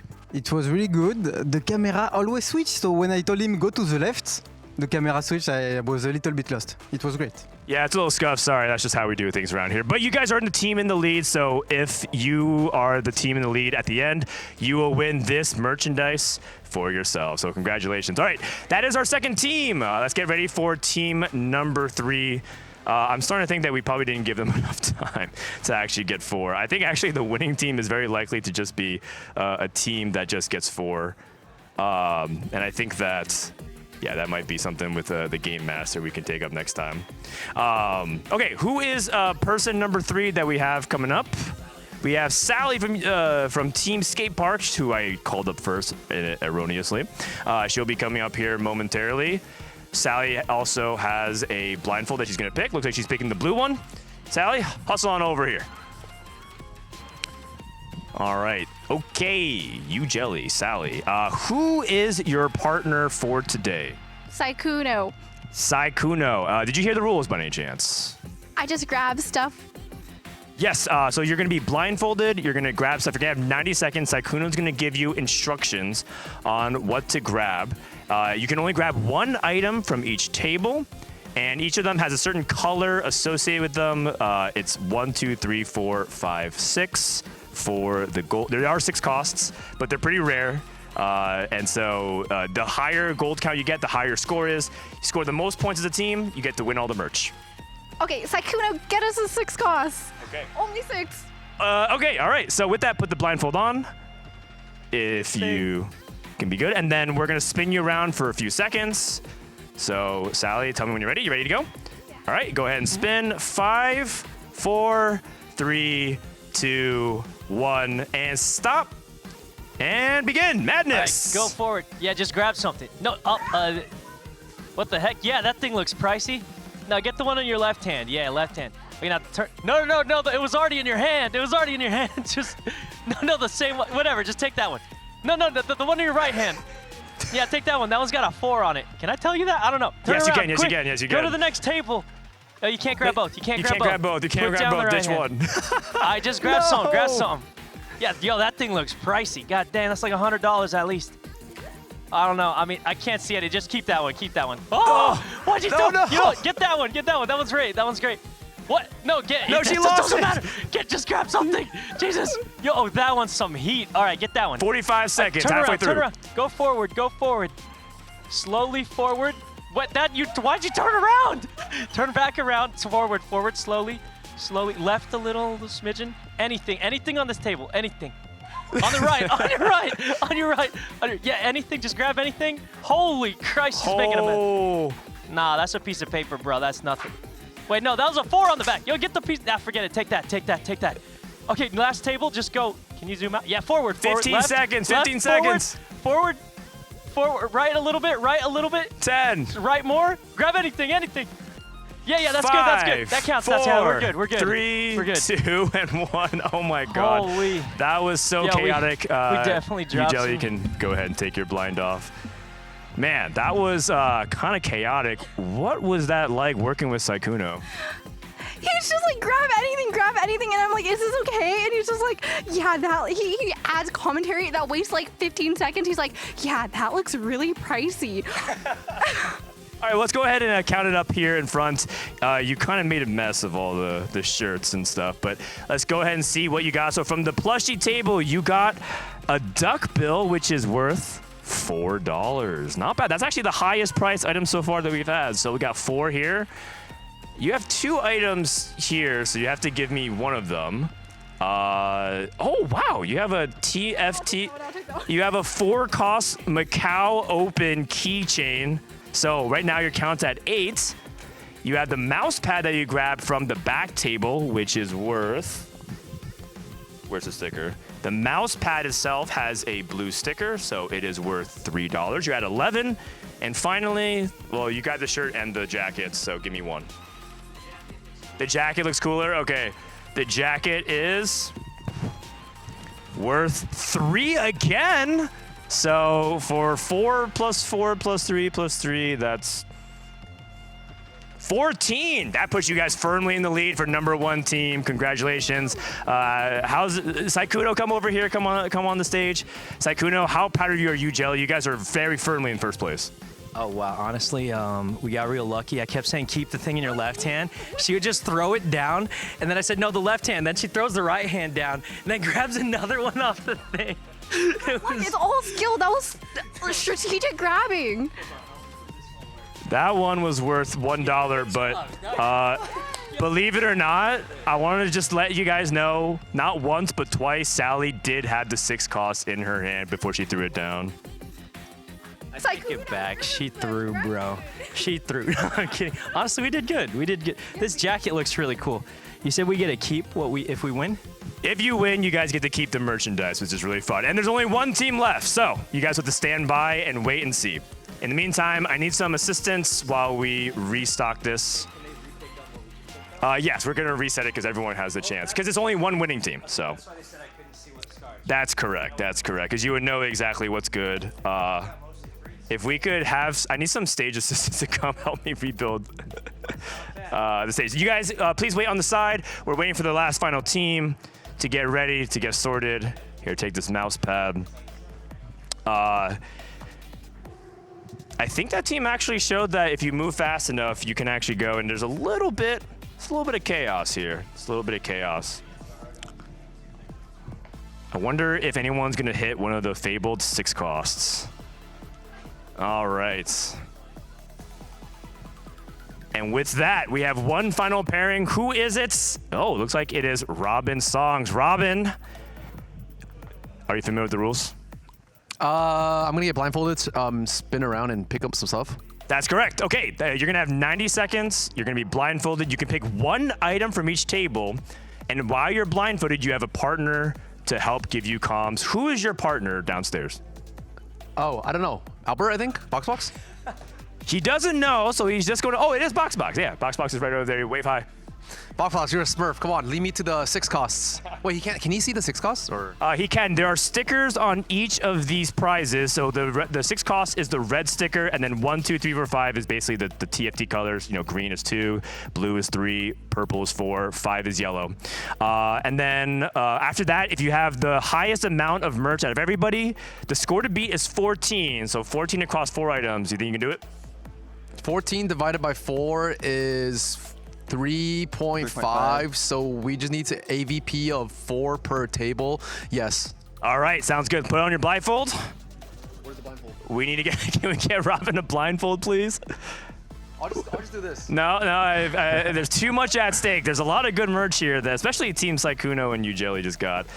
So go ahead and get the blindfold on. All right, I'm gonna spin you around for 5 seconds. 5, 4, 3, 2, 1, and madness. Stop. All right, Robin, listen to me. Find a table. It's on your left. The table's on your left. All right, now grab anything random in both of your hands and try to show it to the camera. Where's the camera? All right, it's left back. Turn around. Left back. Show it to the camera. More left. Rotate to your left. All right, keep the thing in your left hand. It's a 5 cost. Yeah. Put it between your legs and waddle to the next table. It's on your, it's at forward. Forward and left. Faster, Robin, faster. Forward and left. More. Like 2 more steps forward. Left. Okay, sure. Just keep going forward. All right, you're about to, tables on your left. Do you feel your left hand? Yeah. All right. Put the first prize between your legs. Grab 2 random things. Show it to the camera. All right. Rotate them around. Which way? Man, I don't know. I can't see. Oh, is that a red? Oh, left hand. Keep what's in your left hand. Yes. Yeah. Put it between your legs and waddle to the next table. What is the next table? It's forward. And then it'll be follow my voice, Robin. Follow my voice. You're on the table. All right. Grab 2 things. Keep the 2 prizes stuff between your legs. Grab 2 things. Show it to the camera. Camera is yeah, sure. Like, let me try to see the stickers. It's on the collar. Yeah, it's hard to find. Man, just keep the right one. I don't care. Keep the right one. I'm sure it'll be good. All right, the last table is on your left. 10 seconds. Oh man, yeah. Forward. Robin, run. Forward. 2 more run, steps. Robin, forward. run. Grab something random. I don't No, care. you missed it. You missed it. Grab something. Oh. Just take anything. Okay. Yep. All right. I'm sure it'll be good. Okay. All right, Robin, come over here, man. Come over here. Holy cow. All right, Robin. Man, that was chaotic. Let's go ahead. First of all, give me, if you can, hand me the products. Are you stressed, man? That felt really stressful. Oh, no, that was fun. But yeah, he just said, go to the next table. I don't know where the next table is. All right. Well, let's go ahead and break it down. We've seen Tibbers before. Tibbers is attached as a 3 cost. So we've seen this before. Tibbers is 3. 3 gold is not bad. Second thing, a Magic and Mayhem deck, but not all decks are created equal. This one, as Boxbox astutely observed, is a yellow sticker. That's 5, so you're at 8. This jacket, we saw with Sykkuno and Yougelly. 3 gold, which puts them at 11, which means, Robin, if this is 3 gold or more, we have a tie. We grabbed that one randomly. Let's go ahead and find out what's on the hat. 5. The 5 is a 4 cost, which means you guys have 15. And that puts Team Boxbox and Robin at the buzzer, able to win Merch Madness. Congratulations. Except if it were that easy. Gentlemen, as with any good show, there's a twist. Please join me in the fronts because we have one final challenge. If all it was to just win the merch, that'd be easy. Except in my hand, I'm gonna hand you guys 2 cards. One says take and one says split. And you both have to mutually come to decision independently. Don't show it yet. We're gonna give you time to actually make your decision. If you choose to take and your partner chooses to split, you will take 100% of the merchandise by yourself. If you both choose to split, you will split the merch 50-50 down the middle. But if you both take, neither of you will get the merch, and we keep it here at the RBC. Wait, what? And so it's a classic dilemma. What are you gonna do? Are you going to take? Are you gonna split? So we're gonna give you guys 20 seconds to talk to your teammates independently. So first of all, we're gonna start with Robin. Take or split. Talk to Boxbox and let me know when to talk. If we both split, we split in half of the merch. If you both choose to split, you will split it in half. Yeah. If you both choose to take, neither of you get it. If one of you chooses take and the other chooses split, one person gets 100% of the merch and the other person walks away with nothing. Backstab each other, basically. That's correct. So talk to Boxbox here. You want to just split? Oh, I mean, you can just have it. No. We should split it. Oh, no, you take the merch. Okay, Wait, no. I want you to talk to Boxbox, but I guess you just basically suggested to split. Boxbox, what is going through your head right now? I don't have the luggage space to fit most of this, so he can just have it. Okay, so Robin, what's going through your head? I mean, if he doesn't want it, then I'll just take all of it. Okay, all right. So I guess you guys are in accord. Please turn your backs and make your decisions. You guys have 10 seconds. Turn away from each other. Wait. So I'm doing take, you're doing split, or what's? Robin's not entirely sure what the game plan is, but the time of discussion is over. Please turn around and make your decision. Think hard. Think long about the journey that we've taken here for the past awkward 20 minutes here upstairs. And when you guys have locked your decision, please turn around, but please do not show the camera what you have chosen. Put the decision close to your chest. All right, looks like Boxbox has his decision done. Robin, have you locked in decision? If so, turn around to me. Okay, go ahead and put the other decision down. Let's do this one by one. First, Boxbox, please show to the camera right here what you chose. Oh, yeah, well, normally when these kinds of games, they don't give you the chance to talk it over, so you guys are very gracious with that. I don't have space in my luggage, so I'm just letting him take it. All right, Boxbox has honored his word and chosen split. And Robin, please tell me and tell the camera and the world what you chose to do. Hello, everyone. I have chosen to take all the merch. All right, there you go. And there we have it. Robin earns 100% of the merchandise. Congratulations. And hey, you guys actually honored your word. I thought there was actually going to be a little bit of drama, but you know what? It's because they're teammates. They don't want to ruin team chemistry. Congratulations, Robin. How do you feel? Oh, good. Yeah, I was thinking about backstabbing, but there's no backstab because I would just split, and then we have to split in half, and he has no room in his luggage, so. Were you worried at all he was also going to choose take? No, because I feel like he has no room in his luggage. Okay, so you're actually really honoring it. Yeah. I would say, oh man, if there was one thing I do want, it's the hat. But no, a deal is a deal. You can have it. All right. Well, that does it for this edition of Merch Madness. It was messy, it was awkward, but we had fun. And most importantly, we're going to get back to the game, so don't go anywhere. When we come back, more action from the Digi Duos Invitational.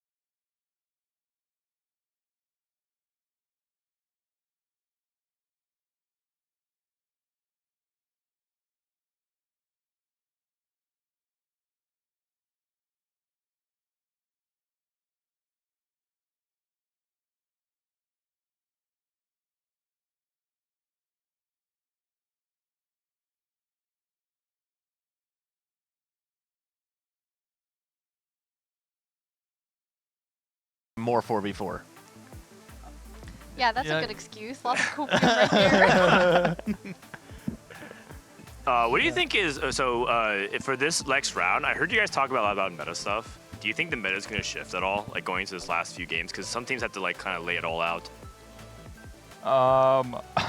Like in the double up or? Yeah, like, what 44? I heard you talking to like Robin about some meta stuff. Like, do you have any comments and thoughts on like the meta? Oh yeah. No, we were just talking about like how in the upper brackets everyone's like a meta slave, and in the lower brackets it's like more like niche comps and fun comps that get Yeah. showed. I mean, there's they're also doing, like a yeah. Go ahead. Fiddle reroll down there and Down there.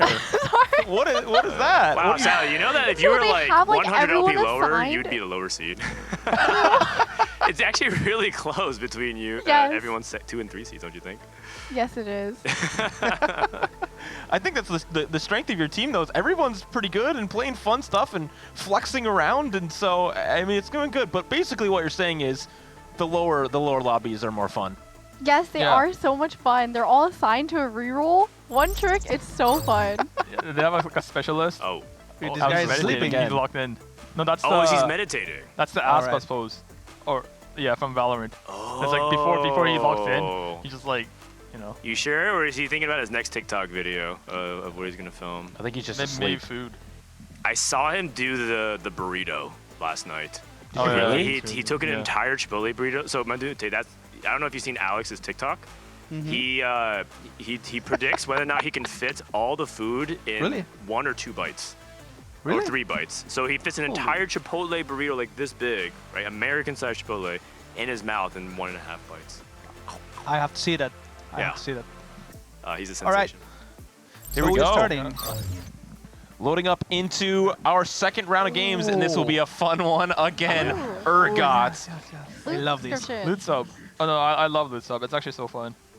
I hate this one. Oh really? Why? Yes. So funny.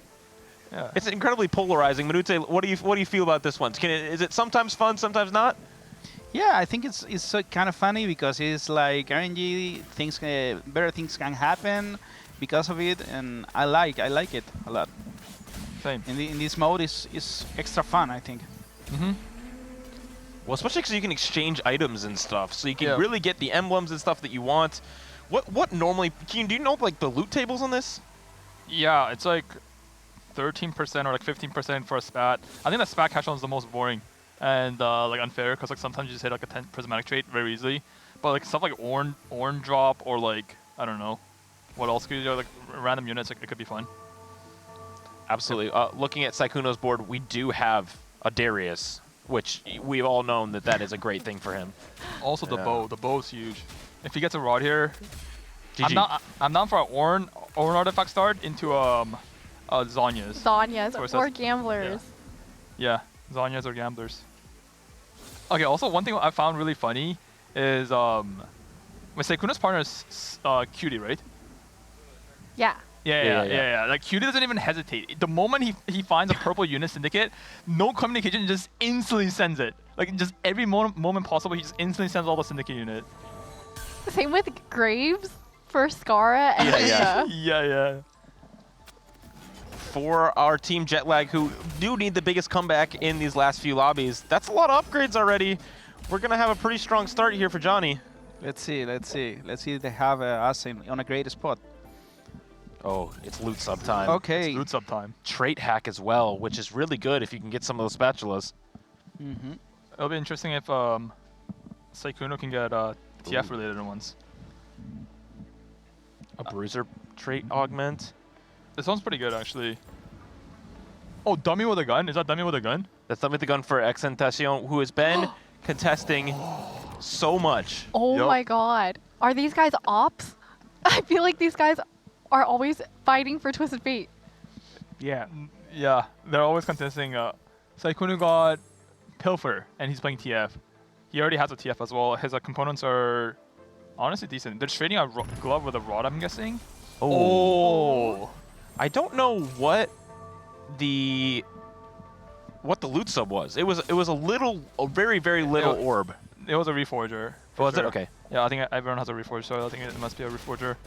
One thing that's really good about the double up feature is that it's a lot easier to get your items that you want. because they have a item chain system. So if you put a component and the cannon, and you could trade it with your partner for another component. One thing to call out is we do see that Alex has calculated loss, which Alex in his full open calc loss, some kind of reroll strat. It's his comfort zone. Yep, this is his comfort zone for sure. Yep. This is looking great for us. Yes, this actually is.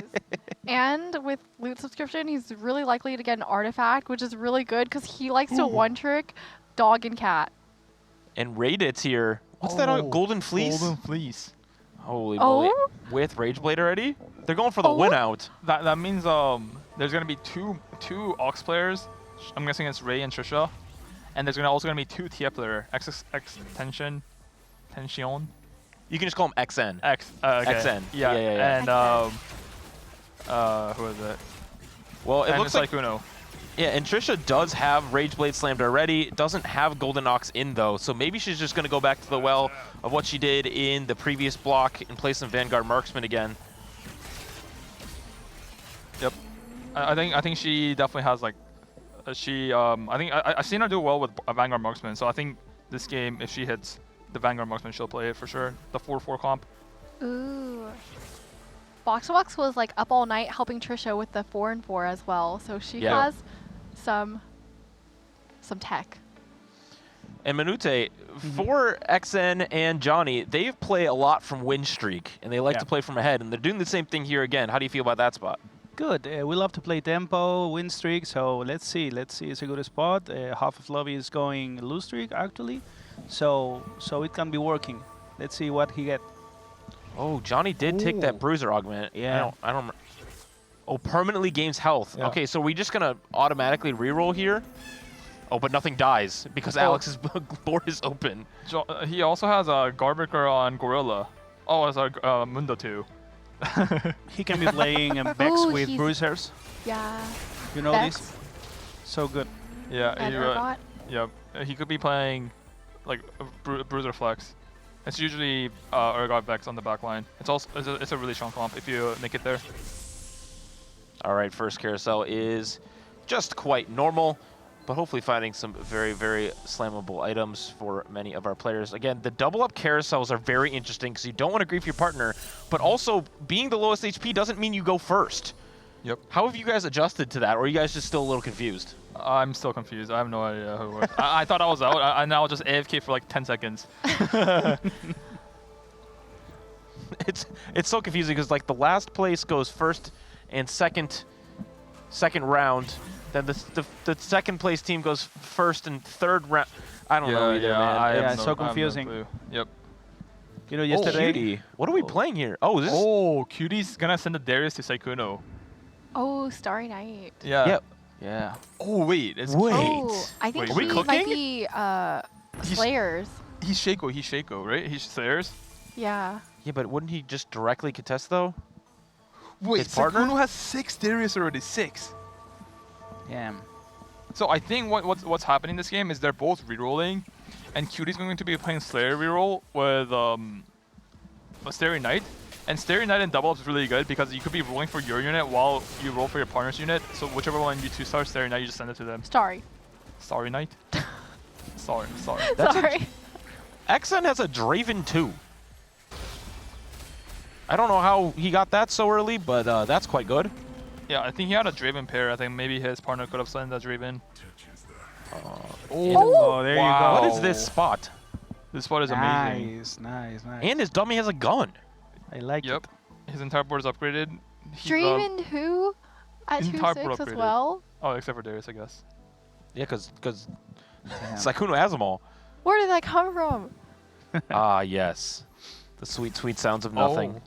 Oh, he's dog reroll, dog and cat reroll. This is what he plays literally every game, man. Don't be surprised. Yeah, no, this is my favorite comp. This is like literally animal reroll. Like your entire board is animals. The cat's the Yuumi, the dog is the Nefiri, Nidalee is also a cat. There's also a bear. And I don't know what Samira is, I guess. We need to start suggesting names to Frodan and Dishsoap for TFT Academy. So yeah, for sure. This is the whole zoo. Looks like we do secure the loss for Alex, but Ray's got a little bit of a mixed streak going on there. But for our friends from the EU, able to pull out the win streak. Let's see if we can. This looks amazing for EU. They're both 100 streaking, both with amazing board. Wow. A lot of upgrades. Look at that. Yep. One thing I do want to see is, does he win? Oh, he does. Okay. This guy knows what he's doing.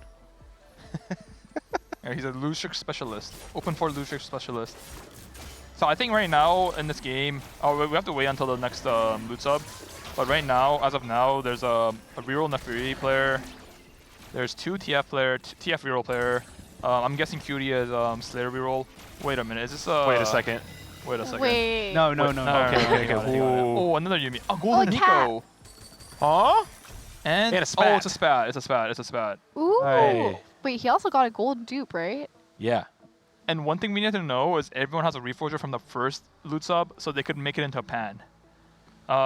Very good point. We're probably going to see maybe 7 Syndicate. It's good. This is really very good for the Slayer player. Not Slayer, sorry, the Bruiser player. Because they're going to be able to go Bruiser +1, and you cap much higher. Sykkuno, once again, has nearly perfect items and already slammed that Syndicate emblem. Yep. So quite good. Maybe able to hit 7 Syndicate this game because we know that Loot Sub likes to give multiple of these. He also has a Misfortune on level 5, so he right now has 5 Syndicate with 6 copies of Darius. This spot looks pretty good. This may be one of Sykkuno's best spots all day. And I think Bruiser Spat slammed. Yep. Yeah. Oh, everyone's gonna cap really high this game. Gold augments once again. Oh, Climb the Ladder on board with Johnny. Climb the Ladder is so good. Wait, Trifecta is kind of good too because you play a lot of the 3 costs, but Climb the Ladder is much better for bruisers because it gives the base armor and MR on your bruiser unit, and your bruiser unit has like 1,000,000 HP. Yeah. Whereas what's the other one? Trifecta is just a lot of attack speed and base HP, which you don't really need. XN not having the components needed to slam Syndicate emblem. We'll be going with Trifecta. Yeah. Are we pivoting off this board, or are we just going to play this around? No. I think he's playing. Trifecta is actually pretty good for TF because you got it with Braum, Gragas, and Draven. Right. And those are actually like the actual carry of this comp. It's not TF. Like TF is just there to like for you. It's like a stepping stone for you to make it to like Draven 3, Braum 3. So it's definitely a good augment for TF. And Scarra has that Street Demon +1. It's painted the town and now has Combat Aug as well to go alongside that. So Scarra's spot is pretty good for some late game power. Having pretty good items already too. So this is going to be a very high cap lobby, Kiyoon. You're so right. Yougelly though, I have a question for you. I feel like you've played something different every single game. What's your line? Like what do you prefer? I don't really have a line that I prefer. I just go with whatever I feel like based on my opener. Okay. Ooh. But my favorite is probably Cat and Dog. This one? Yes. He has a Divinicore spat slammed. Is that? I guess he's playing Vex. He has Gunblade, Blue Buff, have a good Nico, half a Garbreaker as well. I already have a Sejuani. This spot looks pretty good for Vex. Also, I just want to point out, like no like glaze or anything, but I feel like every player in this lobby right now, their board and their augment selection and their item stam has been like close to perfect. Like even though it's like a lower bracket, like it's like this is like actually a high quality TFT we're watching right now. Were you expecting anything less? No. I mean, I'm genuinely surprised. I'm genuinely surprised. That was a long pause. No, I just don't know. Sorry. Yeah. Manute, do you agree with that statement? Do you think this is some really good TFT gameplay? Yeah, why not? It's been funny. You know, I don't like Street Demon that much on Double Up because it's like the composition when you get the 7th is not blasting, so you win streak, you can't go to the other board at time, you know. So I feel I play a lot of Street Demon and I feel like it's not good enough in Double Up, so I don't like that much. Yeah, I think you're right. I don't know. What do you think? Yeah, I agree with that. I think Street Demon is definitely stronger in solos than duos. We have 6 Bruiser online already for It's Johnny. Johnny is absolutely cruising and stacking up those bruisers with the first augment he chose as well. So really, really good spot. Again, we're seeing Team Jetlag is behind currently in points. And so for Manute and Unid, who are in the upper division, if they can get some serious points in this round, it'll set you guys up well.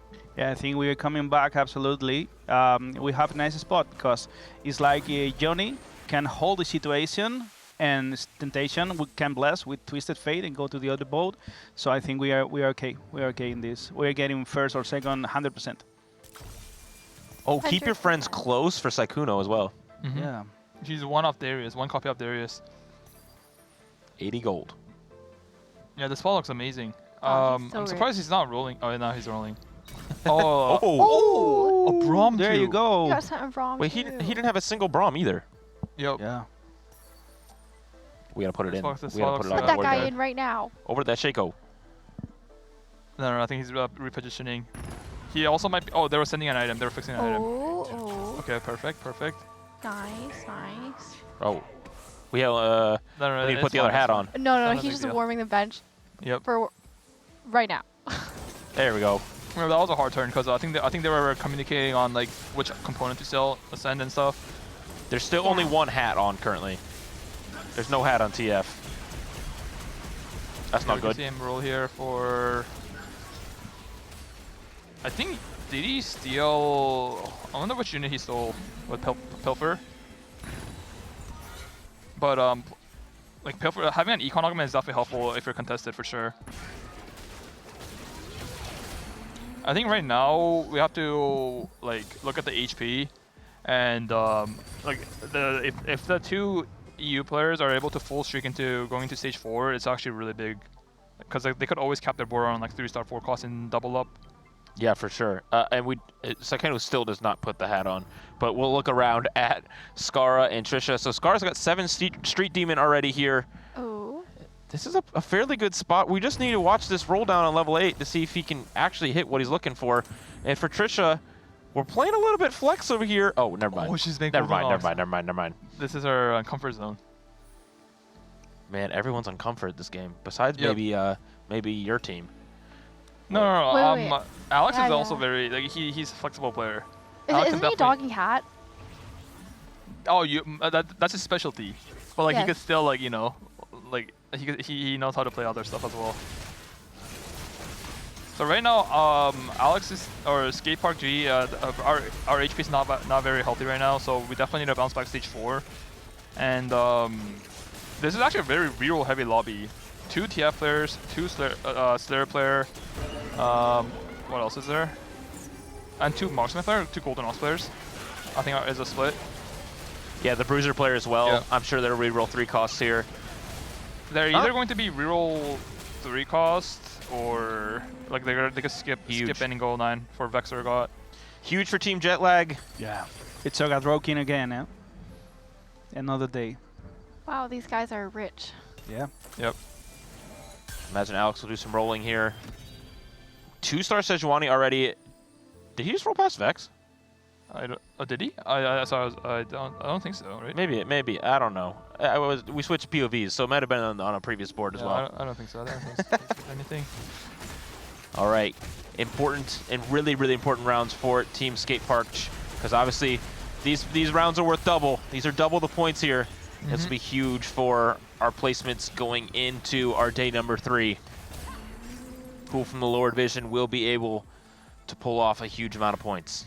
There's also going to be another loot sub coming in. It's Golden Orb. Nice units. Pick up the orb, man. Yeah. This is a heavy We want to know, man. Oh, this is a hard turn. This is a really hard turn. Vex. I gotta find. Oh, Vex. Vex again. Double One more. Vex. One more Vex. One more Vex. Oh. Oh, We hit the Vex 2 We're stable. We're stable. So much gold! It's a money nuke. Dude, this game's gonna be crazy. This game's actually everyone's gonna cap so high. But he could definitely go for 3-star 4 cost of some sort with a golden Nico this game. No doubt. 6 Slayer for Imaqtpie. Not quite finding. Man, he's kind of low rolling with the Starry Night here with no 3 stars on the board. Yeah, no 3 stars. He does have 6 copies of Senna and 7 copies of Vayne. He could definitely stabilize. The extra gold definitely helped him a lot. The Starry Night augment is very amplified with additional gold. That's a huge win for him. Rayditz still losing fights. So Team Skateparge has not stabilized. So let's see what this last augment choice is. See if this Golden Ox can start to take off. I think, oh, Climate Ladder is good. Epitaph is also good. Those are like 2 amazing augments. I think I personally would have taken Climate Ladder because most of your units are all Golden Ox. Oh, having a Zac pair is huge. If Alex is able to hit Zac on his so many end and blobs. send him, this could definitely be one of the win cons for sure. Absolutely. Able to itemize a little bit of our other backline carries, but only at 4 Golden Ox, not 6. But there's an Annie. There's Annie. That's what we were looking for. He should be dropping the Mundo for 6 Golden Ox here. What is he missing? Graves. Oh, Graves and we're Diego. missing a Graves. Ooh. No Graves in 80 gold. Yeah. Xn did take a loss, so no longer on a full streak for Team Jetlag. We do have a JG slam onto TF, which is much better this patch. We only have 1 hat slam for Xn. We'll have to keep an eye on the carousels to see if he can get that second. Wow. Alex's board is now running over teams very quickly, and so able to hop over to his partner's board and help out often. We're about to start seeing some barcode Cho'Gath, I think. Oh yeah, I think he managed. He did manage to hit the Cho too. Dang, this Cho is massive. One thing that's like matchup dependent is TF is actually very good into Bruiser. The TF is able to ramp up like infinite with infinite attack speed and AP, and it could actually cut through all the Bruiser units. Ooh, Kobuko found for Johnny. And Johnny definitely lowered his items. Like he doesn't have any shred or anti-heal, which is unfortunate. But they still have a lot of HP to play around, so it should be fine. Scarra's holding Annie 2 on bench, and Tricia only has 1. So not a 3-star angle, but this is where a lot of the contesting's happening. Yep. Also, Trisha super lowered her Aphelios. She doesn't have a single copy yet. She needs Golden Ox needs 6. You need to get to 6 like ASAP. The faster you get it, the more you snowball. So it's definitely important to hit Aphelios or get 6. Here goes Sykkuno though. He has hit his board and now is able to help out his partner. The Syndicate mirror. Uh-oh. Okay, Alex's board, he is stable. Yep. But Ray is still not. Ray will have first pick though. That Garen would be quite good for that Golden Ox board. If Ray can stabilize, I think they could definitely make a comeback. Alex board stabilized. Trista denied the BF. I think Ray, she's Garen pair now, I believe. Yeah, Trisha knows the Golden Ox tech for sure. And Garen is a very large part of that because as soon as you put Golden Ox on a unit, you can get like 40 to 50 to 60 damage amp, which is quite good. Yeah, for sure, for sure. I think Garen, Golden Ox mod is like one of the best mod you can put on a unit. Let's see the roll down. Oh, she hit Garen too already. Oh, that's massive. Oh, don't we move items? Crazy right now. She just needs an Aphelios. If she hits an Aphelios, she's in an amazing spot, but I don't know if she can hit an Aphelios. It's just Aphelios over Jin, and then she'll be 6 Golden Ox. Yeah, I don't know why he's not rolling to 10 or something. Yeah, she should be rolling here for Golden Ox, but maybe she's communicating with Scarra. Yeah, double up's actually so much multitasking. Yeah, it's a lot of like, multitasking for sure. It's so hard to do your turn, but also like communicate what to send and what to trade. Yeah. And pay attention to your teammates' boards and the items that they have. Yep. I think Sykkuno's spot's actually like really good. Like if he hits Braum, if he hits Braum 3, ooh. Actually I don't know how cute his spot is, but like considering he was contested, like he actually managed to hit all the units. Wow, he is. Look at this bench. This bench is not ideal for a cutie. But once they both get online, they might be able to streak for a good while to at least secure a top placement. Wait, his setup is actually really good. Trench coat? the trench coat on Jarvan is with the trench coat on Jarvan, he could actually play for win out. What you want on Jarvan is like something like Sterak's Edge of Night, which goes really well with the trench combination. But he doesn't have it obviously. But like he could definitely get it in the future, and he could definitely bounce back super hard. What do we think's in that orb? I think it's unit. Oh, so the tech in Double Up is, so when you're sending a unit and trying to go for a 3-star 4 cost or something like that, you can send it and not pick up the orb. Then you can just hide it so that people don't hold your units, and then you just pick it up when you need it. That's a good one. So that's a Vex in there. Yeah, So he technically has 8 with a golden Nico. Oh, that's right. But the worry is Rayditz stable enough? I mean, he's doing well in fights. Oh, not quite long enough. Close. Oh, this game is definitely suspicious. Oh, the issue is the Bruiser players also have a Vex, so it's definitely going to be really hard to find this last Vex to hit the go for the 3-star. And they're also rolling on level 8 odds, which makes it a little difficult. Right. Seems like everyone stuck at level 8. We're going to go and listen in. If you find one Vex, it's over. Ramen, then I think I'd just throw in like another like Divinicorp or something. I don't know. No, sell him. Yeah, I think we sell him. And I just need to hope I get some more tank items right now, because my front line's pretty bad. 2 different teams That's talking in the not same great. room is great. Yeah. Ain't that good. Good comms, good comms. We're going to see the loot sub here. It's a gray orb, Silver. so less variance here for sure. My goodness! You want it? You want it? The Vex was a fake. The Vex was a fake. Yeah. I thought that was a Vex for sure. Wow, that's our bottom seed? Okay. What a nice play. Okay, I like this. Okay, I like this a lot. And then Johnny, there's griefing Johnny now, basically. Yes, that's crazy. Wow. That's insane. We do finally have Aphelios here. Center my sedge, or how should I position? You can sell. Wait, our team is kind of smurf. Yes, they are. Maybe he's not next. I'm sedge 3, I'm sedge 3. Let's watch this Sedge 3 in action. Boom. Massive stun. Those things can't move forever. They are AFK for days. His items are also amazing. 2 tier item and a exo item on Sejuani. This is like as best as you can get, honestly. All right, is anyone else close to a 3-star forecast? That's what we need to keep an eye on. But oh no, the Geriatric gamers have now procced their 1 HP shield. Tricia being contested. It's not looking like that win out is going to be as possible. Ooh, but that's quite good here on level 8. Oh, we're back. Okay. And I think she gets an item here. Scarra spot. Ooh, this spot is 3 off Brand, 3 off Nico. What does Tricia have them? No. No. Oh, she also probably just sent one of them because her thing is on cooldown. We do have Annie too, finally. A lot of upgrades for Tricia though. Yep. I think the issue here is like they're board stabilized, but they're like they're 1 HP, and every time they rotate into the Sejuani 3, they're gonna lose. Yeah. Which is a big problem.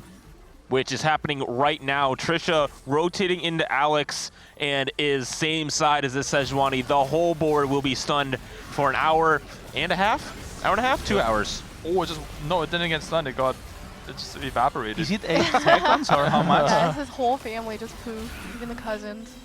Let's see. Oh, okay. I think it does 8 seconds. 8 seconds. Yeah, but It's what's a the lot. damage? Like 2,000? Yeah, something. Oh, I gotta go to like Alex's that. board.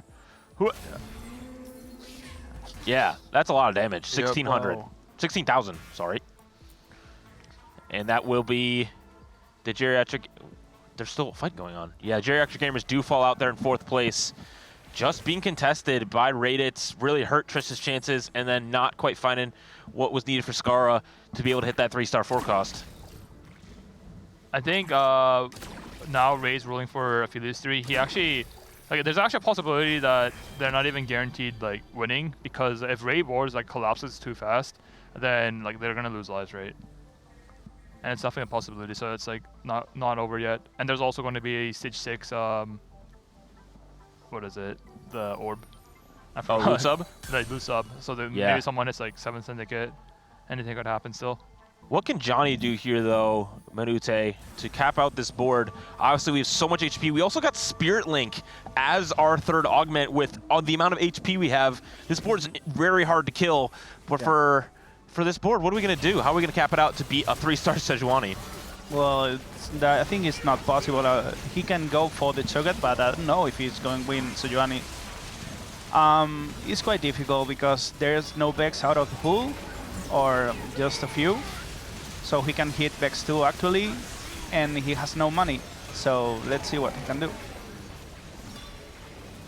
Oh man, double reinforcements coming in. Look at this Wow. This Cho'Gath is massive, but the Sejuani is still alive, and it's not dying anytime soon. But this Vex is still alive.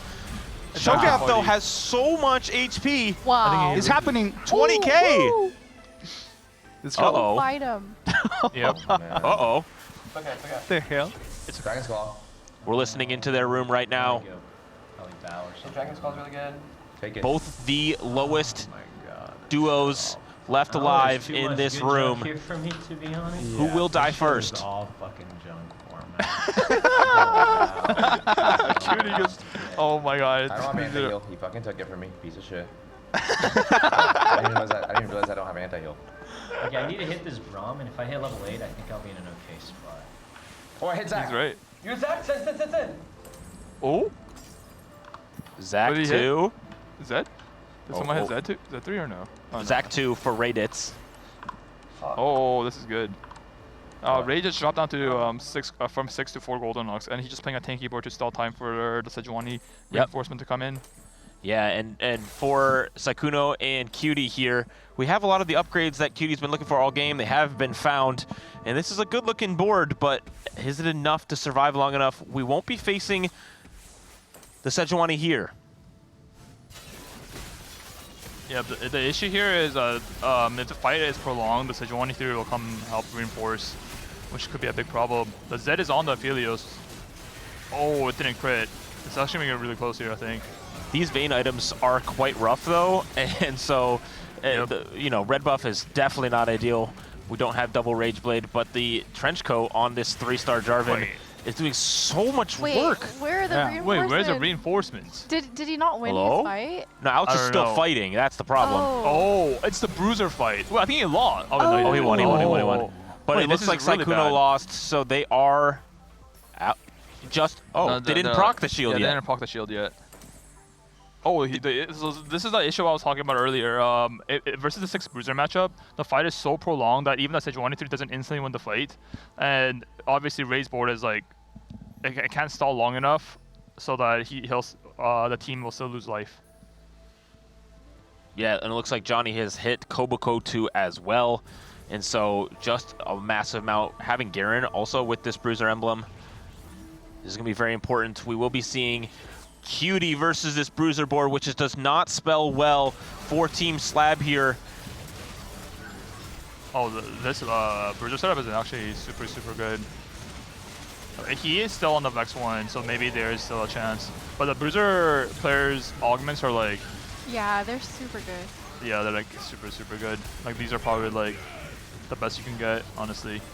Alex wins his fight, and so Sykkuno falls down, but that Cho'Gath can't stand tall enough.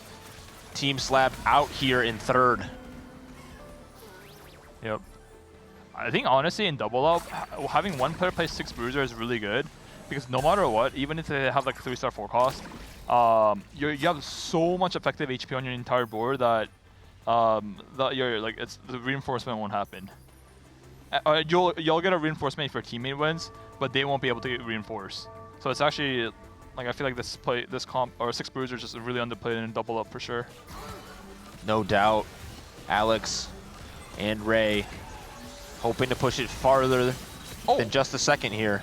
I just realized they have Aphelios 3, I believe. Oh, he's got one. Wait. Yeah. And Alex has one. So it's Aphelios 3. We can't send. We have to survive. Oh, we can't send. But they're one loot life. sub. Loot sub. Oh! 2-star 5 cost across the board. We have anti-heal now finally for Alex. Yep. Remember them talking about that in the room. I think he's rolling for Urgot 2 is huge. That's huge. And Johnny has 2-star Garen now as well. XN now 3-star Braum. That's so good. That's so good. Team Jetlag looking good. Manute, are you excited? Yeah, but I don't think it's enough. I don't know. Let's see. Wait, I think he has a TG on Jarvan accidentally. He's also going for Misfortune 3. Oh, perfect.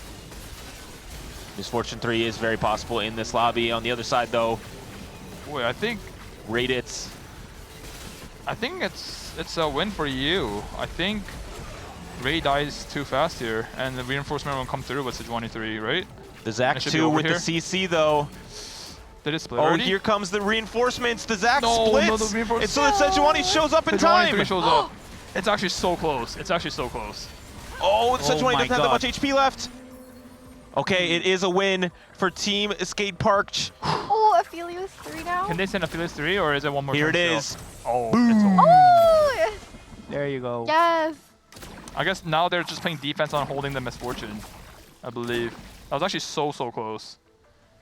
I think it was like half a second of just dying there. That was the chance for Team Jetlag to be able to steal that first place away. But second place with double points is pretty good. Yeah, it's pretty good, but I think they can actually sell some boat and try a legendary 3-star or something. I would love to see that. They will have another round to do so as well. Sejuani's wrong side here, so not going to hit that TF.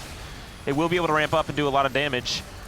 That Braum is so tanky, but when it can't move or cast, not too much happens. They still have a Misfortune 3 out, maybe Cho'Gath 3 out. Cho'Gath is being defended, but Misfortune is still very possible.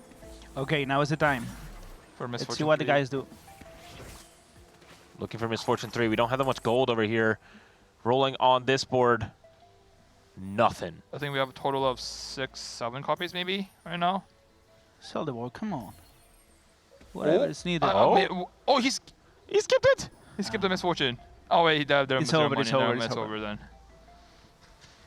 Bummer. Oh, look at this. Look at this Urgot.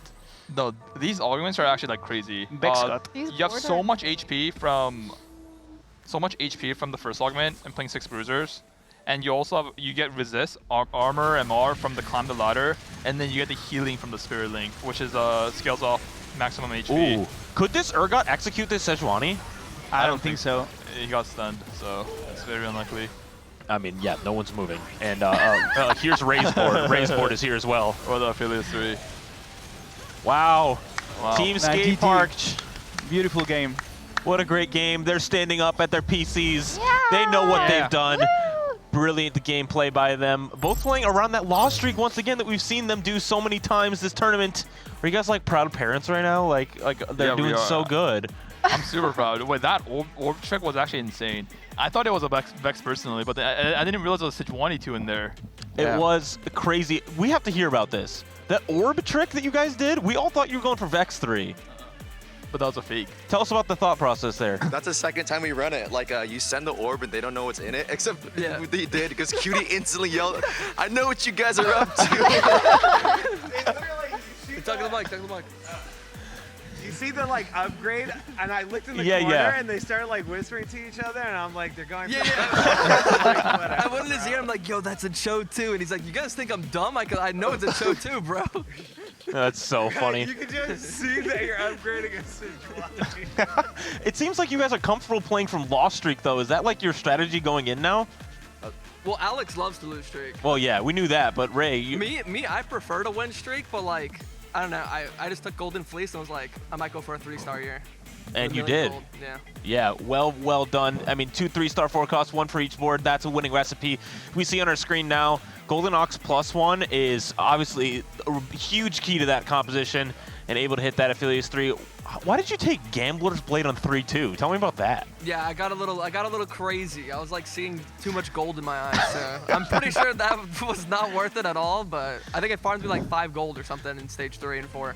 This is the classic Alex experience. Yes. Lobby position straight to the bottom and then all the way back up. Seems about right with the brilliant comeback and just the amount of resources you guys get. Sykkuno, though, you were able to hit everything here. How did that feel? You're a couple games in a row now. get Braum is crazy, bro. But everything else is pretty good.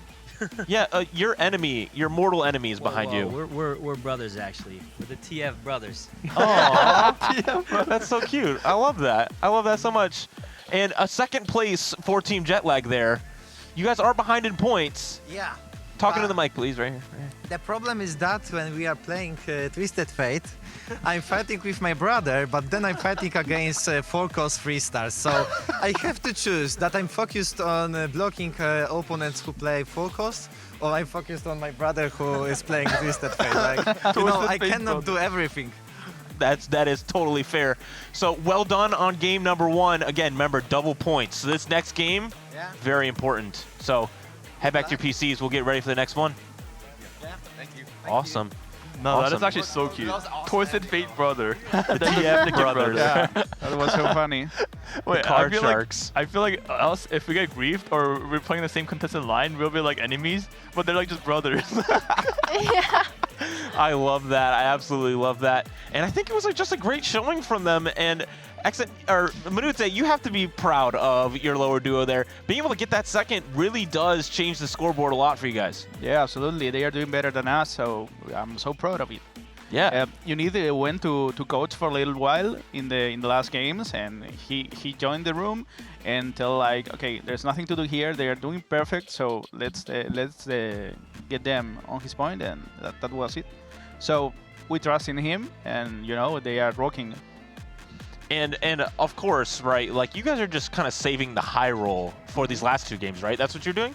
Yeah, that's what I was doing. I rolled it hard with Street Demons. I don't want to play Street Demons anymore. I tried my last game. I tried the Veigar, and it worked good.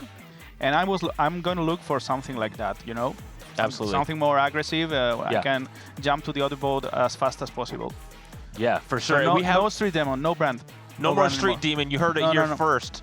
Yeah. And we have some score updates from our lower duos. And it's there's a little bit of a gap here. Skateparge being carried by the lower division here, 27 points. But Team Jetlag, look at you guys. You're all the way back up here as the second highest lower division. Gotta feel good. Lower gods. Nice, nice. That's nice. And Yougelly, I mean, what are we gonna do? Are you guys gonna try to match their point total, or are you just gonna like be like, yeah, we know that they're great? Both. How about both? Who says no? We can do both. We can do both. I agree. Yeah, it's awesome, and it's been a fun day. The lower division games are just better. Yeah, it for sure is. No, I'm actually genuinely surprised with the quality of the game. Like I thought it would be like a disaster, like somewhere. Yeah, their end boards are crazy. No, like they have good items. They're also econing well. Like they're also slamming well. They're actually using all the features of double up well. Yeah. It's like I'm actually And like going into this tournament, no flame to Sykkuno, but he hasn't played that many games. And so I'm like, okay, I don't have no idea what to expect out of Sykkuno. You know, a lot of our players have played, you know, a couple hundred games to even 700 games if you're... oh my god, that's a lot. I mean, that's how many you've played. That's how many you've played. No, Zane, please. Okay, sorry. Some people have played a lot of games. Sykkuno is not one of those players, but he's played really well as far as playing around what he knows. Yeah, for sure. He's a specialist. Like I feel like there's like I think on set 12, he only played Syndra. Like he just specialized in one thing until he gets good, and then it's like it's good. I mean, that's how I got big, or that's how I got like big into TFT. I started as a one trick. I only played like one comp, just specialize one thing perfectly, and then you like expand your, I don't know, other comps, I guess. Your horizons. You I think I saw him watching a Twisted Fate guide that was 3 minutes before the game.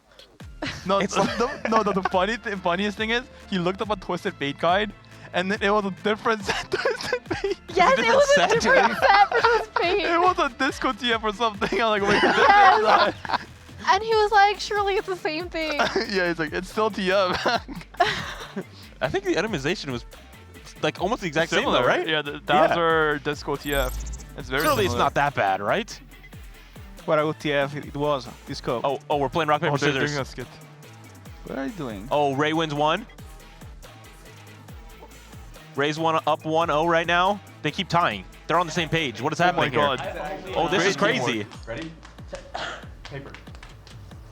Whoa! That was kind of clean. Yeah. Wow, well done. Synergy. They do have really good synergy. Do you Yeah. guys have They do, handshake? they Is do.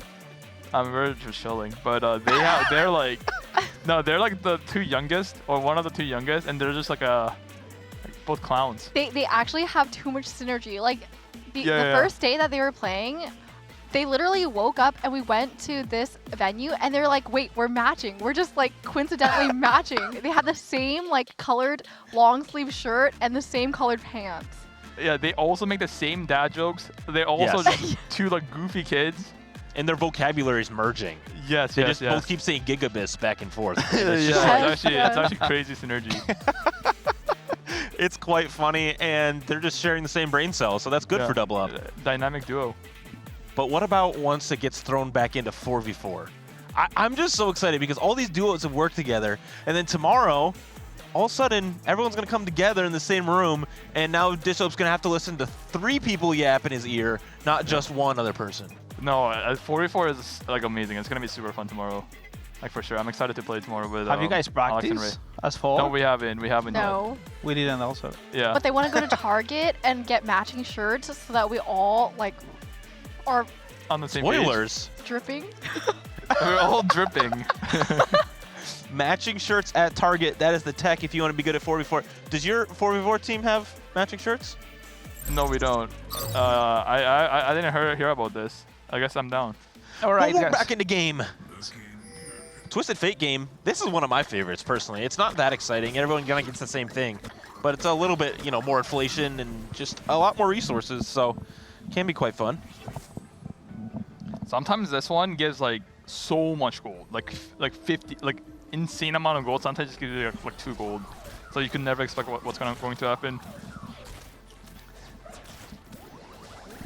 It's like I don't like that much Twisted Fate because when you're getting lead and it gives a tons of gold, it's like okay, don't do that because I'm winning that. I don't want everybody to be pushed. You know, it's like you worked out of the game for that. What? Wow. Sykkuno. He's doing it. Is this He's guy the TF Twisted Whisperer? He's a TF Whisperer. Wait, where's the what Rage Blade, though? What's the TF brother gonna do? XX. Like, will he contest from this spot? Well, let's take a look at the other brother. We don't have any TFs on this board. Okay. Let's see if the other TF brother lets the TF brother have the TF uncontested. Looks like a gold start here. Yep. So some of our players could be making 10. I imagine one of those players. Oh, no. And a Darius! No Oh my god, this is the best opener. Is Sykkuno? Can we listen in? Can we listen into Sykkuno right now and see what exactly his thoughts are? Look at his face.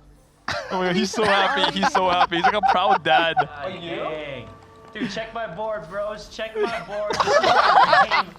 This is actually our game right now. It's actually a first. Holy. Is he awake? Or is this a dream? Oh, is that a component I have? Hack orb maybe? Hacked orb. Hacked orb. We have Oh, it's 110. HP. It's HP. I like this a lot. Wait, this is Sykkuno, right? Yes. Oh my god. Yeah, you don't want that. Unbelievable. Oh my god. Wait, what? Yeah. Okay, he's telling him he doesn't. Okay, yeah. Okay. Lose, Okay, surely. I'll play tempo, I'll play tempo. Surely that the EU TF Brotherhood will let Sykkuno, Oh my god, I might go the Bruiser. NA I might TF go Brotherhood, Fiddle. I might go Fiddle. hit that, Is that bad? go for the TF uncontested. Bruiser. It looks like that. He looks like he's playing Golden Ox this time. Thank you for that listen in. Now we're looking at the other room. It's fine. Oh, I think he's Golden Ox maybe, right? Or Marksman. He should. We're gonna win the first fight. Yeah, I won't probably. Look at this. Oh, I'm actually so excited for this game. If we don't win. Marksman emblem for Tricia. I cannot level up. There Yep. is no sense at all. I think she's trying to play like 4-4 maybe. 4 and 4. Yep. I am okay. Small looks I good. still play pumping from. What items do you think I should build? Should I make an X tank? Scarra giving item coaching. Yeah, I mean that's fine. But yeah, that's fine. I mean that's the only thing. I like how the communication is very calm and collective. This room is not that way. The bottom room with for Sykkuno, Cutie, Alex, and Ray, they just are screaming the whole Yeah, time. same. Me too. I'm one of the monkeys as well. I heard it's getting to Dishsoap. Is that true? Yeah, I think this one will hate me now. It's competitive advantage for sure. Yeah, it is. It is. Like we gotta get the edge somewhere, right? Yes, yes. Oh! Alex is playing Bruiser, I think, this game. Oh, Bruiser Fiddlesticks. And he really likes this comp, too. Yep. No, that's this is Scarra's specialty. Scarra. He loves Fiddlesticks. But this squad looks amazing. He has Mundo 2, Alistar 2, all the Bruiser upgraded pretty much. He has, except for the BF sword, he has really good components. The BF sword is like, BF and bow is really bad for Bruisers because you don't really have a use for it. But in double up, you could always send it to your partner, so yeah, that's squad looks pretty amazing. For sure, Ray looks like he's nearly full open right now, playing Patient Study, knows that we have a lot of extra HP to work with in this lobby, having that hacked orb in the beginning, so we'll be taking some quick losses early on. Yep, just going for Cypher on Carousel. Oh, wait, Cutie went for Exotech +1. I wonder what his game plan is. It's probably, I'm guessing it's Vex, but I'm sure he won't play Zeri. Manute, what has been your experience with Exotech +1 recently? Well, I don't like it. I think it's not that good, this kind of augments. I try to skip everything because you can make a good board that fast and you can go for better options eventually. So it's like I don't choose this kind of augments. Yeah. You know? Yep, for sure. Understood. Sykkuno obviously has 2 win already with this composition. He's keeping his friends close. The upgrades all in the back line. He's got 5 TFs already, and this has been more than he's had in some games by the end of the game. So a great spot, obviously. Wait, he has 5? Wait. Yeah. Where did they come from? He started with 2. Oh, sorry, he started with 2-star TF at stage 1, and then he got 1 from the augment. I'm guessing Cutie or they just found 1, right? Yeah. Yep. Yeah. For sure.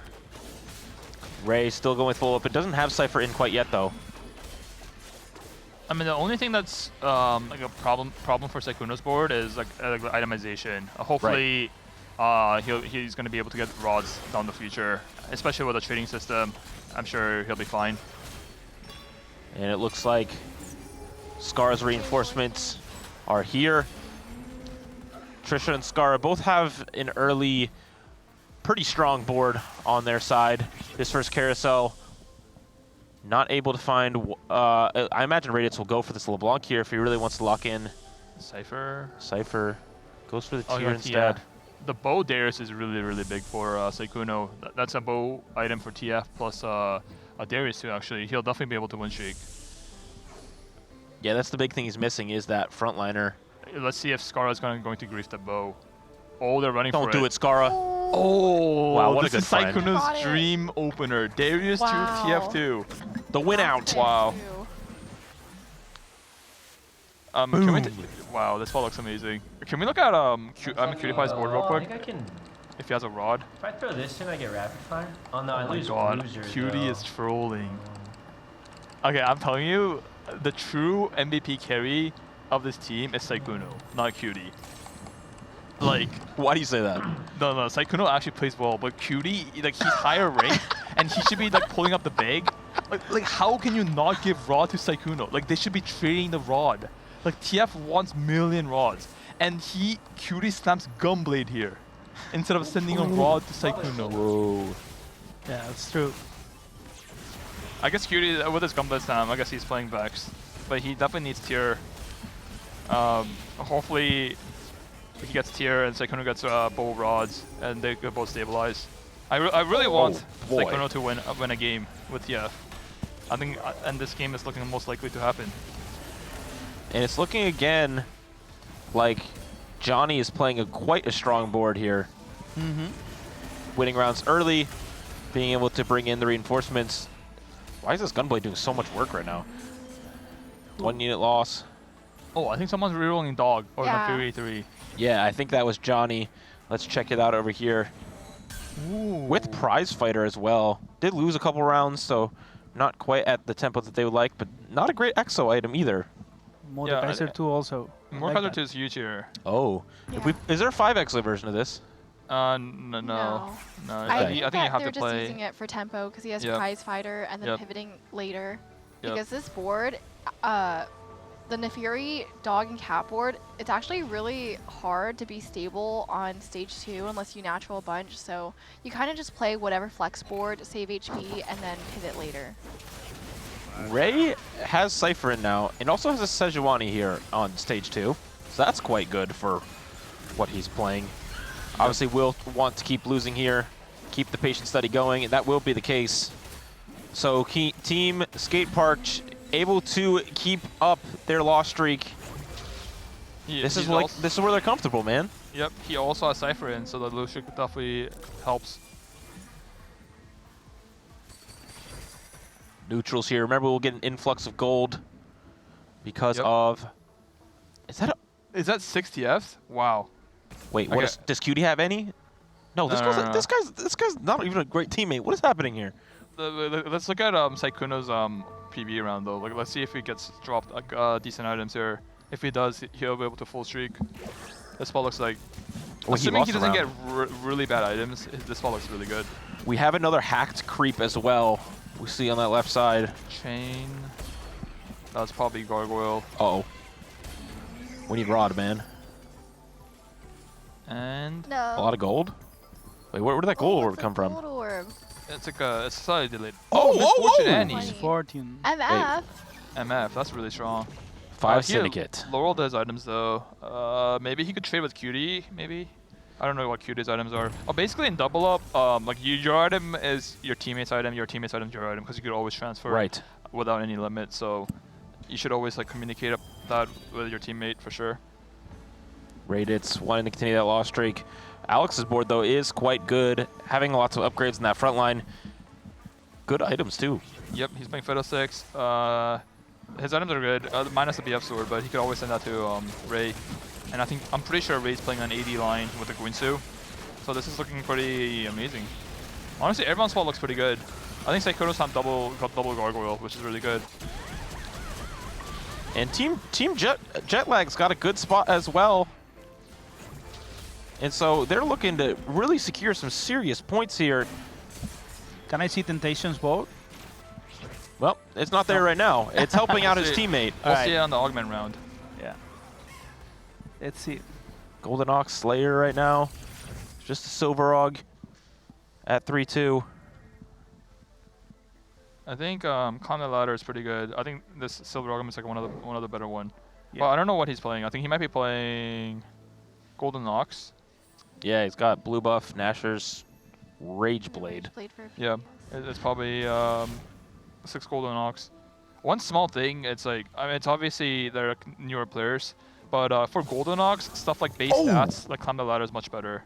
We restarted restarted the mission here for a Cutie. Oh, and we got like a techie package. Yeah, oh, you're right. Loving that.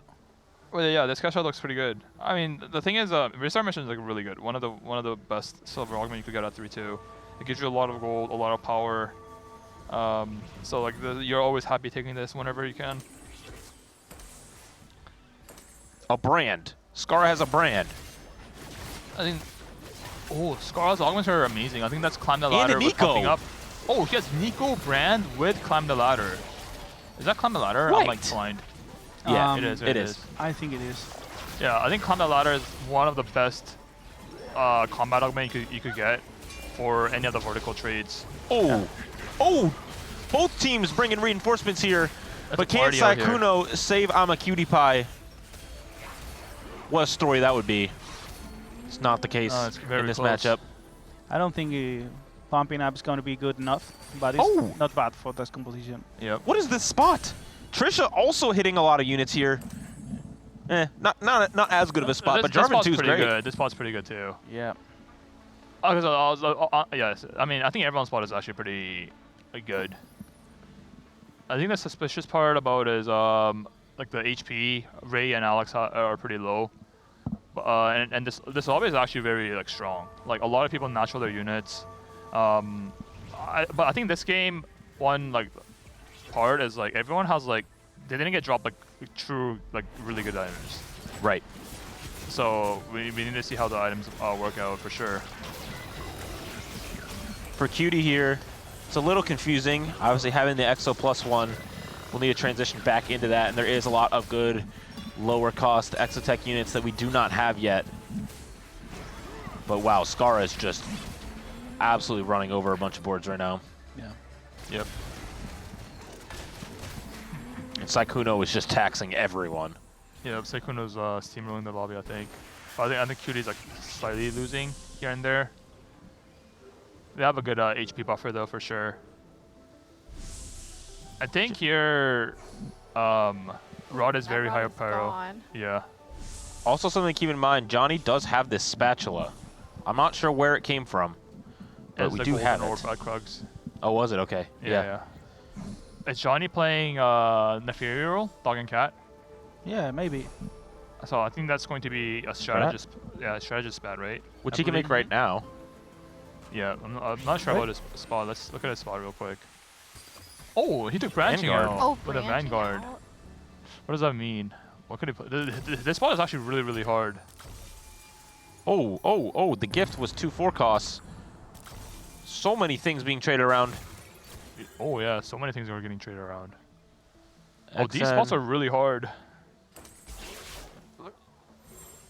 Yeah, this spot is really, really tough. 3 Executioner right now.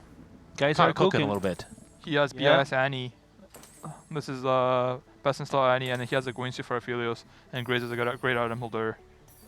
This spot looks pretty, like he's super rich as well, actually, I just realized. Oh, I think Ray's playing the Cypher Rig Shop reroll. He's gonna be going for Draven 3, Galio 3, Zed 2. Oh, and it looks like Johnny slammed Exo +1. Exo +1 with Vanguard +1. I guess he's just saying Dog, I guess, or Neferi. Like 5 Maybe? Exo Dog 3. Yeah, I think that's fine. Can he ever use a Vanguard spot? I don't think so, right? There is no Vanguard Exo tech. Yeah. But there's got to be something that works with that. All right. 8 rerolls a random component to send to Alex, but again, this 5 Cypher right now is giving so much intel, and so this cash out will be quite large. Oh man, this spot is great. This spot is amazing. 6 Fiddlesticks. Like he took the 8 rerolls. Perfect item as well. Yeah. And I think Ray's also guaranteed to hit 3-star Galio and Draven with the Rig Shop with the lesser dupe, for sure. Real quick, we're going to listen into Team Jetlag, see what's going on with them.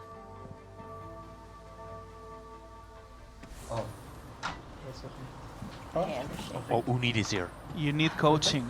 Yeah, that's good. Okay, Infinity with Edge of the Night. Guess what has the vex? That's not simple. It's naive. Yeah, it You is, have a but vex. it's also more. Oh, Okay, wow. so that's good. I don't know how the heck I want that. Yep. Can't quite hear what they're trying to do. The positive thing right now, okay, is we are really strong in terms of combat arguments. If we can get right, if we get hit, we'll be stronger than everyone else. Because we didn't take econ. That is true. Scarra's team has both combat, and they also are healthy. So if they make it, they'll be really strong when they hit. And obviously, you could trade the HP. Yeah, I have to basically go there. Don't forget. Sykkuno is going to have a little bit of a hard time finding Draven 3 later because Ray is contesting him. Yeah. I bet he'll only stay on that 2-star Draven for the game. We do want to keep our eye on Ray and Alex, who are both be rolling down and have the lowest HP in the lobby. But Manute, what did you gather from the coaching there? I didn't really hear too much, but what do you think he was saying? You need to speak really low, you know, and it was far away from the microphone, so I don't really hear anything. I don't know what was he talking about. How to play, maybe how to play the Oxforce, but I don't know. And this is a level 8 roll down here for Xntentacion. I think we're going to be... We can't hear you, Boxbox. I have 6. Yeah, go ahead. He's been rolling like Do I just slam Conguard here? Is that just Do I roll better? more? Okay, Oh wait, I'll no. roll Is it? more. No, I We need have Scarra, but I need Boxbox running up to the top. Oh, he hit a to give Vigo. feedback. Emily's there as well. Well, now what? Now what? What is he missing? Alistar for 6 Ox? I think XN is missing Alistar for 6 Ox. Hitting a Vigo is huge for playing Golden Ox. He actually hit a decent amount of units as well. Wait, why don't I just sell this guy? Because you need him in That's why I was going to keep him instead of Oh, that is Emily. Do one of you want to go talk to your team? Nah, they got it. Yeah, they got it. They You are guys having smurfs. locked it. Yeah. I love that. I love that. So lots of coaching happening. I believe Boxbox is up in the top room. Yeah, you see him right there, giving some feedback to Scarra and Tricia. Alex and Ray both still losing. Maybe now we look if anyone's gonna. Trifecta. Trifecta is fine. It's not really bad luck protection. It's not that good here. One thing to note, usually 2 combat silver is better than 1 gold combat. Roll the other 2. Unless like Albert, how good is the how good is this? the gold combat's like a really good How good one. is Little Buddies? In what? Street Demon? Yeah. Really good. Okay, go. Oh. And then try to replace Jinx with Samira. Wow. That's cute here. Oh, Wow, this augments are insane. Double brand? Do you need Varus to start? Not really. Over. Did he hit Alistar? Oh, he's 6 golden ox. Yeah. I sent you. Everyone got capped so high. Replace Jinx with Zaya.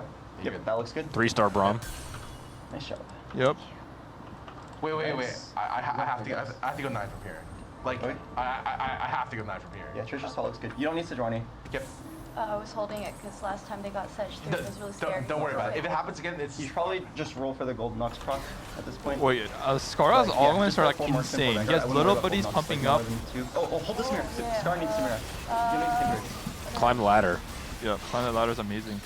Wow, lots of active coaching happening, which is so very fun in things that can only happen on LAN.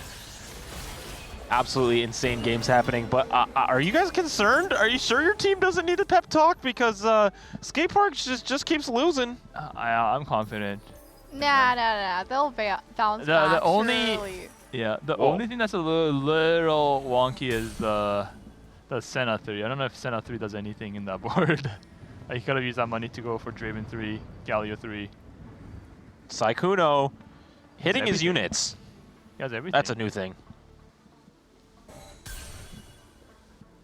Sykkuno's spot actually looks amazing.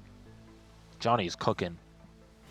Oh yeah, this spot looks hard. Yeah. Spot looks really hard. Wow. Wow. Rayditz with the 400 cash out. We didn't get to see what it was. I think it was a fawn, right?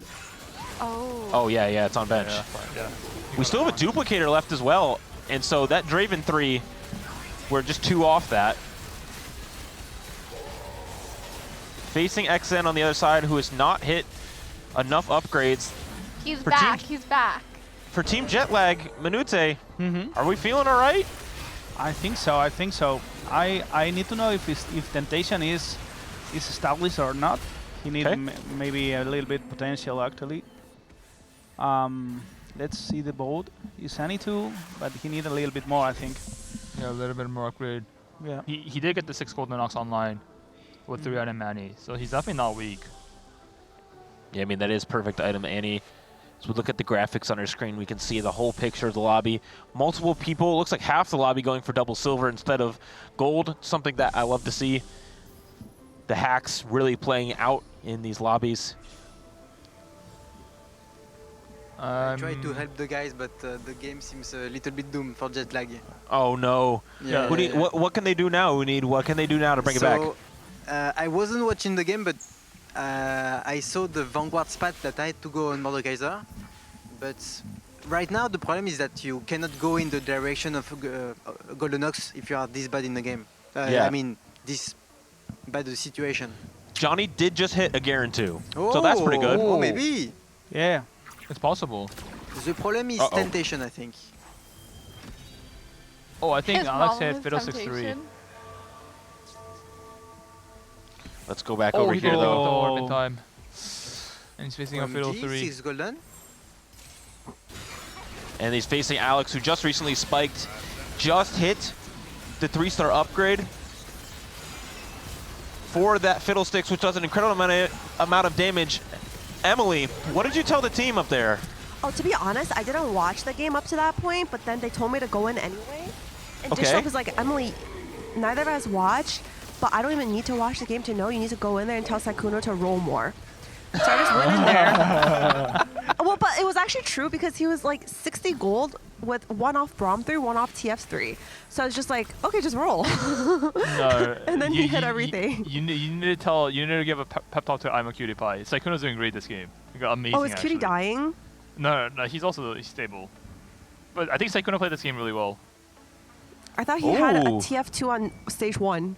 Yeah, he did play really well. Yeah, that's PD. That's PD right there. But for Team Jetlag, it looks like we have kind of stabilized here. We have a few upgrades. We do have that 2-star Aphelios now, which will do a lot of damage. Johnny also with that 2-star Garen now, facing Cutie on the other side, who does have Vexotech online, but no Sejuani 2. Nope. Let's see if it's enough. Tibbers right in the middle of the team. Unid, how are we feeling now? We only have 5 HP to work with. So he has only combat augment, so it's a good thing, but I don't think that you can play Golems from this spot without the spatula. It's not strong enough. Yeah, this Golden Ox comp is very high risk, high reward. You need to be sometimes ahead. they pay out. Yeah, you need to play from ahead or like you need a +1. We see once again Sykkuno coming to save the day. He's just the hero of every story here. Emily, do you agree? I agree. He's doing so well this game. I'm so proud of him. It might be our first.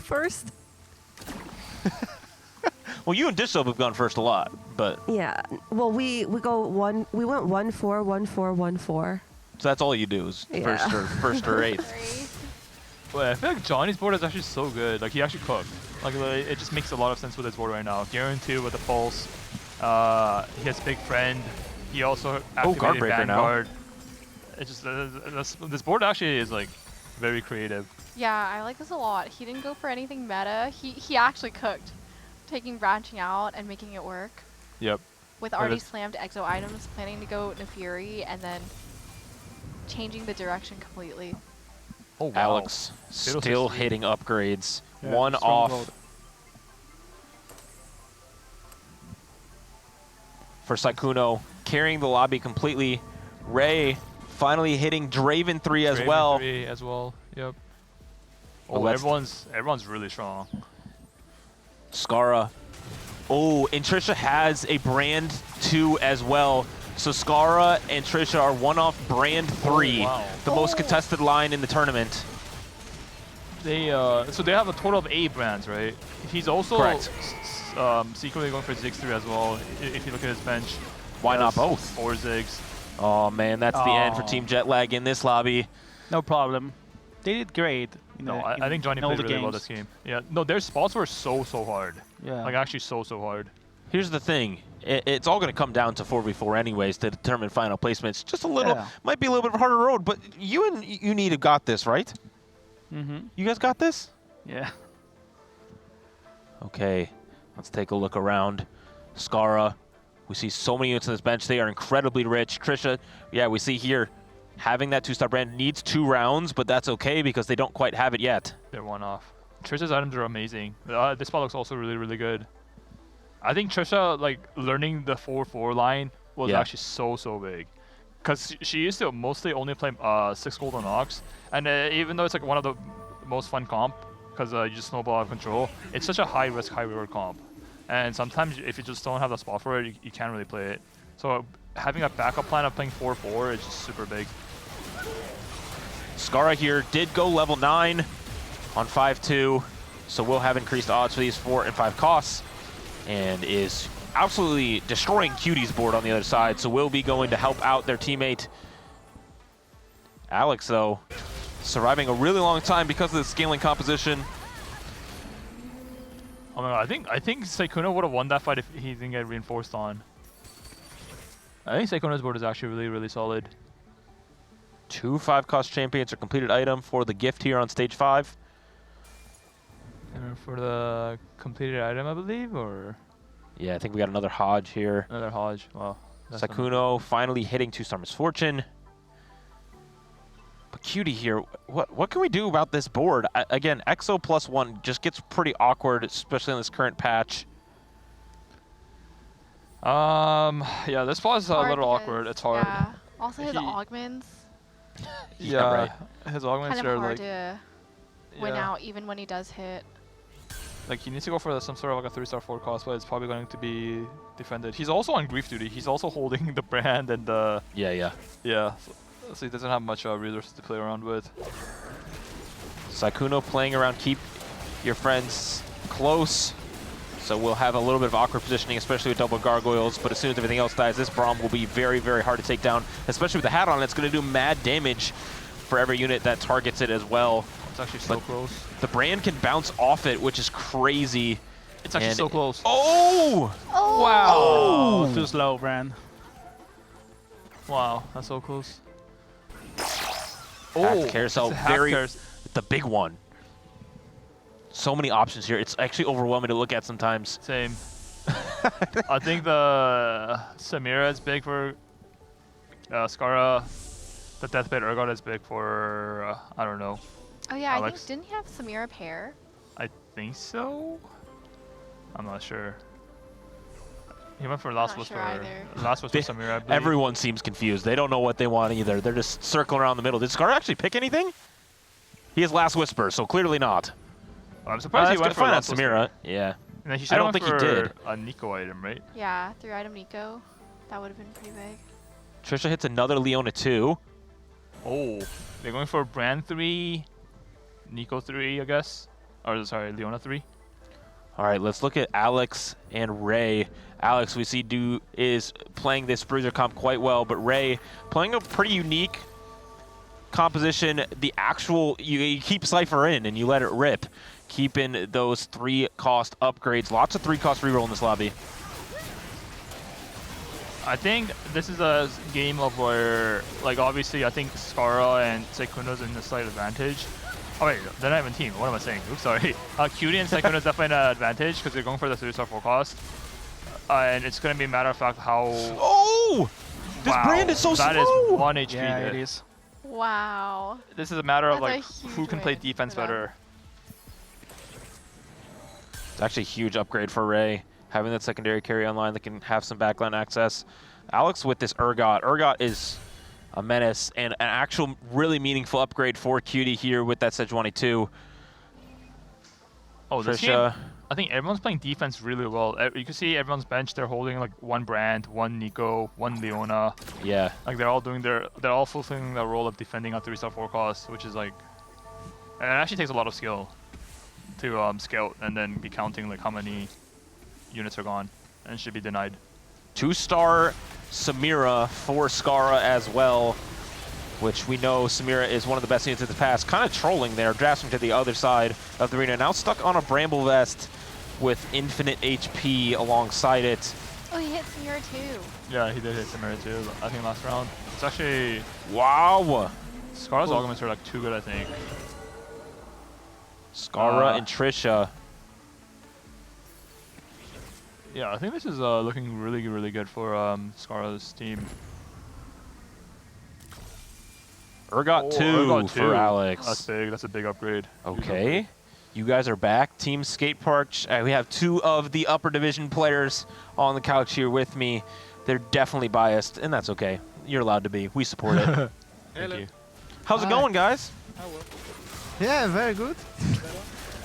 Welcome to the couch. We're glad you're here. We just hit a Darius 3 for Sykkuno. Your TF brother, you left him. I left TF for first time, and it wasn't a good idea. And we see what happened. You guys are here talking to us instead of while the game's going on. Exactly, like the Twisted Fate build is something special. What a beast. If you left the guy, play him solo, it's one of the strongest comp. Yep. And it's so cheap. I mean, the Twisted Fate is 2 costs, right? Yep. It's a consistent comp. Oh, oh, oh my god. We're 1 off. Come We're on. 1 off right now. He rolls Oh so my fast. He has 1 in shop. Sykkuno's 1 in shop. No, he has to wait 2 turns. Wait 2 rounds. Which they're going to get there, right? Yes, they will. Wait, but does that mean... I think he sold a brand because you... Oh my god, this game is going to be actually going to be really, really close. This and might get here insane we're rolling for Leona, I believe, right? Leona, Zach. Yeah, Trisha is now 2 off Leona. Sykkuno does have that Edge of Night built. Oh, man. Did they proc their 1 HP or are they 2 HP? No, they have 2 HP, so they will get that 3-star. They will get the 3-star. Scarra still needs 1 brand. Trisha needs 2 Leonas. Ray and Alex here. Ray is holding. Well, it doesn't matter. Sykkuno has 1. We have it on. and Alex is just also on grief duty. Yeah, everyone's out here playing defense right now. Sykkuno needs to position Zephyr every round. Fun little mini game for Sykkuno to think about. He's denying that Philius 3 as well. Beast Zephyr. He has...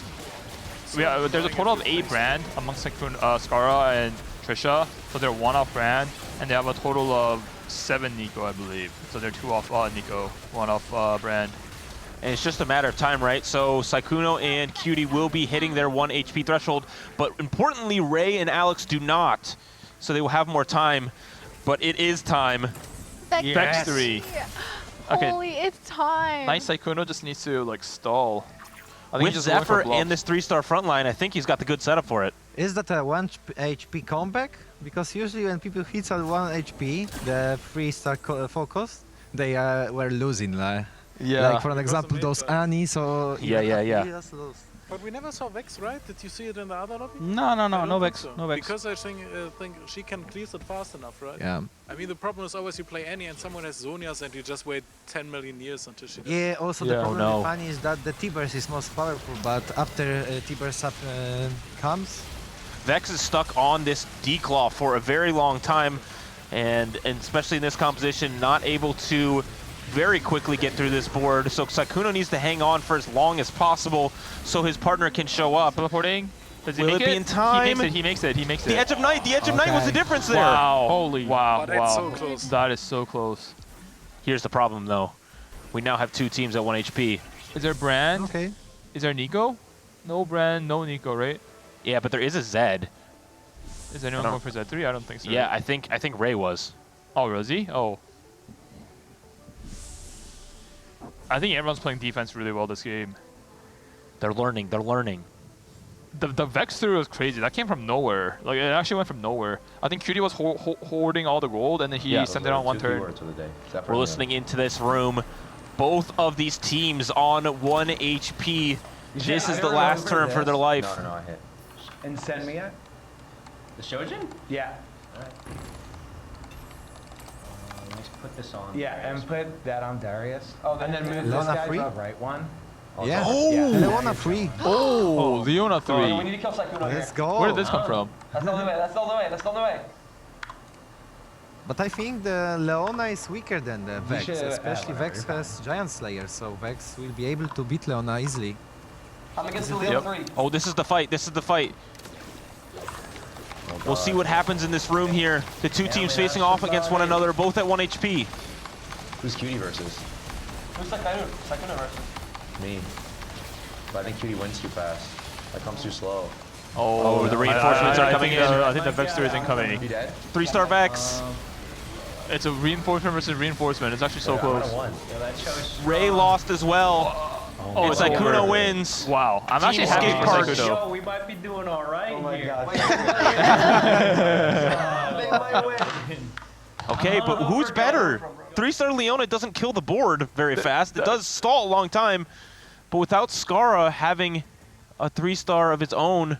Wait. Do they have Aphelios 3 or are they 1-off? They're 1-off Aphelios. Wait. They sold brand. Yeah, I think it's because there was no more brands anymore. Yeah. I think Alex was holding 2 Leonas, and that means that they can't hit. As long as 2 is being held without the golden Nico, you won't be able to hit the 9. All right, here we go. Leona 3 versus Vex 3. This is the big fight that will matter a ton to these placements. Vex able to kill a lot of units, but will we be able to get this through with Leona fast at all? It does not look like that's the case. Very quickly taking them down. But will Scarra lose harder? No, it will not be the choice. No, this was a crazy game. GG. What a great game. These lower division matches. Oh my God, Scarra's going. Yeah. Celebrate that victory. That's a great one for them. They needed that one. Yeah, that's crazy. Yeah. It's like everyone's focus was literally on Scarra, on the brand and the Nico, and everyone was holding Scarra's brand and Nico. And then the Vex 3 came from nowhere. Yeah. And then the Leona 3 also came from nowhere. Scarra was the biggest distraction this game. Yeah, that was an excellent gameplay there. I believe we have some of our teams exiting the room now. Dishsoap? What was Dishsoap doing in that room? What? Very suspicious. What's happening here? The hidden codes. What's happening here? We love the backseating though. This is the fun things that happen here. Cutie, bro, that Vex came out of nowhere. So hard, bro. Okay, the people in my Ray and Alex, they wanted to work together to block. So I was like, yeah, let's do it, bro. I'll hold the brands and shit.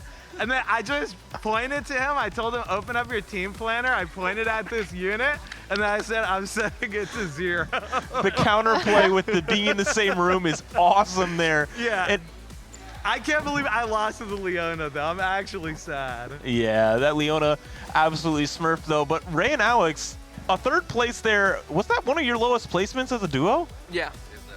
And that was a sad one too. What was the difference there? We were both on unfamiliar comps that we usually don't play. Like I was playing Cypher, Draven.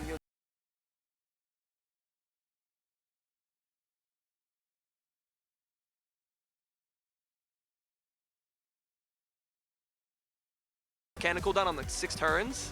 So it was actually really long until we hit Fiddle 3 and we took too much damage in stage 4. Yeah, for sure. It was very similar to what they, Sykkuno and Cutie did last game with Starry Night, being able to send those back and forth, helping one another. But well done. We do need to talk to the winners, though.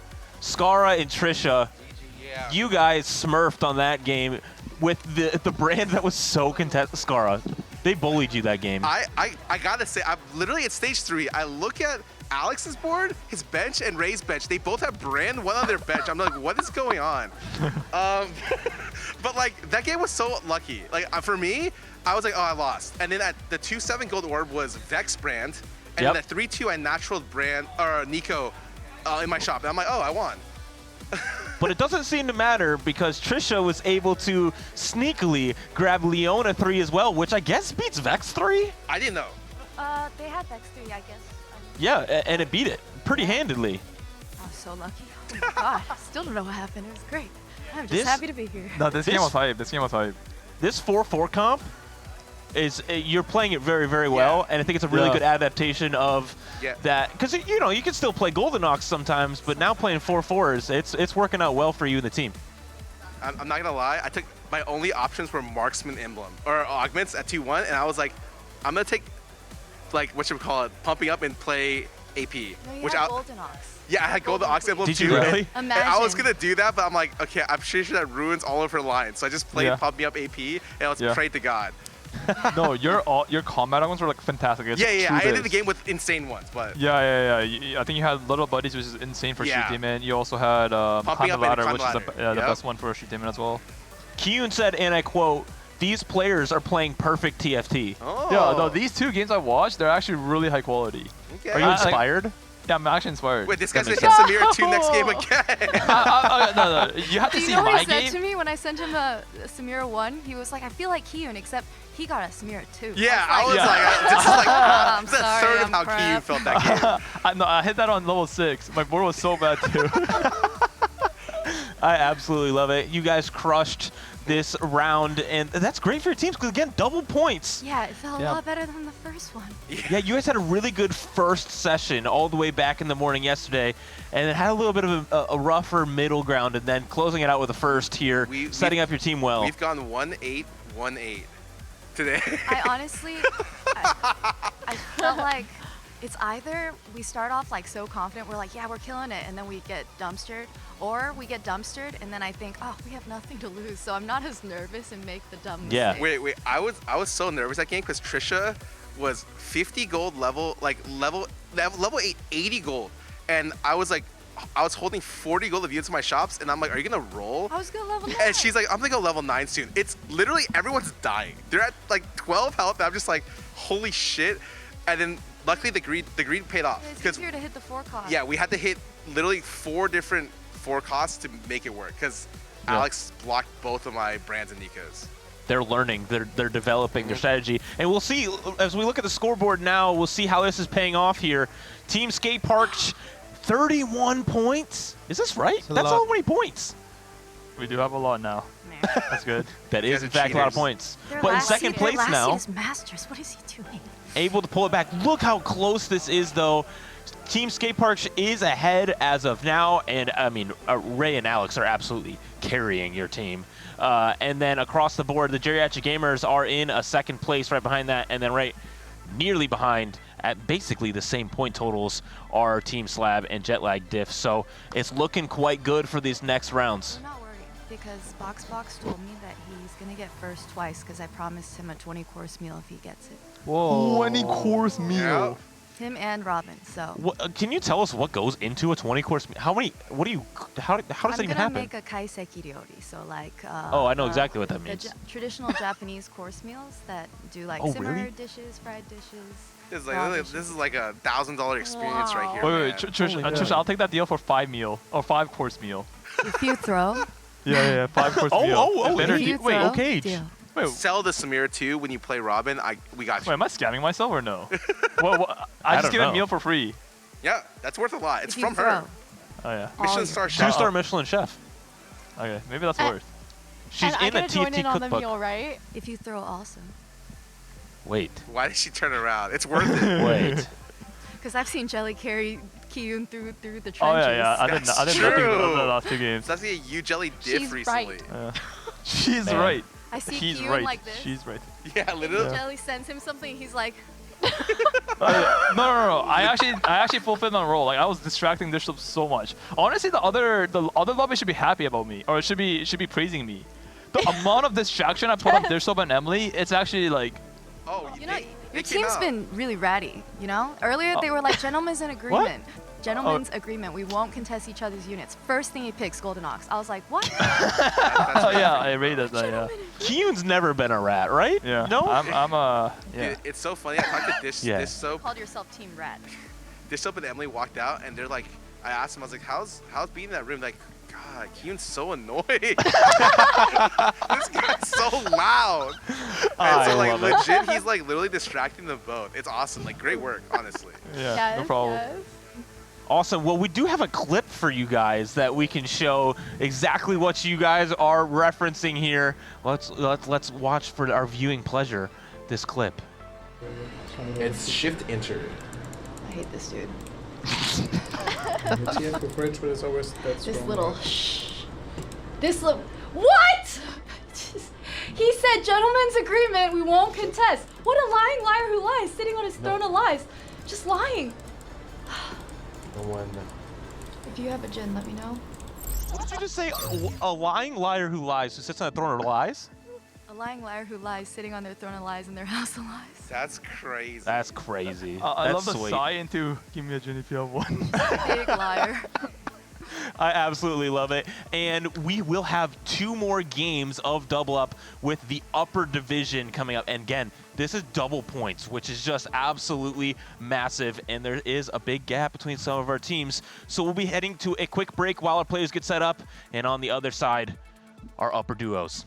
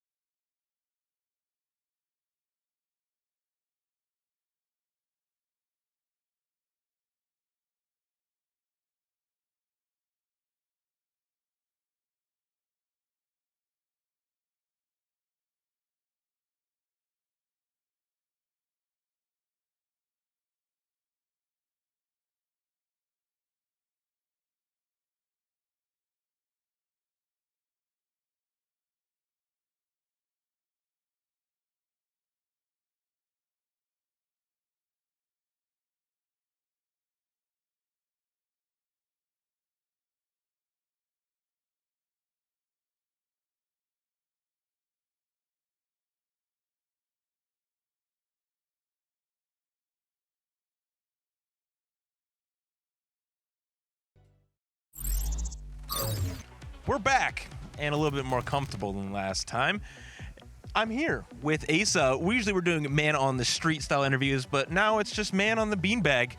Asa, I'm so glad you're here. Asa's my boss, actually. I work with TFT Coaching, which is his coaching website, and it's wonderful. And now you're here at the event hanging out. How do you feel about the event so far? It's really fun. It like reminds me of Summit, which it's kind of like modeled after, I guess. But it's just really fun seeing all these people that I talk to online all the time. Should I hold this? Yeah. Okay. Yeah. It's fun seeing all these people that I talk to online all the time, and then just seeing them in person, and everyone's just like hanging out and enjoying TFT together.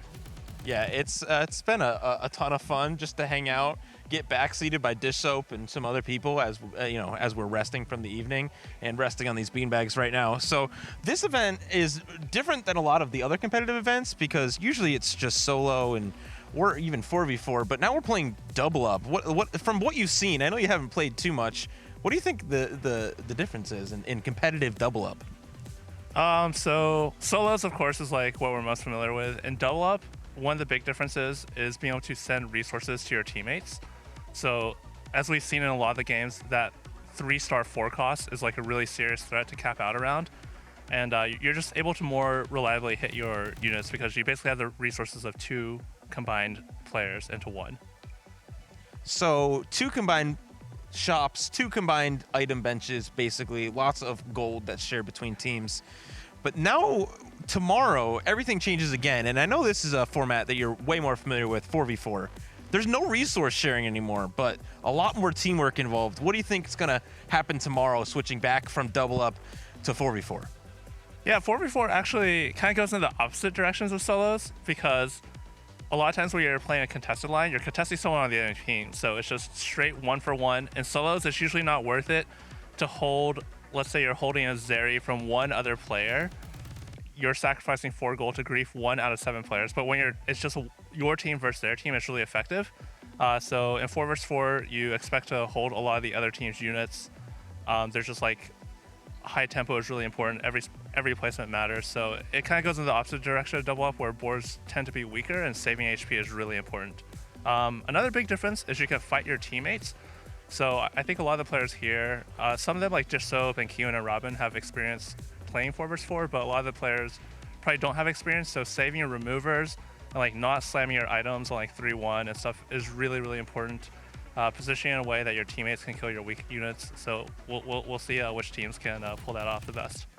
It seems like there needs to be a new TFT coaching offering for Aces 4v4 coaching. What do you think about that? I don't. I haven't done anything in 4v4, but I could do a video on it, yeah. That'd be really fun because a lot of people want to play it casually. And I know a lot of people will start playing double up because of this event. And it's just so incredibly fun. I'm definitely going to go climb the double up ladder. It's been wonderful. Asa, thanks for hanging out with me on the beanbags. This has been nice. Yeah, it's awesome. I'm looking forward to watching the games. Absolutely. We'll be heading to the couch for the remaining double up games with double points. Frodan? All right, thank you very much. CLE and Asa, that was a chummy good time. That was a very up close and personal look into bromance. My favorite part was the shot. They go from the 2 of them, and then they go to a wide, and it's just them in this entire area. Yeah, everyone else is at the PC area, or they're getting the player set up, or they're just upstairs having some snacks, and now everyone's coming back down. Yeah, everybody is congregated in the kitchen for the most part. It's actually that's one of the beautiful parts of this setup, right? People are everywhere. Kind of find a spot. They all kind of hang out together. They all move collectively as the herd. Yeah, that's right. That's right. And herding, we have to herd some points. Let's take a look at the current scorecard. These are the last 2 games of the group stages before tomorrow we play the 4v4 bracket. We got 48 points from Skateparge, looking good, I think. That means that if they get like a second, I think they guarantee lock in the 1 seed, so they can just kind of lock it in for tomorrow. But if they go 8th, they can get snuck up on. It's still possible for any team to grab any seed right now, I think. There's an interesting dynamic here too, where a lot of the players in the upper division, many of them have played 4v4 before. I know a lot of players in the lower division do not have experience playing this format. There's an element there of if you end up as the 4 seed, Of course, there's a bit of risk there where you have to play more 4v4 in order to advance, but you get to experience 4v4 more than the lower division players that are sitting in the first seed. So it actually wouldn't surprise me if we got to see like the gauntlet run from like this fourth or third seed going into tomorrow. I think the big word for this event up until now has been, especially for the lower division, growth in terms of we see day to day the evolution of comps, of play styles, of communication, and that's the same thing you're mentioning for tomorrow, where even if you're in the fourth seed, you're going to be playing more, you have a chance to get more reps around what Asa mentioned, slamming items, removing things, you know, knowing how to get into the mindset of playing 4v4, of preserving every single little bit of HP. All right, I think the game is getting started, so this is going to be game number 7. Ooh, triple prismatic too. Of today. Triple prismatic. This is the second to last game. Triple prismatic. Triple prismatic, we've seen some 3-star 4 costs, and I think that this could be a high econ situation for these teams to hit. And so we'll see. Can Skateparge close it out? Kiyoon and Yougelly looking really good so far, but that's largely due to the performance of Rayditz and Alex. Kiyoon and Yougelly have done all right as well. Okay. We'll see if they can keep up that pace. In terms of Ray and Alex, I feel like it was kind of expected to see them among, if not on the top of the lower division. I feel like their team in the upper division is kind of, it's hard to feel like anyone has a super significant gap above the rest, so I definitely wouldn't have expected them to be able to go like 1-1-1, 2-2-2, etc. Yep. And actually, it's one of the few teams that really feels like the 4v4 will kind of hinge on their lower division players to kind of gap the field. Yep. Yeah. I think also Kiyoon and Yougelly have been a bit more open to playing non-meta lines. We saw Yougelly with Wolf Unchained. We saw Kiyoon playing into Urgot Flex, whereas other teams have been very locked into Street Demon, into Aphelios, into Vex, and nothing else, basically.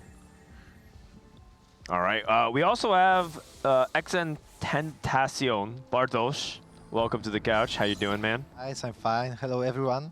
Yeah, I'm also a player, but it's my first time casting in English, guys. So don't treat it serious every word I say. I gonna do my best, but don't worry. For me, the most important is having fun, and I'm having fun so much. So thank you very much. Oh, of course. And as I said before to Manute, your English is probably better than most North American TFT players. Wow, your that's vocabulary is certainly bigger. Right. Yeah, it's interesting is one way to put it, for sure. You already are a great caster. We use the word interesting for everything, basically. I mean, that is at least 7 letters. He's a pro. Unstable evolution. I've never actually seen anyone take it. Oh, okay. I've seen someone take it. I've never seen someone top 4 with it. That also is true. Yeah, it's a little. It must be Living Forge, no? I taught Emily how to play Boombot right before she went second. Oh, she's opts out. Uh-oh. Snipers going to be great for Fiddle. Seeker's Arm Guard also okay, but Snipers will be better. Maybe Horizon for SejuAny if he has good exo items on the Vex line. Yeah, I would love to see her take Sniper's Focus. You actually have a lot of versatility. She takes Gold Collector. The most bedge option. It's so, not only is it bedge, it's not that good right now. Yeah. Because she doesn't have a 2-star unit. So the reason why Gold Collector can be good is that you have another damage item to combine with it. And then also you have a 2-star unit that can start killing things. This feels pretty weak to start off with. But it's not like Sniper's Focus would have done much better either, to be fair. But also, was there a chance for play for her Ginza? Or was I right? Because she I saw reforged. Yeah, I mean, she probably traded with his partner, Rogue, but maybe there was a chance to play Collector with Ginza. At least has some chance. We see why maybe Sniper was not picked up. Oh, yeah. Blooding Jewel is a pickup for, I believe it's Manute. Yeah, okay, they're contested, which is why. Wait, so you're saying Emily traded component to give Dishsoap into instead because he had the mobile mail on the front line, which makes sense. Lean into the player who's going to be able to win streak more easily on stage 2. Yeah. The only thing is you are playing a long fight then with Dish, so it's not like you're getting your reinforcement consistently. Yeah, I don't know, a little tricky, but makes sense. We also see what's going on here with the Boombots, +1 here for Boxbox and Robin. Pirates. Yeah, once again. Was it your team that took Pirates? Yeah, they did, and they lost because of that. I forgot the guy, but the guy took the Pirates, got Artifact on 2.1. Yeah. And same time, meanwhile, my partner, my team got 3 gold from Pirates. You know, That seems fair. It's so unlucky. Yeah, I know some rioters here. You can go complain to them too if you want. I'll let them know. Okay. Oh, man. Okay, Emily takes a loss here. You need also starting out with Pirates. Okay, so your team is back at it. Interesting. We'll see. The reason why I think this is really good, though, is that you get 2 chances. You can kill your opponent, and then you can also help your teammate to get it off, too. And That's farm more broken. loot. Same thing in double up with the spoils. Yep. Have chance to go to the another. Also Golden Dogs, yeah. Wait, Yougelly also has Pirates. How many Pirates do we have? We had 3 yesterday. 3. Maybe it's 3 again. Yeah. Yeah, I'm not that's surprised. crazy. What It's is a very the strong difference option. in like drop chance of spoils versus pirates? Actually, I don't know. That I don't. I mean, spoils is 45%, I believe. But pirates isn't just dropping gold, right? No. Yeah, Pirates also give you chances, for example, for artifact or other. Yeah. But it's very small. Like when I was hearing the talks, the pros were talking, they said that you have something like 1-2% for artifact. But it happened. We saw 2 yesterday in stage 2. That's There was an crazy. Innovating lock-in and Sniper's Focus. Yeah. I see. So that's pretty insane. I think the gold values are more consistent with spoils, but the overall high end is much, much higher in terms of artifact, in terms of duplicators with pirates, basically. So more variants, but higher top end. Okay. All right, let's count. Let's count. How many pirates we got? I got 1. Only 2 pirates? How do we keep looping into the same people then? Oh. We have 2 living forge, 2 pirates. Oh, a wandering trainer from you need. Oh, okay. Let me look at that real quick. Oh, marksman, techie, and boombot. Does that seem good, or is that like a type of pick? I mean, you can play. You're gonna have a better stage 4 maybe if you play Aphelios as your backline or item holder. Yeah, and then for just play sure the he's gonna boombot play line. Aphelios from this spot. Like he's the marksman specialist. He is my teammate, and he said that he is one trick pony this build. Oh, okay, got it, okay, copy. All right. In the meantime, Blighting Jewel, like you said, for Manute, but he slammed a Jewel Gauntlet. There is actually another build of Blighting Jewel besides Fiddlesticks. You can also play Morgana reroll. Yep. I don't know if you've ever seen it, but I have, yeah. I feel like Morgana reroll in general tends to be something that you kind of have to be high rolling into to find success. I found that anyone who's actually rolling on stage in the back half of stage 3 for Morgana, you tend to just fall behind. It's kind of hard to actually catch up. I imagine in double up though, you guys have been watching the games all weekend. I've only gotten to see a couple. I imagine that towards the end of stage 4 and into stage 5, the game ramps up an absurd amount. I would be very surprised to see something like Morgana be able to keep up, but you know, Blighting Jewel is one of those artifacts that can enable it, make it a little bit more powerful. It's also Living Forge, which means that I think playing into Fiddle, you just have so many more outs for pretty much any hit, with Fiddle himself having like 5 or 6 great artifacts, Cho'Gath as well, Urgot in the late game. okay, I'm trying to look for who is the win streaker right now. And I don't think, is anyone? No, is I don't think. everyone? Ah, here it is. Here it is. It's Yougelly. Ah, with the Pirates. Okay. Oh, Yougelly with the Pirates. Let's see how much he's able to farm. See if you can get an artifact here. Going up against You Need with the Boombot. The thing is, I feel like if you have a Boombot emblem, you should be thinking about trying to play 6 Boombot if you can. Yeah. But I would trust what Bartos is saying. Maybe get the marksman Aphelios going. Lisa, Let's see how good I know my duo partner, I mean my teammate. There's 2 people with Boombot spat, and then there's a Blighting Jewel player who's not Boombot spat, correct? Yeah. Right? Okay. But from all those guys, Boxbox has the best spot because he got the Tactician, yeah, right? He got the Tactician's Boom Kitchen, bots, yes. and Yeah. he got Phone after 6 games, right? And the emblem itself. Yeah. Okay. So this game for sure, one of the most important champion will be Cho'Gath for them. Yes, yes. We've seen many times Cho'Gath is able to in-game solo. He's the strongest 3-star, I think. Yeah. He's very, very unstoppable because you just can't kill him and he gets infinite HP. You just can't take it down fast enough. Okay. See how Yougelly keeps his win streak up. Looks like she has a Thieves Gloves that came out.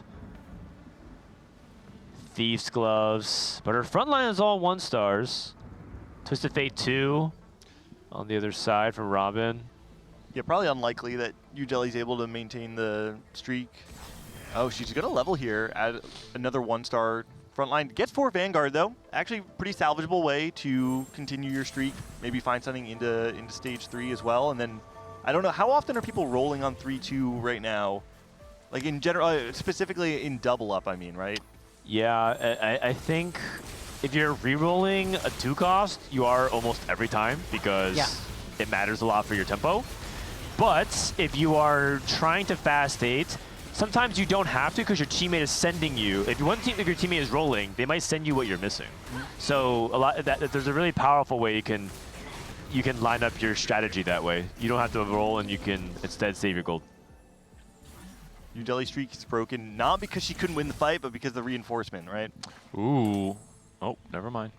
No long Renekton on the cards for Yougelly. Cybernetic Implants. Looks like she's just playing Vanguard Marksman. Yeah. And Kiyoon is just playing Vex. Okay, this is over to Boxbox. Boombot Circlets. Another one. Whoa, okay. And so he's probably thinking, can I take this? And I think the answer is yes, because I just think 6 Boombot as a trade is really powerful, and you're not gated behind Urgot. Urgot is very good, though. Oh, he's going to take Bulky Buddies at 3. Aww. You also have a kind of a fawn able to cut Kog'Maw. Yeah. I think the emblem was kind of better in this situation. As you said, we can go so quick, play 6 Boombots, and it's extremely powerful, right? Yes, yes, I like it. I think he thinks that he is going to get outscaled because other people have 2 prismatic augments that are powerful in combat, and he has 2 emblems. I mean, he would need stability is the hardest thing, I think, with Boombot, but because he's on a 5 win streak and he feels very strong already, he doesn't need to have that early 6 Boombot spike. Instead, he'll have a much higher cap in the end with Bulky Buddies. I mean, also Bulky Buddies 3 is going to make streaking on stage 3 much easier, too, right? It's not like he needs Boombot +1 again just to continue the streak. Oh, here's the reinforcements to try and save Boxbox's streak. Nah, it's going to be enough. But look at what we have here on this Morgana. It's happening. Manute has the juice.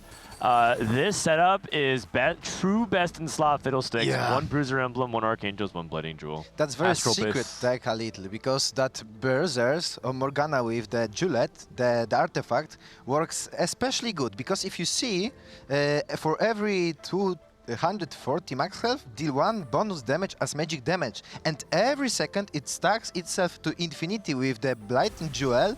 And in fact, if you can see this fight, Morgana gonna cast after cast, just like auto attacks. She's about to do a cool little light show. You're about to see. If you guys didn't see it before, just wait for a few seconds for the fight, and every time she's getting mana refunded, she'll do a little light up, which is very fun because then she just starts twirling and she just starts putting on the light show. She's dancing like. Yeah. Well, the fight's over really quickly because the person is blue streaking, but here comes the reinforcements. In this case, the Manute should play Morgana, for an example, till the game ends, because she's one cost at all.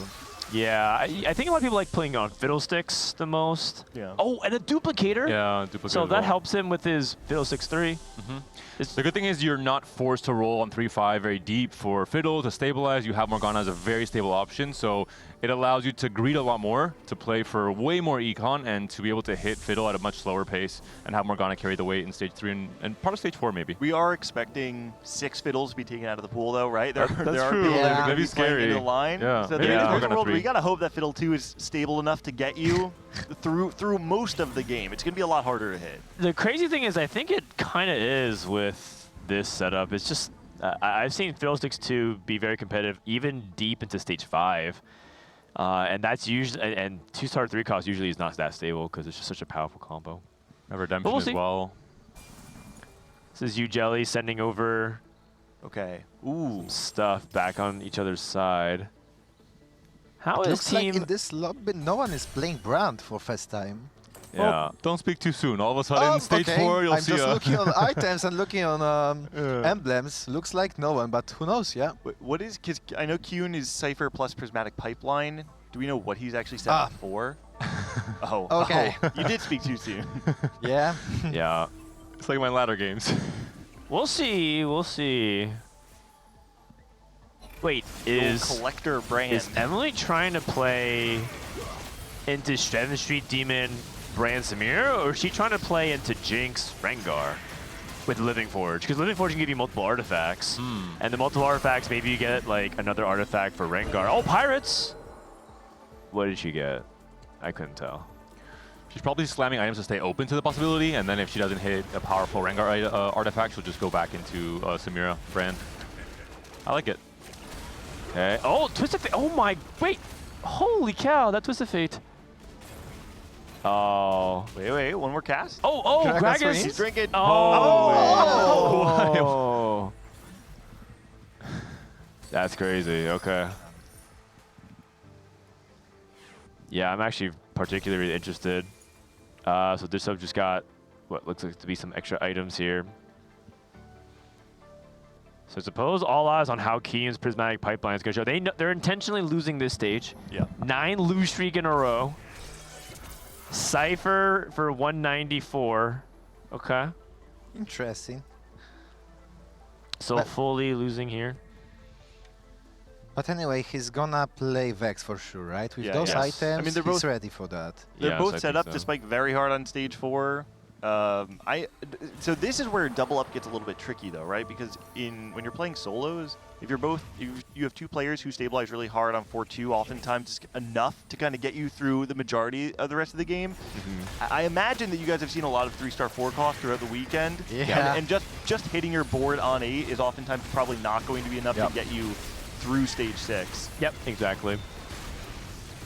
Boxbox looking really good, even though he got his streak snapped. He is right back on it with Draven, and he's reinforcing for Robin. Help has arrived. On both sides, Morgana versus the Draven. Morgana's targeting Draven, but way too defenseless.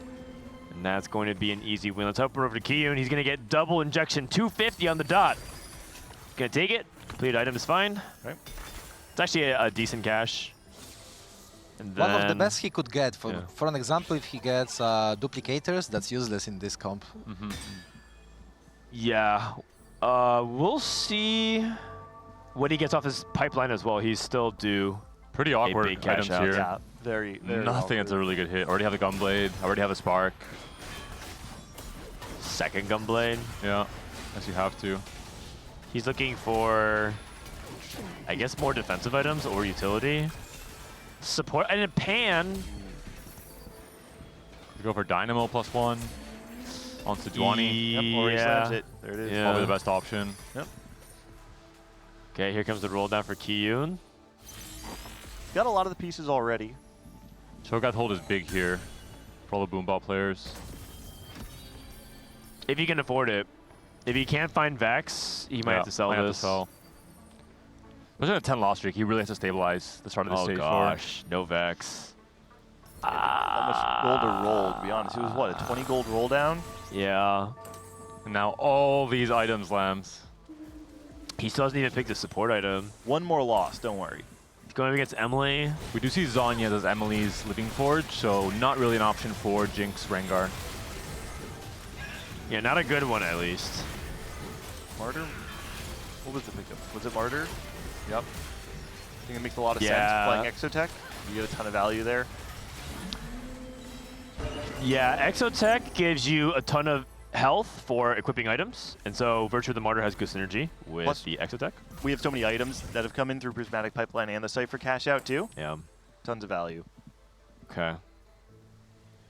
I think Dishsoap's thinking about Flurry of Blows here. Okay. This is his box. Oh no! He has Call the Chaos. Can he resist? I don't think he can resist. The streamer in him calls out. He knows chat's watching. Oh. Oh! Another Boombot emblem. Oh, he's +2. He has 2 plus. Yeah. Oh! And he's Reforger. He's Reforger as well. He missed 10 Boombot. Watch this. No. Watch this. He reforges 4, gets 4 more Boombots back. Divini's also okay. I mean, you can just go for 6 Boombot right here. And honestly, you just keep the Bastion, why not keep the Bastion and the Exotech as well? Because you're playing Mordekaiser. Is there bad Exotech items? Let me see. Oh, Hyperfang's? Wait, okay, so there's actually some tech. Hyperfang's Urgot is actually kind of beast because it's every 4 instances of damages, and he actually attacks like a lot. and because of all the attack speed. So he could actually do some real dank tech if he wants. He did reforge. He got Vanguard, Goldenox, and Strategist. That's also, well, the Vanguard is pretty good. Yeah. Goldenox is not great. Vanguard's very good for the Mordekaiser, and he's going to be forced, or wants to play the Skarner anyway, so has the slot open. Okay, okay, hold on, I like it. Cooking, and then Strategist. I mean, Strategist is generically all right. So much mental warfare going on right now in his head, trying to figure out the board, figure out where to roll, what items to slam. A very, very hard start of the stage 4 for Boxbox, but I'm sure he can figure it out. Oh, can he play Kabuko with this as well then?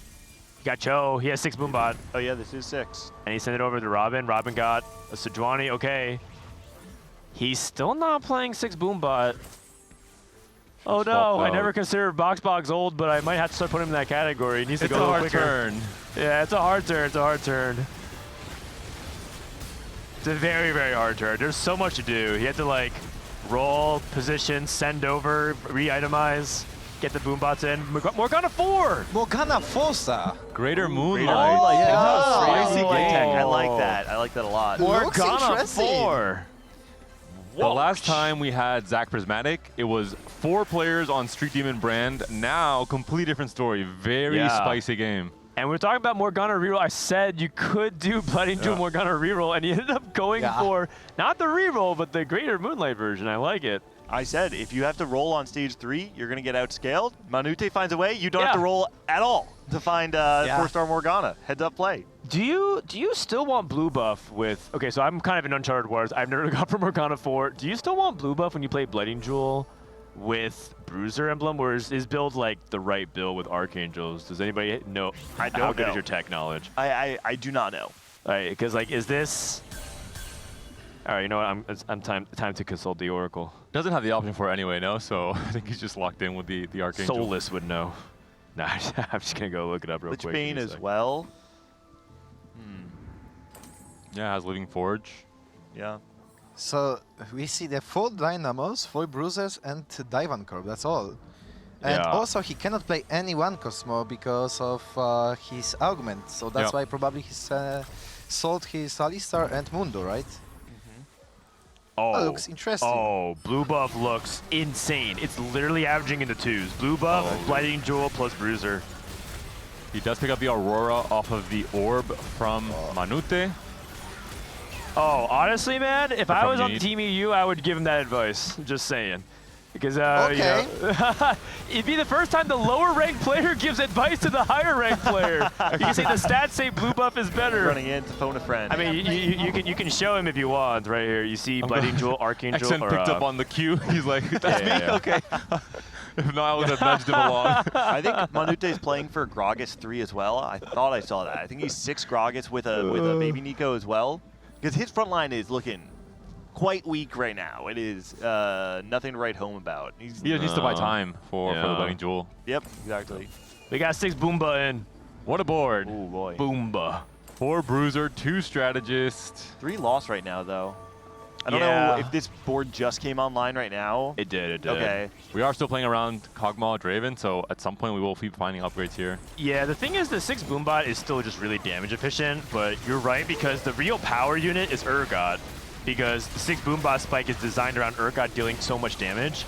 So it's like, it's the same thing with 6 Goldenox, but you don't have Viego. Like, yeah, sure, you hit 6 Goldenox, but it was designed around Viego doing a massive amount of damage to him. Although Viego's not that great right now this patch. Emily's missing all of her upgrades, right? Emily's in trouble. Nico 1 as well. This is looking bad for SLAB. Oh, Nico 2. It is Nico 2. But yeah, there's just not enough damage here. No Samira, no Brand 2, no Ziggs 2. It's tough. Had to work. Are they looking it up? Oh, man. The thing is, does he actually, what did they say? What did they say? What he said, he was like, oh, really? I need tier. And that was a short talk. It was okay, indeed, good talk, I need good tier. talk. Yeah. We'll see if he's able to get it. He's a front line, that's what he needs. True, true. And then the other question is, what does he do with his other Archangels? No tiers, unfortunately. Oh, too late. Maybe next carousel. There's a few gifts coming up, so that could be a way if we have the completed item anvil. You're right. You're right. You're never. It's never over till it's over. In double up, you can always Brand 2 for more. Emily. Big upgrade. Anticipate 3 for Dishsoap. Overall, these boards look a little bit standard compared to everything else we're seeing in this game. Yeah, the problem with Dishsoap's board is that he just didn't hit fast enough. He didn't hit his Twist of Fate 3. He's still on 2-star front line. He hit Draven 3 though. Double locket called to Chaos. Holy cow. Yeah, and you need got also the front play line that Mobot. Manute needs. They need to merge their boards together. Well, they will soon, potentially, depending on how these fights go. Maybe. But I see Andit has some more Chogats on his bench, and also he has Cho'Gath 2-star, so he's denying other because Boxbox players. Oh, Manute's coming in too. Oh, a second too late. Oh, yeah. Sorry, we need to see this for a sec. Component Anvil and 3 4-cost champions. That's a lot. Yeah, there's some Emily crazy wants. gifts. She There's an takes Urgot, component. but for the wrong player. Okay. Should be holding. This is you need holding all those Cho'Gaths. He's holding 5 Cho'Gaths. He is trying to flex the Boombot Bruiser. He also It's could a- have sent Gragas over to Manute. I don't know if Ooh, he's 7 Zeries. Has anyone noticed? Is anyone playing defense here? Yeah, you're right. You're right. Kind of the Does that Manute have it? sneaky 3-star 4-cost. I like the non-verbal. He just puts 2 fingers out to Manute to signal he's 2 off. Oh, so no one okay, hears him okay, in the room. okay. Sign language developing. Yep. Yep. Yeah, the room the metas universal I'm 2 off. Keeping it hidden. Yougelly's hit her board. She's got a lot of good pieces there. Belt overflow on this Leona 2 is looking quite beefy. Her board's solid. Nothing pretty standard. Artifacts, Pirates! Come on! Did you guys see that? Standard until now. Wow. This could be a massive spike. Oh She has no, so Uni's many falling items behind. already equipped on all her units, though. Ah. Wait, Dishsoap and Emily both lost. Uh-oh. Free falling right now. 5 HP. And Emily can send champions or components and right back. And I guess he just takes 4 costs, but this is looking really bad for Dishsoap hits ground Wang and free, yeah. Dishsoap. It's so late, though. Yeah. This is what's hard. You know, if you could like choose the order. I feel Oh, like Zeri 3 for Unique. Hold on. Everyone's watching. A huge Estamos spike. bacamos. Let's see if he's able to win anything with this champion. Like right now, after those games which The I biggest today Zeri saw, hater. Yeah. Zeri doesn't look like she's one of the best champions. Well said. And the data actually backs it up. Zeri is the worst 3-star 4-cost statistically. Oh, okay. So, I mean, but at least you have one. At least you have one. Yeah. Better to have one is bigger than 0. There is a question here that if Manute was not able to get the front line online for his board, that if he can't make the fight long enough, that he might send the reinforcements back over to Uni's board a little bit too soon. Maybe the 2-star Zeri can get overwhelmed. I mean, it doesn't look bad here. It's getting the win. I mean, it kind of looked a little close for just being against Yeah, a that was normal close Vexotech fight. board, right? Zeri 3 almost lost to typical Vex build. Okay. Manute loses that round, so Uni not able to come in time to There is a to blue save the buff fight. for Manute. If you are guys right and There's a Stats blue buff. doesn't There's a lie. blue buff. blue buff. Oh. Wait, can he takes get in blue time? buff. He Yeah. gets it. Oh, He he gets gets it. it. He gets Xn, it. this is all you, buddy. Okay, Oh my good coach. Let's okay, see. but the thing is, it can't fix everything because it can't beat. If someone else gets another 3-star 4-cost, it's probably not better. Yeah. Than that. I also don't know if It's he's also not lacking, frontline. I don't know if Yeah. he's lacking damage right now, right? Like it's really he needs the stall, and he has a lot of damage items. I'm pretty sure he was running Jeweled Gauntless Gragas too as his front line. Wait, did He Dan has some bait other us problems. into losing the game? Hold on. Yeah, you're not wrong. Yeah. No, but that's the juice. What does he got? Oh, Okay, Gragas 3 helps. Gragas 3 helps. Yeah, and then you can Archangel's Aurora. Perfect. I will say, Okay. he did have the ability, Unit had the ability to send him a Gragas 2 turns ago, and he had the champion duplicator waiting on the bench. And so I don't know if that was just that Unit was focused on hitting Zeri and didn't see the angle there, if there was some other reason. But that actually could have been the difference maker for the last fight that Manute lost. Yeah, let's go ahead and look at how this more got. Now I'm nervous, man. Now I kind of need this to pop off. On the right side, no SLAB stun, I think, on the Morgana. She's just barely out of range. Just no front line. This is This really front line's hard. melting way too fast. It's doing damage so fast. Oh, it's not going to be enough. Oh, he's coming. Okay, they got one more chance. Yeah, our front line is JG, which is not very good. Can but you send full component or full items or only components? Does anyone know? You can send full items. You can still send full items. Is Or- there a way or that you can send components one by one, but you have to trade one for one basically. You can't just freely Okay, send. so if you have removers, I wonder if you just send Jewel Gauntlet from your Gragas over to Unid and let Unid send you a frontline item, right? Because that's like the one thing that's going to allow Okay. Manute to win a fight is stall. That's all he needs. yeah, everything's perfect as long as he has like defensive items. I mean, if he had removers, he could have put remover items onto Gragas as well. Oh yeah, he has none. He has to buy time. That's all he has to do, and he's up against an Aphelios, so ramping comp. Yeah. But he's got Declaw instead of Bramble Vest. Oh. I mean, oh. Yeah, this front line is just. It's falling front line short. Diff. Oh, Yeah, we're done but already like, but as it's well. like Morgana's actually kind of So keeping up. good. It is good. It is good. Oh, it is yeah, you good. can see. We can see how it Hey, works. it's a third at least. It's a third. not Oh, bad. third. It's a good Yeah, third. at least. Yeah. Unfortunately for Team SLAB, Dishsoap Emily look very much outmatched, and it might be the Geriatric Gamers coming in. Team Robin and Boxbox holding down, but very close. Holy crap. 6 boombots for bruisers, free strategies. Yeah. Frodan, you called out the Kabuko incredibly. angle earlier. We're seeing it come to light now. Has Yeah. the strategist and the bruiser bridge with the emblems. It looks pretty good. Yeah, I'm pretty impressed that he's like still able to make Draven work here. I think Draven is like falling off. And he still hasn't found an Urgot. Okay. This roll down could be massive. He Garen? finds just one Urgot. You could probably cut one strategist for this Garen. Oh, he probably doesn't have time. Doesn't have time. 6 Ziggs. Oh. I mean, wait, that's an Aurora maybe, too though. on the bench. Does Robin have... Ooh. So Urgot's being held and denied from Boxbox, in this case from Kiyoon. Jelly? Kiyoon's running out of item space. He's actually itemizing his Urgot on the bench. That's how many items he has.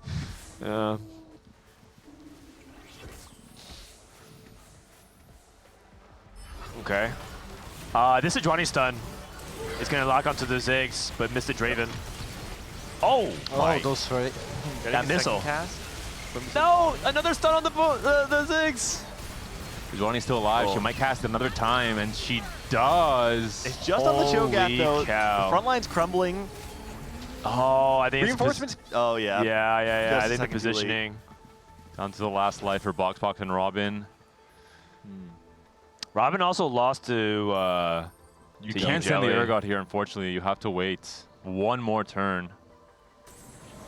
Zach too. Oh wow. Oh, well, you know what? Yougelly and Kiyoon, Skateparge just rolling with it, and I think that if they do this, they're guaranteed first seed. Yep. I think. Alex Just and need a Ray second, maybe. did well earlier today, right?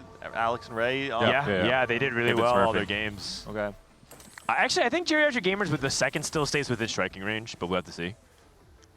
It would have to be something dramatic, though. Like, I think Geriatric Gamers have to go first, and Skateparge have to go 8th in order to steal that first either way. This should be a good matchup for Boxbox here. Yeah, there's no SLAB on the other side that's stunning the Ziggs, so the Ziggs does get to free fire. And Oh, you see whoa, all our the backline died. damage going on the backline. Oh, okay, Crazy. okay. Oh, but I think Robin's already dead Oh because my of the God. reinforcements. Yeah. That was so close. Oh. It was close there. Very, very close. And That's game. Skateparge wins again. Man, That they was got the double up on game Monk. when Kiyoon did 10 lose streak, right? Yes. Yeah, and Yeah. he cashed out, and then he went into Prismatic pipeline. Yeah, that was this game. Such a nice show. Very, very nice by Kiyoon. And, I mean, people were asking, how valuable is Cypher in double up? And we got to see a really powerful setup from it. Nice job. It's actually pretty wild that the team that won is like the team that had the most standard looking board, you know, the higher end caps of that. But we had Boxbox with like the infinite emblems. We had the Zeri 3 for Unid as well. And in the end, it's just Vanguard Marksman and the Vexotech player. Nice. Vanguard Marksman with perfect augments and so many items and artifacts off of Pirates as well from Jelly. So just a very strong setup. We have our winners here. Yougelly, how OP is Pirates? Pirates, yeah, totally balanced, by the way. Very, very balanced. Yeah, everything looked pretty good.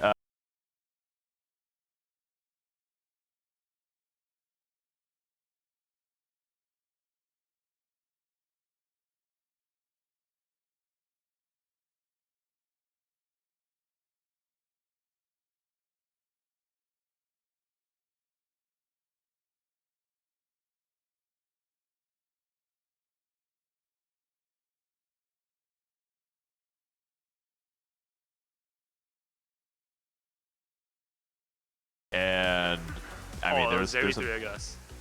Yeah. Oh, the thing is, wait, what was I talking about? Yeah, Zeri 3. The Zeri 3 yeah, board. 3, yeah. Yeah. Okay. Well, I mean, I think how many points does this put you guys at? I think with the first, that means that you guys won the group. Oh, nice. We're locked first. I think you might be locked for first. I mean, we have to look at it, but you guys are at 25 points right now, which means that everyone else is playing for second seed, if I'm correct. Do we have the scores up there? Actually, I mean, it could be a swing, but if we pull it up, Wait, we have the strongest upper as well. Oh, I see. And the strongest bottom. 56. So yeah, that means that you guys are locked in for the first seed. Thoughts, Captain Kiyoon on first seed? I'll be waiting for the PayPal. Wait, actually, is this allowed? No, I'm not intruding. Yeah, you probably can't say that. You can actually choose to grief another team if you want. That's true. Who was nice to me this weekend? I forgot. Wait, who killed me off Mafia again? I think everyone voted me off Mafia. You were like the first person voted off. Yeah. Let's talk to Boxbox real quick. Boxbox, that was a really cool board that you built. You actually still made Draven work for a while. Yeah, I didn't have any good options, so I had to go Tactician's Kitchen. I really didn't want to because we were trying to play tempo, but my other options did not seem very good to me. So I just went with it, got Boombot. It was a very low econ lobby. Everybody was poor across the board. So I had to make the Draven work for a long time. I was like, until I get Urgot. I actually never hit Urgot even on 9 at the end of the game. So I just played the Draven 2 throughout the entire game. I took Call to Chaos. And it gave me 5 emblems. Yeah, we saw. I think I found a pretty good board. Like, it worked out beautifully synergy-wise. Yeah, you should be happy. When I watch your stream and you do that, you're always like, man, I'm actually happy with that game, even though you go like, you know, I guess you went 3rd here in this game, which is pretty good. Yeah, my one regret, I had a Spark available, and like it matters so much for Boombot, and I missed it. I was tired. Oh, okay, got it. I don't think it would make the difference, but it was a pretty big mistake on my part. Okay, got it. Robin, I think the way for you guys to lock in second siege is to not go Wraith. So. Okay. What's the most important thing to not go Wraith here? I mean, we haven't gone 8th in the tournament yet, so. Yeah, we're just gonna tempo probably. Okay, all right. Oh, I mean, I would take Boxbox's advice. That guy knows how to tempo. All right. I think that's it, though. I think I just jinxed us. Uh-oh. Nah, you guys got this. All right, so we're going to go ahead and join back up. We're going to dismiss them for their last group stage game. But in the meantime, there is a 3rd seed spot for Team SLAB and Team Jetlag Diff. Yeah. And that 3rd seed does give you a tie-break advantage going into 4v4, which is pretty big. Just for that first game. Just for that first game.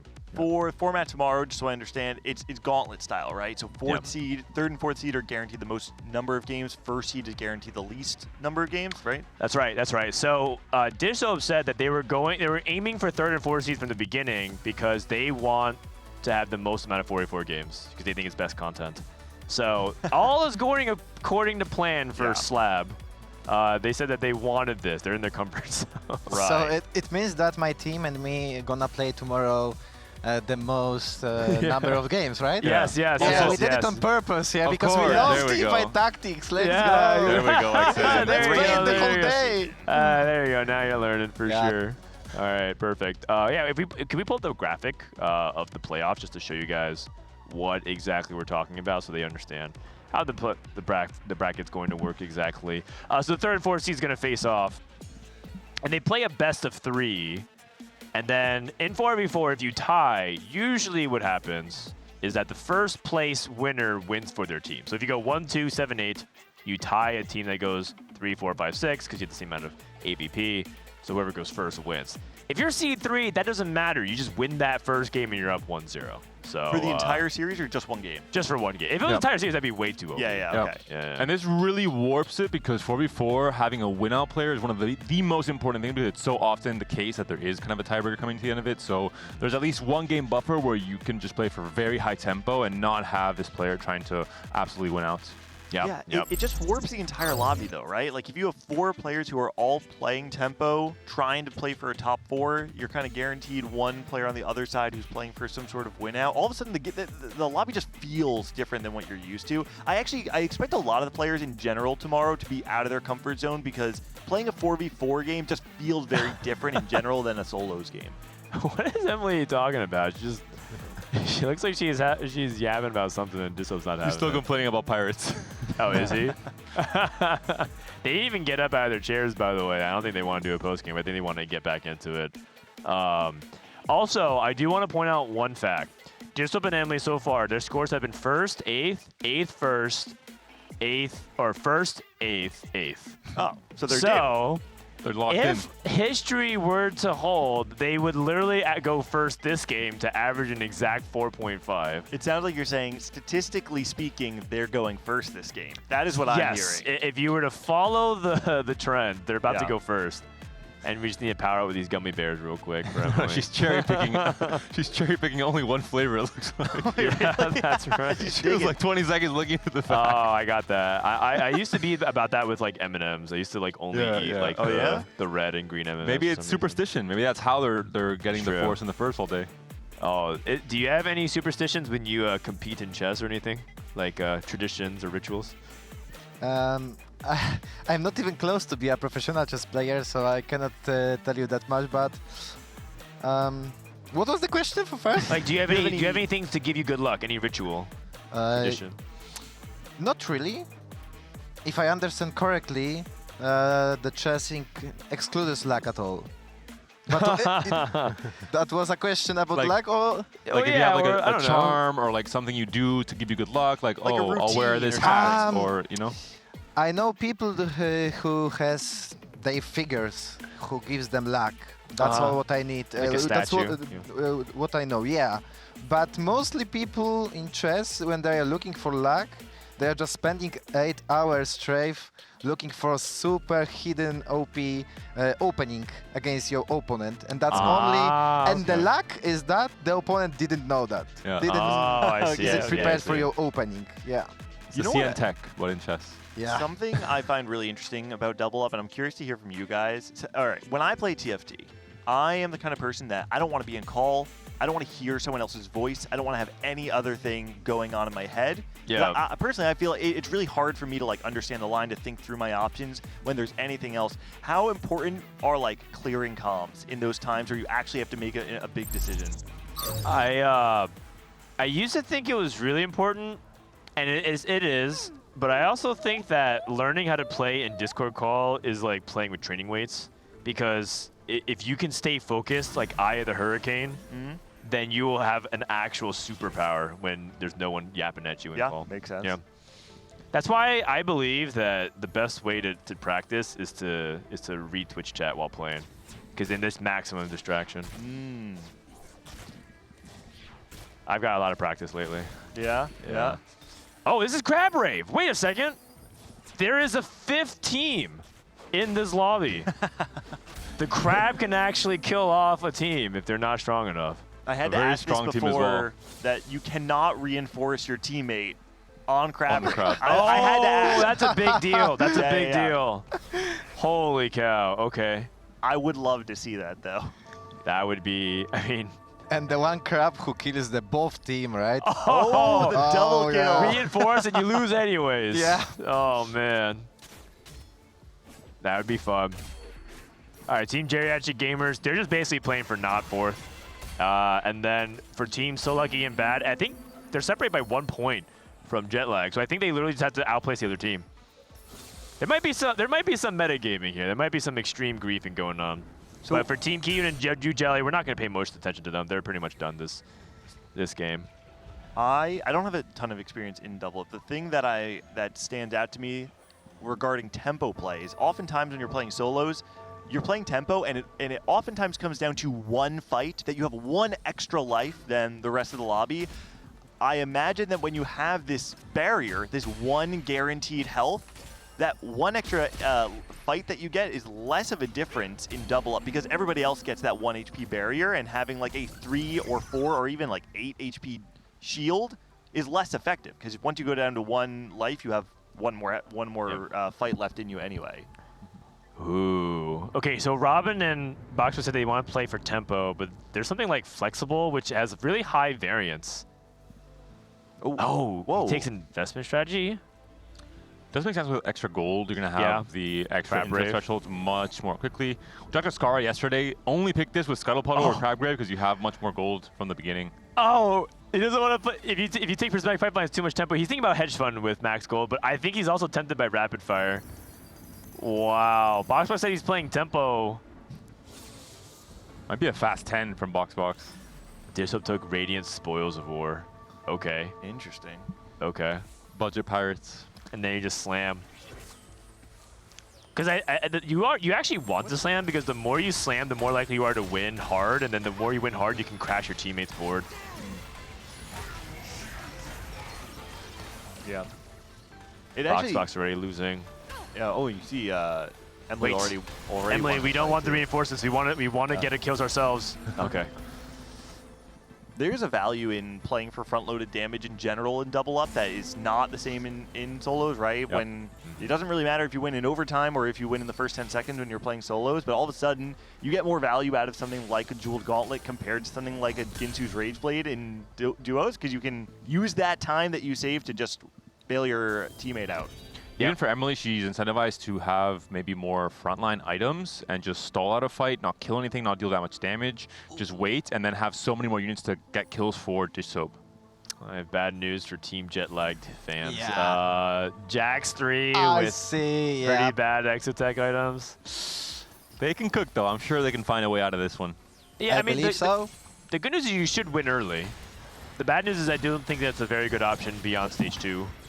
But I feel like in this lobby, he might lose, for an example, even against Dishsoap. I see this Jax 3 isn't strong enough. I feel like he loses this fight. Let's see. Oh, yeah, I think you might be right. Yeah, and Transformers coming, but without help also he would lose. Yeah, exactly. I think Manute is kind of leaning into it too. You can see a lot of people are already leveling to 5 using their excess gold. Manute not even trying to compete with that, staying level 4, 30 gold already as well, right? So I think he's well aware of his position in the game. Okay. Dishsoap, I talked to Dishsoap between games. He let me on a little secret. He has not played a game where he hasn't made a mistake with the cannon. he hasn't made a mistake with the cannon. He's accidentally sent things to Emilyywang improperly at least like once a game. And he said that so far, like part of the reason why I think he's been struggling is because he accidentally sent, because the thing about the cannon is you don't need to drag and hover it like an item. Right. You can just sometimes click something and it just sends. Well, so if you like fidget, you know what I mean? Like, you know how like Soju, you click something left, right, you fidget left, right. You accidentally send things all the time. So Dishsoap just like, actually I just suck at the cannon. Also, Dishsoap did not natural the blue buff. He did trade components with Emily, and so this is a really nice tech to be able to play on stage 2, where all of a sudden Dishsoap's able to get very early direction on his board and get kind of those key items that allow him to continue on this path. Yeah.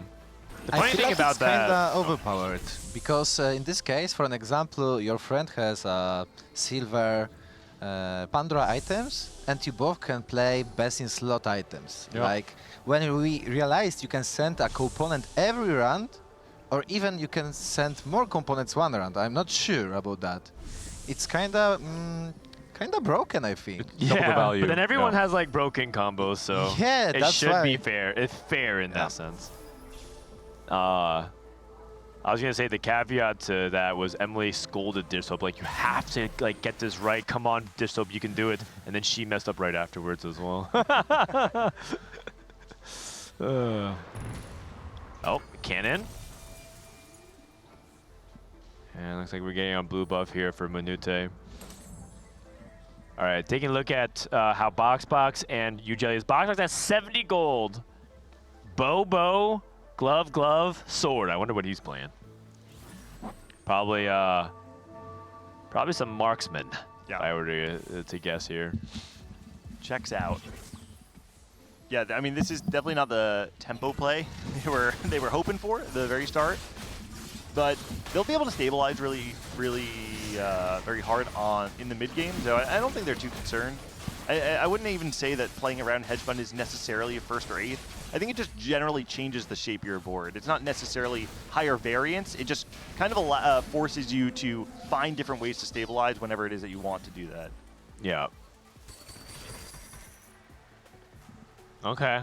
So far, looks like Robin and Boxbox said they were playing for tempo. Guess what? 9 losses out of the past 10 for them. So the thing is, they do kind of unify the way they the shape of their game, right? They're both saying, listen, stage 2, well, I don't care about it. Let's let it go. Yeah. It'll come back to us in stage 3. But do you want to be doing that? I feel like double lose streak is not that strong of a strategy unless you have something like Cypher. I think it works a little bit better here because they're getting additional value from Crab Rave on both of their augments, right? And so they're kind of scaling into the full value of their augments faster than normal.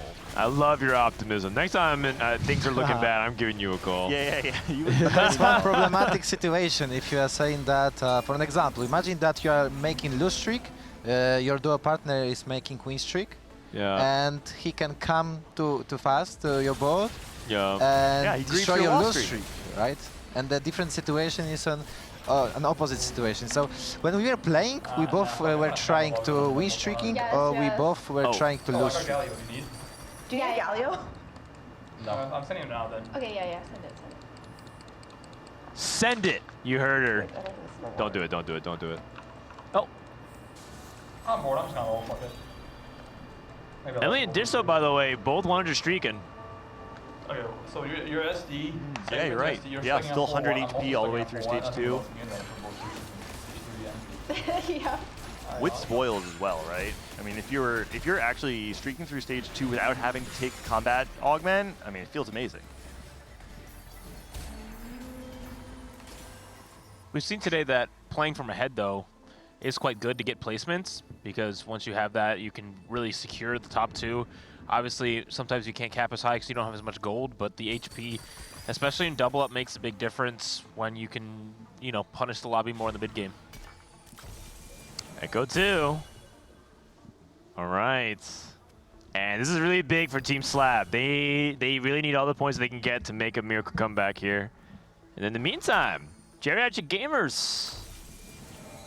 Boxbox is playing Cypher Hedge Fund. It's his tempo play, right? Yeah, that's his tempo. He didn't say what kind of Tempo 8th? tempo. It is low tempo. That's what he meant. Tempo 8th. Okay. All right. Let's see it. I mean, he's going to be killing stuff. He's got Draven 2, IE as well. Yeah. I mean, he might actually just do Draven Cypher cash out. That's also acceptable. We've seen people do that perfectly fine. He also can just be trying to play for like win or lose. Like just play the Cypher for a little bit, cash out at 3-3, and then just start playing for real. I think that's super reasonable from here, right? There's no real need for you to play for additional resources on the end of stage 4 because it's not like you're going to be getting enough resources with a smaller cash out that's going to make a large dent in a Prismatic opener, right? People already have a ton of resources to play with. Okay. Blazing Soul. Dishsoap Toes bulk. More combat power for both of them. Yep. Yeah. Little buddies for Manute. So he's playing for stage 4, saying this board is probably not going to get that much stronger. A Blazing Soul as well for you need. Pretty solid choices. Robinsongz took preparation. Oh, wow. They were playing very slow here. Investment strategy. So it's slow. Morgana's not prepped, though. Oh, no. Wait, yeah, actually, he 3-starred as Morgana, so she's only going to have 1 stack of prep. Yeah. Also, okay.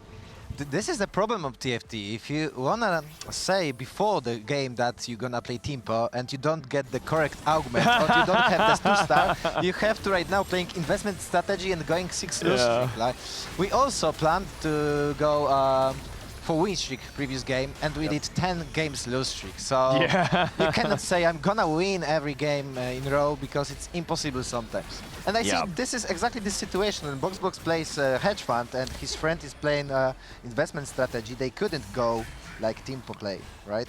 Yeah, it's a new mechanic they introduced a while ago. It's called a desire sensor. The game senses what you really want, and if you want it too bad, they just never give it to you. Yeah. So it's a classic mistake by new players. It's okay. So you don't have to think about what you want, right? Yes, and then gives you. You can't. We can't be too thirsty. You can't ask. Oh, Boxbox did not cash out. Worth noting. Okay. Okay. Yeah. So he is continuing. I do feel like it makes the most sense to play the way you were saying though, Frodan. Like if you win a round, I don't think it really matters. I don't think it feels too bad because you're at 51 HP already, and both players kind of need to stabilize in the back half of stage 3, right? Like I don't know if you actually want to be stacking stage 2 and 3.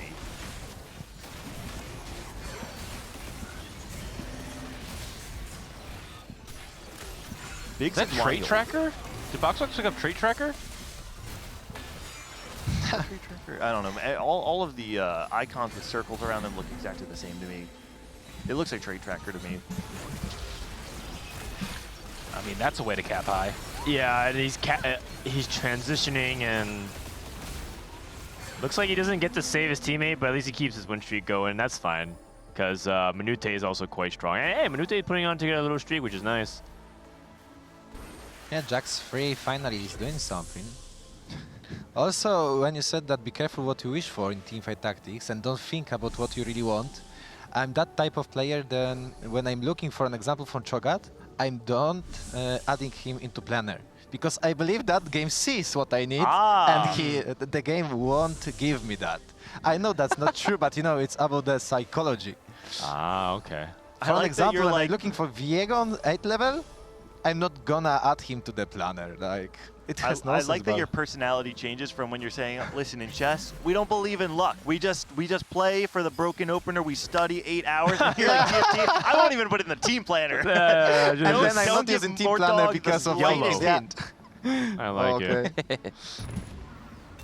How did you even get into TFT as a chess player? Like, because you're obviously quite advanced for a person that focuses mainly on chess. Yeah, I mean, I wasn't pro in chess. I was chess player as hobby, and also I was playing League at first. Oh, I'm sorry to hear that. Yeah, and when the Teamfight Tactics released, I started playing first season, and I was totally shocked that game is that good for me. Like, it's a chess, but in teamfight tactics you have some rolling chances, and that's how I just started also streaming.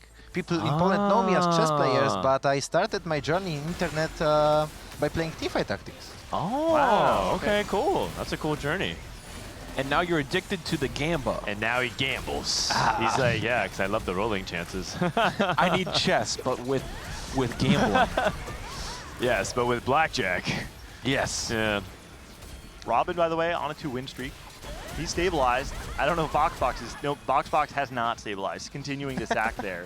And actually, Robin's going to lose too. Yeah. Oh, man. 120. Wait a second. Yeah, trade tracker. No. Yep. No. Wait. Okay. This is too much woke. Like, the thing is, if you go too far the other side, you're just asking to get punished. He has to do Cypher, and he's playing Trade Tracker. The big part of it, and he's playing Hedge Fund. It's like when you say you want to play tempo, to me it also reads as like I want to play a simple game. I want to play a game that's on the rails that I have a clear game plan for, and instead Boxbox has opted into maybe one of the hardest execution-based lines he could be possibly playing, which is Hedge Fund, Cypher, Trait Tracker. It's going to be the most confusing 4-1 and 4-2 that you might ever play this set. Exactly. I'm looking on this game and I'm getting nervous, even if I'm not playing this. I know. I feel his emotions. It's hard game. Especially for me. He said he just has to like not go in and play tempo, and he just plays Hedge Fund, Trade Tracker, and Cypher. Oh no. I know we have a lot of Boxbox viewers in chat. I haven't watched him play too much, but I know he's a good player. But like, I would be so dizzy with this many resources. Is he gonna be all right? One way to find out. There's only one way to find out. But Okay, also so first things first. First things first. Let's take the cash out. I don't think you need to get more advanced than that, because one thing about Cypher is that it doesn't actually bridge into many traits very well. Okay, nice. Okay, he cashes this out. Sell a lot the of high roll Cypher potential boards. here. 140 gold. Next level. Okay, Annie and Aphelios, that works together, but he already has Sedge. I mean, there's actually 3 really good 4 costs to hit there, right? Can Like, we he just wants hit to be able to 200 gold? play around the Aphelios right now. He can play the Sejuani as a temporary unit if he wants to lean into Vanguards later. He has that freedom as well. Oh my. Wait, There's no way he's not gonna. Is he going 9 and then rolling on 9 instead? It's Crab Rave and your egg. 120 gold. The fabled level 9 trade tracker. I think this is a stabilize on 9 angle. Level 9 trade tracker. I think he's gonna do it. I think he is. Wow. No, he's rich enough. Come on, go. He should think about trade. Oh wait, he has it. He has it. Yeah. Oh, this is it, huh? Okay. Right. Okay, Boxbox, I see you, man. Nice. Okay. Nice. Surely you do not go bad. 9 though, right? Is he's going 9 next turn? He's Lots of going upgrades 9 around next turn, and he has to roll 150 gold. Wait, or surely actually, like he probably pumps- like 80 gold. Probably Surely like he trade pumps tracker. 12 though, right? You gotta Yeah, pump surely 12. pump 12. Surely pump 12. And Oh then- my god. Oh my gosh. What is this? What was that? He's More trying items? to go for the tuber of tubers in a tournament. Oh This my guy's goodness. a beast. I mean, they're actually not last in HP too, though, right? Kiyoon and Yougelly are actually below them. Somehow. Yes. Yes.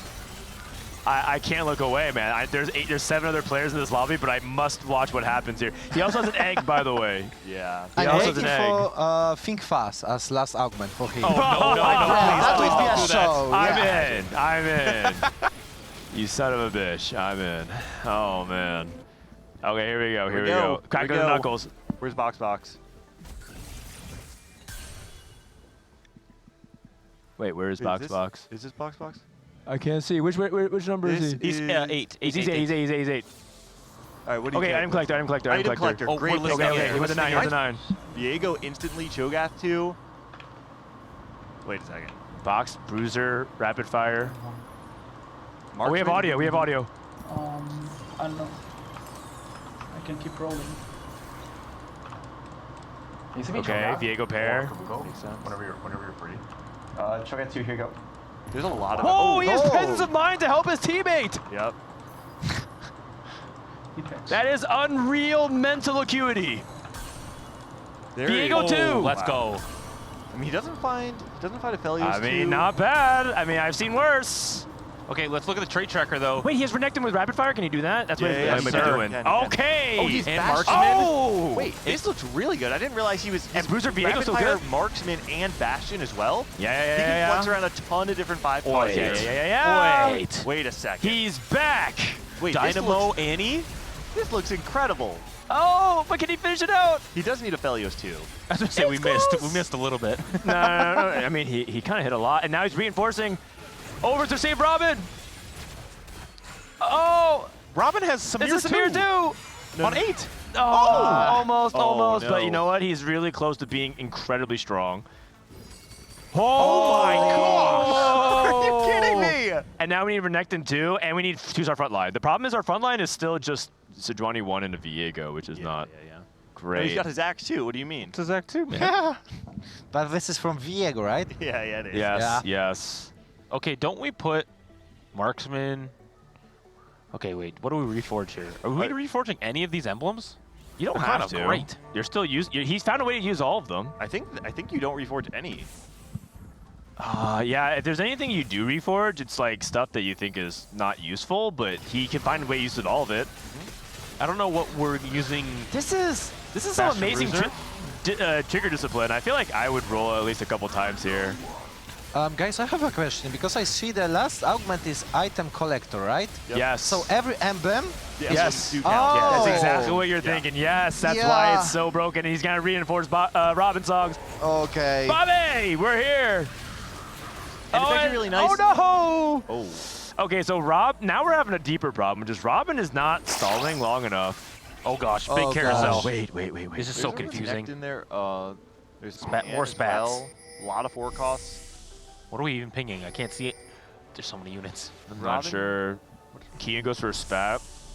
Okay, Boxbox goes for a pan. Oh. Is that a techie emblem for him? No. Is this? He has an open sword. Yum main. I need a Yumi main. Just hold Yumi main. I think I also need a shred. Okay, yeah. Do you have a PS or no? Which components? Actually, you need the PS. Can you take the tier? I'm gonna ship for myself. Oh, okay. Okay, Val's good. Yeah. See Emily Dish both. Yeah, everything's like you need armor. A lot of the Renons already. Sorry, you need heal. Oh, yeah. Just roll so I know what But to send. I can send you every single one of the unit you need. I was playing defense. Should I just sell the Stings? Because Army went out. Like, is that 10? Oh, Kiyoon has 2 enema emblems. But Kiyoon needs to get to 9. No, yeah, I can send you. And he needs. So Oh, he has 1, 2, Aurora. 3, Yeah, he has Aurora. We're missing 7, somebody. 8, 9. We have Jinx 3 right now. Oh, okay. I need She's to gonna be return, though. naked, but. Vayne. Vayne, yeah. Vayne, yeah. Vayne, he's missing Vayne. I should play that. Oh. Okay. And I mean, now just is has the to get to question, 9 is now. he going straight 9? He has to try at least. He should, yeah. Problem is, they are 21 HP, he's 10 gold. Yeah. That's a lot of time. But and this his is board Crabs. is okay. He's gonna do this for sure because Krabs gives him additional golds. Yeah. Oh. Assuming he can win. So these fights are really important then to survive. Yeah. The thing is, even if he gets 10 anima, oh, he lost. Boxbox won. Robin lost again. It's the same story every single time. Boxbox, you have to win faster. What is, because I know Robin was trying to play around the 3-star bruisers. Did he hit his board? Also, I think Emily and Dishsoap are really close to Ziggs 3. Okay. Oh, just kidding. It was somebody else who had 2-star 3, Ziggs. it's three Ziggs. Yep, yep, pretty close. Yes. Good to start. Vex 3, Vex 3. For Manute. But isn't Disso playing Vex? No, Manute and... Yeah, so I think all the Vexes are out. So basically, Manute is just holding the Vexes to stop Disso from hitting. Disso can't hit. There's too many Vexes. Well, they're competing for 3rd and 4th seed, For 3rd and 4th seed, yeah. So this is direct competition. Really so heads up Manute is play stopping Disso from hitting. I mean, they're looking like they're going to be going at least top 2 then, the Jetlag Diff. But you really want Emily and Dish to fall, right? They're the ones behind. They have to make up points. Yes. Support. Unit is here. Here comes Boxbox. Oh, Boxbox arrived. Ophelia. Oh no, he jumps my straight into God. Alistar. Oh, what? Oh, they didn't trigger their 1 HP thing, so that's not really that bad. Yeah, do we have the egg? The egg cash out for Robin is? Oh. Wait, Pan and an Pan. Anvil? Wait. Or is that the Pan already there? I think he got this from the golden wait, so orb. Kiyoon's gonna have 10. No, I think he got it from this because I think it was Boxbox that took the pan from from Boxbox Carousel. took the pan. Oh Yeah. my God! So you're telling me that Kiyoon is gonna be able to go for 11 anima? Pog. Prismatic orb. You're joking! Wow. So much gold. What is happening in this lobby? You're telling me that they get oh, okay, all right. Okay. What is in this Prismatic orb? I haven't even picked it up. So much gold. Masterwork upgrade. Oh my God. Wait, he went, okay, wait, Go to 10, go to 10. Look at that Urgot, But look by the way. at this board. Yeah, exactly. Wait, he's 100 rolling down a gold 9. during hedge fund on ball box. Is he going for like 3-star 4 cost or something? Or he's just rolling a 9? Hedge fund 6 golden hogs. This is crazy. Yeah, if he can find a way to get to like Zach with all that. Wait, he can even pick up his teammate's orb. That's a 2-star Annie in that orb. That's a 2-star Annie. Oh, okay. He's going for 8. He's going for 3 stars. He's going for 3 stars. He knows this is only out. I mean, he needs to act fast though. They're 5 HP. Yeah. Well, he's about to catch up the egg again. Yeah, I think you need to be doing this now. The problem is, Ooh. if he lost right now, they have 1 HP left, and he has 1 hungry gold. That's why he's rolling right? now. You're right. You're 100% right. That's why he's rolling now. Okay, we're at. So Koboko 2 is going to go over to Robin. Okay. Does he cash as well, though? That's the other question. Does he cash his egg? You can send an artifact? Okay, there we go. Order of operations is going to be really important. Talisman. There's so many Wait. things to do. For Cho'Gath, this is Talisman, Talisman Mundo. Whoa. Okay, yeah, Okay, it's got to be a fine. Cho'Gath here. It is Cho'Gath. Wait, he has 6 Urgots. There's no way, right? There's too much to do. Wait! He's one off We're Annie. one off Urgot 3. One off. Hold on, oh my God. Oh no, can he do it? Please, Can he do it? He ain't Find Annie. Find Annie. But is there any Urgots? Is there any Urgots? I'm scouting. No. No one realized that he's no one off. He's going to get so much gold this round, too. He is always one off. Robin, please. Robin, he's a level 8. He can't even do it. I think he has to. He can't even do it. He might And wanna Boxbox needs to change survive. They're at 1 items. life. I think you probably want to get Anima off of this Annie, right? Throw guard breaker on her instead. Yeah, probably, but he had too much to do that turn. Yeah. But he Okay, wins. we're winning fights really reinforce, fast. Reinforce. This is what he needs. Urgot, hurry up! Come on. Reinforce! Wait. It's looking good. People This arrive. is good. It's a really good stall comp, obviously, with all these bruisers. Okay. And Talisman? I mean, the problem come on. is there is a 10 Anima Squad player in the lobby, and Kiyoon is now officially online. Wait, go back to Boxbox, though. Are we going to find Urgot? Oh my gosh! 25 gold! 25 gold! He's skipping, he's skipping. He's looking. He knows. Oh, no. Oh, I thought that was it. Come on, man. Oh, we got it. Connected every shot. Come on, man. Praying. No. No. Got one more roll. No. Okay, Does anyone have it? Does anyone have it? No one has it still. I'm scouting around frantically. Robin just hit Mundo 3. Okay, guys, but in this situation, if they have the 10 Anima squad, shouldn't Boxbox sell the Anis free and try to find the Urgot? Because he always loses with Ani free against an Anima squad, right? He's not in his matchmaking pool yet, so not yes. Okay. Yes. If that Makes comes down sense to in it. this case, yeah. But it would, what Robin would lose. But that's going to happen regardless. Okay. Well, there is a lot of power on this board, but yeah, I mean, I'm assuming Andy's going to be able to cast the Tibbers. Okay, yeah, Tibbers comes down. That should be enough to win this fight and then move over to Robin. We need Robin to not die, though. Robin loses! Robin's dead! Oh, Kiyoon! Oh, it was Kiyoon versus that. Oh, no. Oh. So sad for him. Like, dude, this 10 Anima. It was one of the most interesting game I have ever seen in my life. Like, he said he gonna play tempo, but he plays hedge fund into ciphers. Like, come on. Oh no! Yeah, we were watching if he can save it. The problem is Robin. Yeah, they just didn't have the HP. Yep. They just didn't have the HP. And now we have to keep our eye on Yougelly because obviously Kiyoon is going to win his fights. But can Yougelly hold on? This board is crazy. This is important because we know that Manute and Unid want to slingshot over Emily and Dishsoap. So if Kiyoon and Yougelly are able to send Emily and Dishsoap third, all of a sudden Manute and Unid might have enough to slingshot back into third place. Dude, and Skateparge would be winning another lobby, which would just be, I mean, that's just ridiculous. Everything's turning up for them. Oh man, here we go. Going up against Unid, dealing big damage to Unid. Kiyoon's the Grim Reaper right now. Here comes the 10 Anima. The Pain Train. Oh my lord. Yeah, I love just watching him carry him out of the battlefield. Yeah. See Manute going up against Dishsoap. And this Varus 3 actually kind of cooks. Wow. Whoa. That's a double loss for Jetlag. Okay, so Dish and Emily, yeah, they both fought Manute and Unid. Oh my God. Does that actually mean that they both fight Yougelly and Kiyoon right now, right? They're guaranteed? Yeah. Okay. Yougelly on a win streak, by the way. One thing that's really key is that she's also winning out. Yeah. With this setup as well. Someone is going to take a very sad third here. Yeah, I mean, Unid is still sitting on Samira 1. Everyone else has really, really strong upgrades. It's looking tough for Team Jetlag, Diff. It is, it is. Yeah. And now Emily, oh, this actually might be it. Like, the winner of this might actually determine who can get to third place. Emily versus Manute.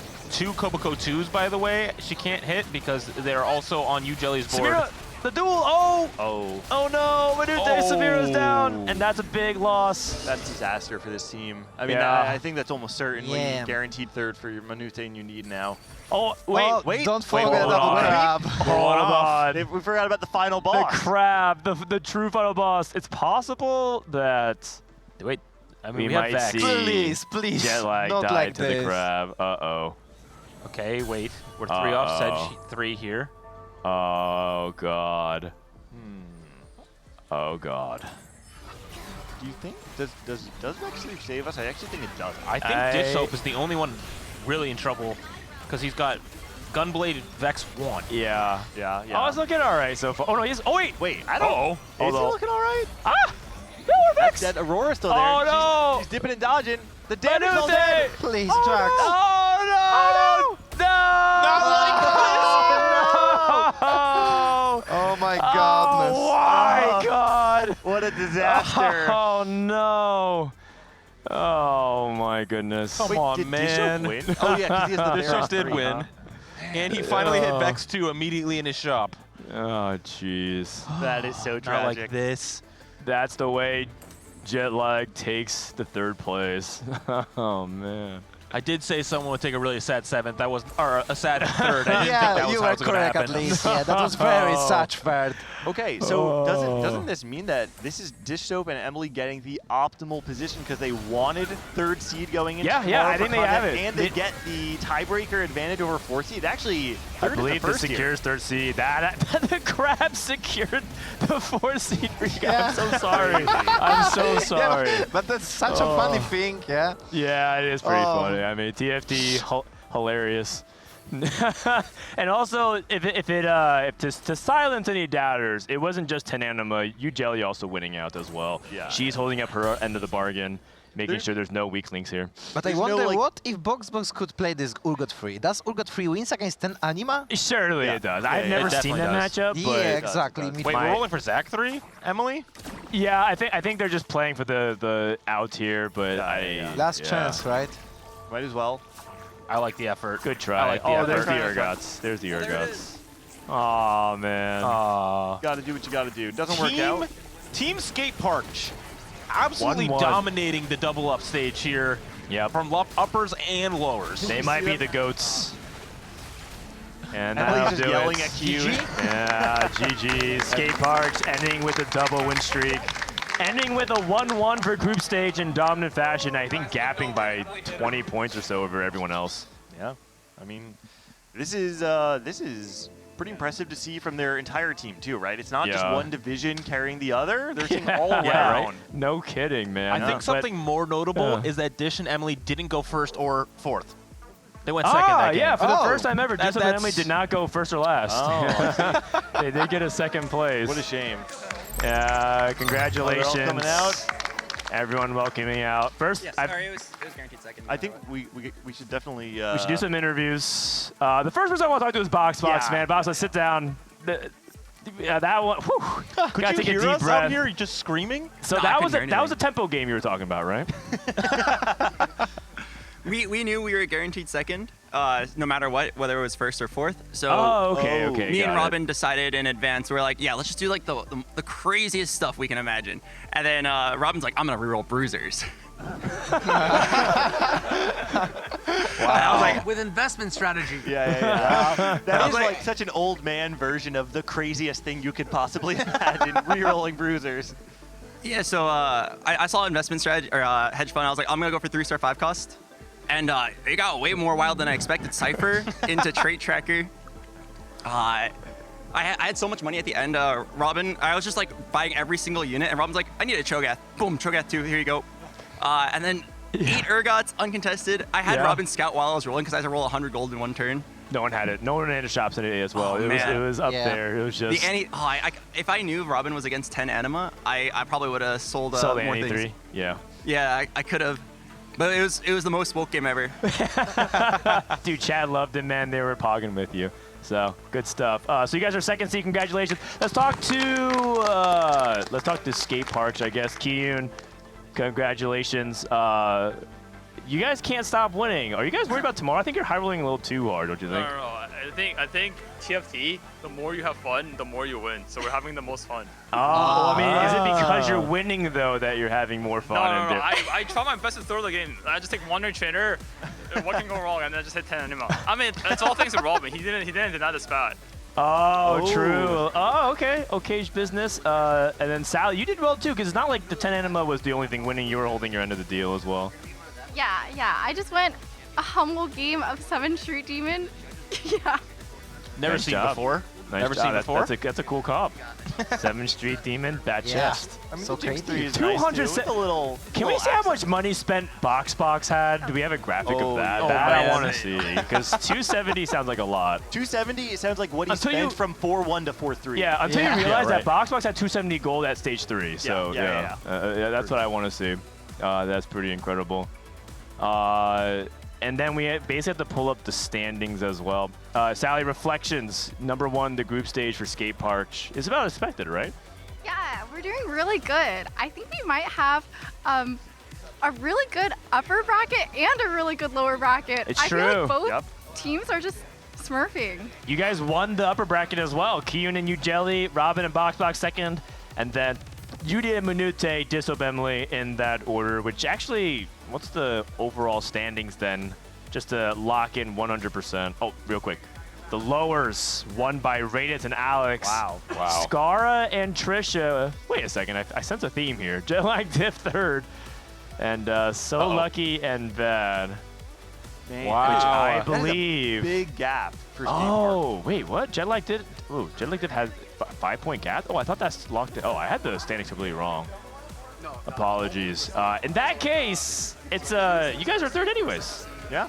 Oh. Wow, that's cool. Congrats. Yeah, I didn't realize that. I thought they were separated, but I must have looked at the wrong standings then. I don't think they put Dishsoap and Emily second in there. Okay. I think those points are wrong. Oh. Because 17 points is too low.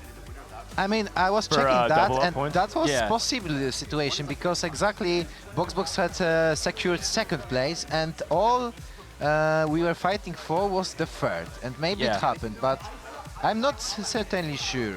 Chat is agreeing with me, for sure. Yeah. I thought maybe I read the standings wrong, but maybe we'll get it fixed. And check it out. But either way, it was a pleasure to chat with you. It's pretty fun. Thank you very much, guys. Bartosz. I think we're going to. Should we wait for them to update the standings, or should we just throw it a break? I would like to know. I mean, I feel like we can like vamp for a minute, and then if we don't get any update on there, Robin, you guys look like you've secured second, and you played. I think so. Okay. I'm pretty sure. Yeah. Right? How do you feel about your chance going 4v4 tomorrow? I see your team is like, I feel like you guys are the tryhard team. Every time I look over Boxbox and you guys are like strategizing and that stuff. I think we're going to do really well. We already have a 4v4 strat going in. Oh, yeah. Wait, what's your 4v4 So you're not strat? going to leak it? Can you tell us? No, I'm not going to leak it. Just a little bit. We won't tell. But I feel like you guys are trying, and I think Scarra and Tricia are sweating really hard as well. They played their hearts out. Are you proud of them? Yes, I'm proud of Tricia for learning. I mean, she's really good at Alexkhosieyo, but like learning the 4-4 line. Yeah. And then Scarra is like super flex, plays everything. But yeah, like I think going in, he didn't really believe in the boombot line, but now he's like plays boombot more than ever. Yes, I told you. Scarra, sit down. It's not his. It's not his. He's not the reason. Okay. Wait, what? I've always played a ton of fiddle, but like I don't know. I just really want to play fiddle lines. That's it. I just think it's the most fun lines. Yeah, but boombot's like pretty legit though. And Yeah, Urgot's I mean, it's pretty legit. But then like you see, like no one hits Urgot. You see, Albert never hit Urgot. He hit a lot of Urgots. He just didn't hit the 9th comp. Yeah, like that's a skill issue. How did your games go today compared to yesterday? Oh, I think today, since Tricia really went back and was like, I don't want to force Ox every game if the position's not as good. So then she flexed into 4-4, and it opened up a lot of flexibility for us. Do you like flexing, Tricia? A lot of players, it can scare them off. But how was it trying to learn a line in like less than one night for tournament? I mean, I don't mind flexing. I just am not really flexible because I am a geriatric gamer, and you know, the age is catching up with me. No, I think Tricia improved so much in the last 3 weeks. So it used to be she played 6 Ox and she would play it with Yumi, Aurora, and no Zach. And I was like, okay, this unit sucks. This unit sucks. You're using this, and she would carry a Graves 1 till stage 4. And now she doesn't even pick up the Graves. She carries Jin 2, Senna 1. I'm like, dude, holy shit. Pick it up. Yeah, she's so much better. I think a lot of players are better. I saw Sykkuno doing some pretty good itemization tricks and stuff like that, and probably from the help of his teammate, like carrying like Shojin and Rageblade and then transferring over later. So I think everyone's improved a lot, which makes it really interesting for tomorrow. And I believe the standings are updated. So once more. There we go. This is correct. I'm so sorry, Jetlag Diff. I was right. I thought I was going crazy. Yeah. But I thought like So Lucky and Bad secured the 3rd seed, and they did because of that last game. I knew there were some stakes on the line. Look at the gap, though. That's crazy. 64. 43, Holy. 44, 49, 64. Skateparge running away with the entire group stage. Everyone playing for second. And the lower division didn't carry them. No, they actually had the highest points. They won both really convincingly. That's crazy. All right. Domination. Well, that's going to happen for that's going to set the stage for 4v4 tomorrow, but we're not done fully here yet. We like to close every day at our invitationals with a fun game show, and I believe we got one more ready. It's called God of the Net. And this may be the dumbest side event yet. If you guys thought it's been pretty bad so far, this one might be the stupidest. But you just have to sit around and find out because it's going to be pretty funny probably, hopefully. We'll take a few minutes when we come back. More action from the Digi Duos Invitational. Stay tuned.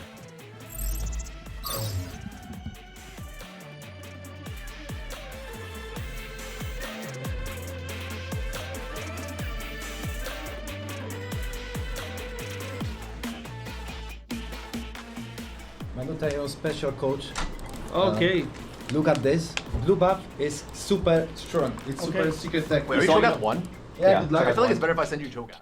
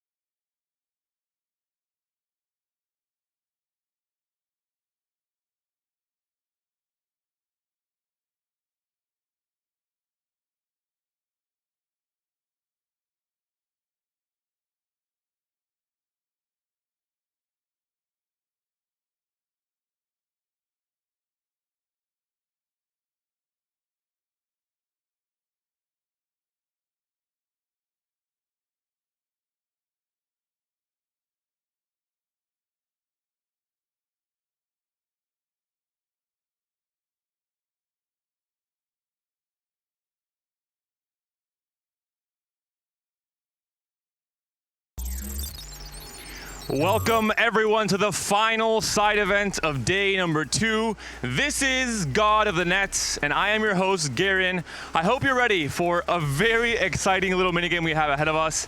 3 different teams are sitting on my right. We're gonna have 2 players per team, so duos participating, and we have on my left a magical box full of air and full of special little papers that these teams will have to collect with this net and these goggles. Team number 1, Dishsoap, Emily, please come over here. And I'll briefly explain the rules of the game. One of you will step into the box. You'll have 30 seconds in total, once the airflow starts kicking in, to try and collect as many units as possible.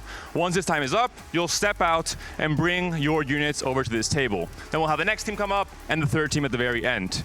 After the units are done, we'll have round number 2 with items. Same exact sequence, 30 seconds per team, per player. Once we've done both units and items, your goal is to craft the best board possible using any hypotheticals you want in terms of encounters or augments, and then justify this board to our expert panel of judges, Asa, Eniko, and Sherman. Whoever gets the most points from the judges, from 1 to 10, will be the victor, and you guys will be the gods of the net. Are we ready? All right, Emily, please take your tools. Goggles, it's dangerous in there. And I'll give you one quick little tip as well once you step in. If things are pooling around your feet, just try and step up, kick up your feet, and you'll have more airflow and more chances to catch more units. Exactly like that, you got it. Are you ready? Ready. All right, step in. I'll walk you in here. Oh. And now the airflow can begin. Once the paper starts kicking up, we'll have 30 seconds in total. Are you ready, Emily? And go! She's trying her absolute best. The goggles, I think, are not helping. Any pointers, Dishsoap? I don't know. Just get. I mean, I hope she gets all the street demons. Get the street demons, Emily. You heard it from your perfect player teammate. Emily seems to be locked in at least in place. She's trying to let the units fall into the net itself, which is definitely a strategy. Not sure if the right one.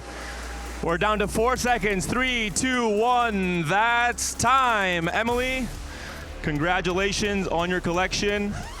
Please step out with your units and your nets.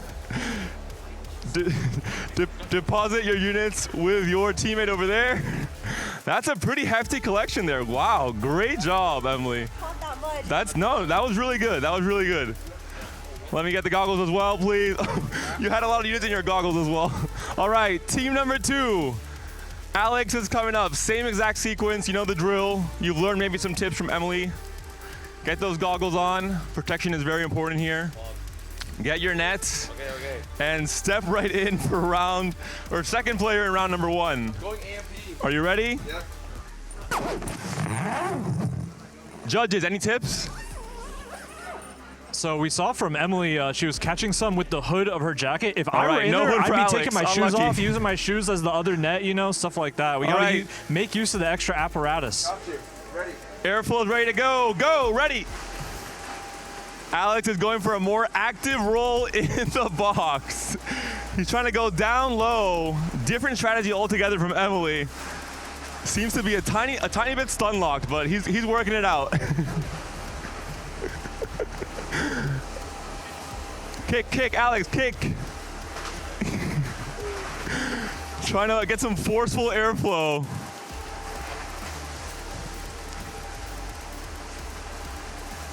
Two seconds, 1 second, that's time. All right, Alex. Oh no. Oh no, I think I dumped him trying to kick. Alex, please step out. That's not a bad collection. Could be worse. Kiyoon seems satisfied. All right, team number 3, send your competitor. Judges, any more tips? We've seen 2 players now. Asa? Have a wide stance. That'll give you the most airflow throughout the entire box. You heard, XN? Yeah. Gonna try. Wide stance. Okay, wide? Yeah. Looks good, looks good. Higher. Keep stepping. Keep the knees high. Keep the knees high. This is a aerobic workout. Here's your net, XN. Can I go in? You can go in, you can go in. You have my permission.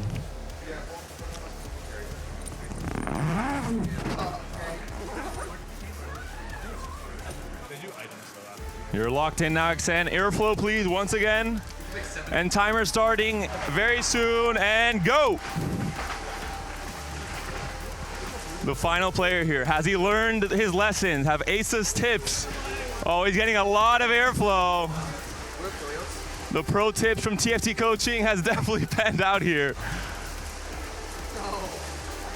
XN's going for a 360 spin, so the trick shots are coming in here for the Polish player. He's trying his absolute best. 4 seconds, 3 seconds, 2 seconds, and that's time.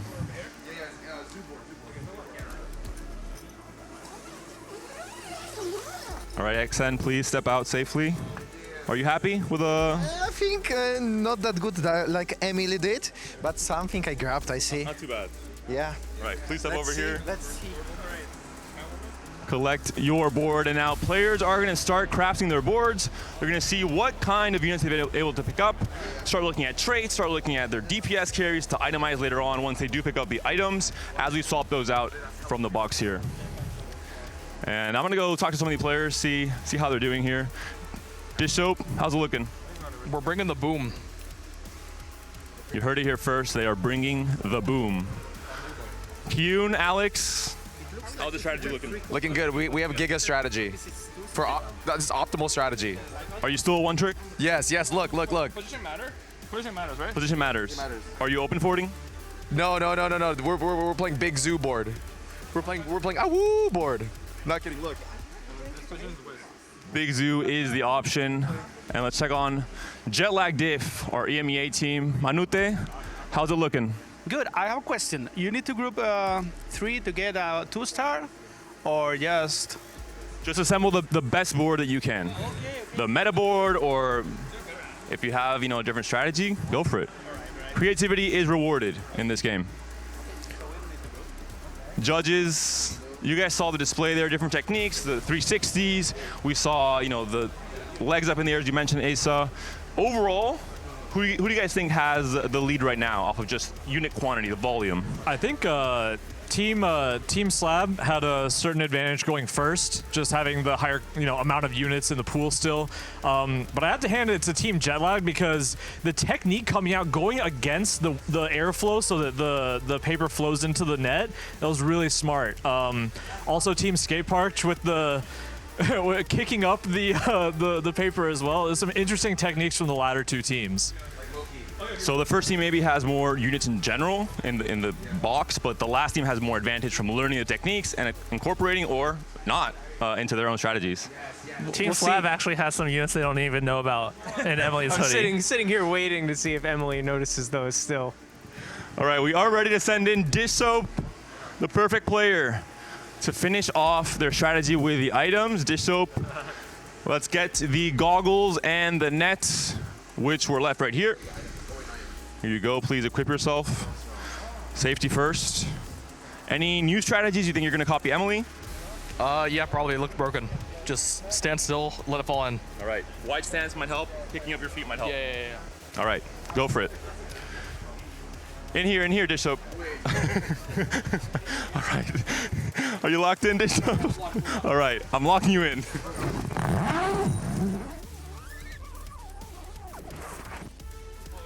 And that's going to be it for Dishsoap in the box now. Airflow, please. Let's get it going. And the moment it starts, it kicks up. That's time. 30 seconds in total. Dishsoap's going for a more patient stance. Going with the airflow here, and now we're really getting some movement, some payoff. He's scaling into that late game. 15 seconds to go. We're halfway through. Dishsoap very cool, calm, and collected. No erratic movement. He is locked in with the airflow. He is becoming one with the wind. 5 seconds to go, Dishsoap. 4, 3, 2, 1. That's time.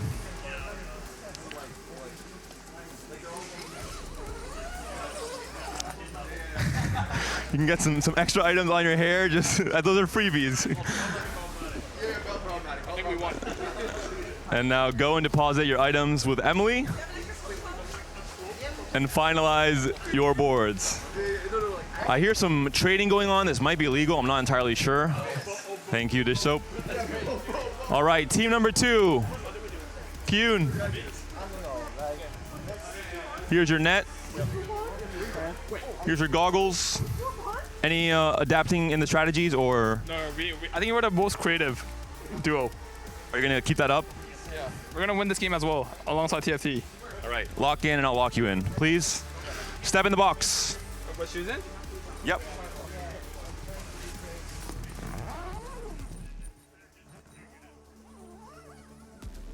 All right, Kiyoon is ready to go. Airflow, please. And time. Components, Kiyoon. Get components. Alex is giving some tips, trying to get components. We'll see if that'll be the case.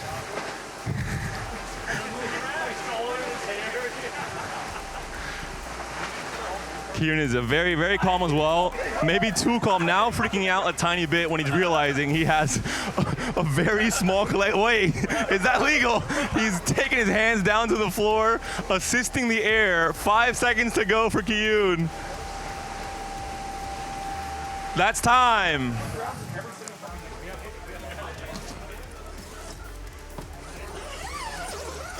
All right, Kiyoon, are you happy with your performance? I shoveled. I think I got the most. I'm pretty sure. Did you cheat? No, I didn't cheat. You didn't cheat. Cameras are definitely not rolling. No one caught that one. Don't worry. All right, dump your items with your team. And bring our tools here for Manute to finish off the job for Jetlag Diff. Thank you. There's your nets. Manute, you're the last player. Yes. You've learned from 5 other competitors. What's the strat? I don't know. We are trying to think something like double travel or triple travel, you know, something creative. What's the strat in the box, though? That's the important part. No, I'm going to do something like that and trying to grab anything. Let's see if I can find something good. Judges, any last help for Manute? He seems to be clueless. Dishsoap was employing the fry cook technique with his net. You might want to pick that up. Just remember to keep the airflow, keep moving around in there, keep the knees high, you know? It's an exercise. All right, the line cook technique from Tricia. Let's go. Okay. Step in, Manute. And we'll have one final round. Looks like he's ready to go snowboarding or skiing. All right, airflow, please. And time. We have 30 seconds in total for the Spanish player to finish off the job. He has a skiing stance, which is a new one. We'll see if it'll pay off, the synergy between stance, outfit, and hopefully performance. I'm not seeing much collection going on. He may be dumping some of these items out of the net, but he'll lock in for the final 10 seconds left, Manute. He's trying to go for the Kiyoon technique, definitely not cheating. 2 seconds, 1 second. That's time. Manute, great job there, hopefully. You are now free. I think there's 6 items in there. Look at that. Look at that. Oh, that's some spicy stuff I see there. Manute, you're absolutely right. I won't go against that. And now our teams can start finalizing their boards, finalizing their items to present to our judges, who will hopefully have a very open and creative mind in assisting our players. Is that right? Yep, clear mind on all 3 of us. That's correct. Not a thought in our heads. That's what you wanted, right? Any expectation in terms of what strategies players might employ?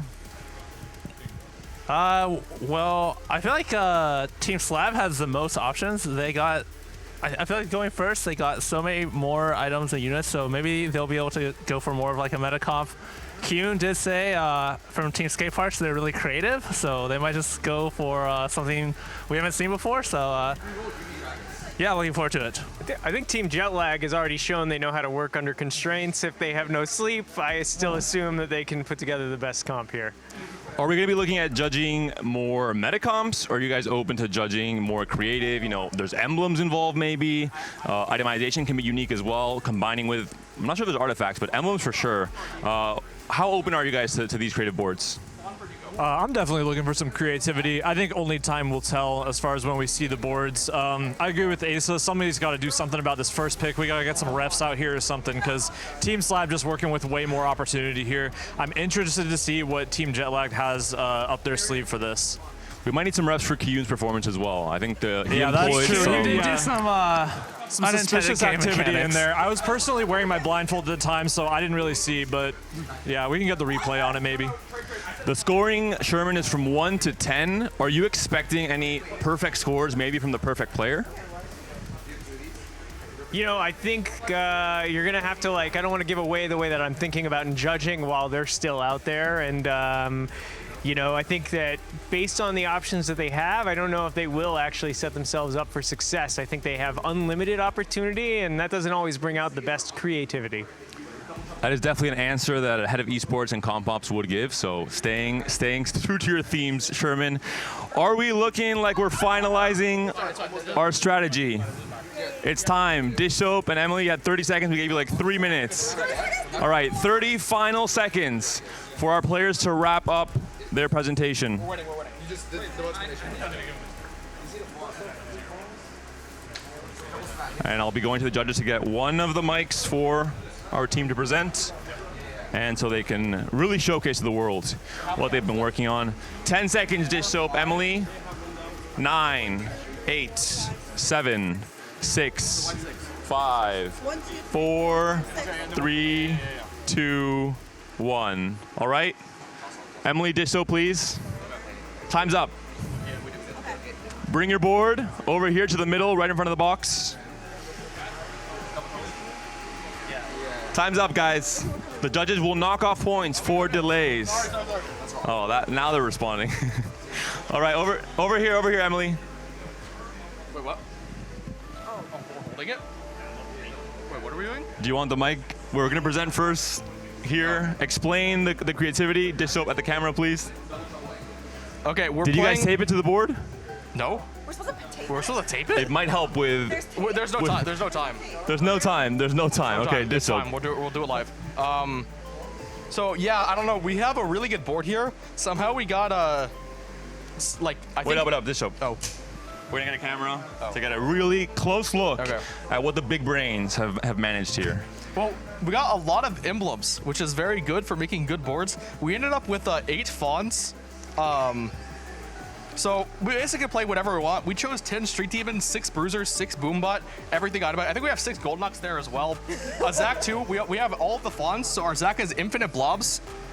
Probably a Zac 3 as well. Like one of these, something on this board is 3-starred. Wait, we have you know how the 3 fawns, if you get all 3 different ones, you get infinite gold? We have that. And so our Zac literally has 10 million blobs. So that infinite gold can't be used here because you already have all your units, but it can be used for tomorrow's 4v4. So the first game, you'll be loading into the convergence with all that infinite gold ready to go. Okay, I mean, the thing is we don't even need infinite gold because we're 10 Street Demon, 6 Bruiser, 6 Boombot. No, it's not 6 Boombot. I think it's 4 Boombot, but it doesn't matter.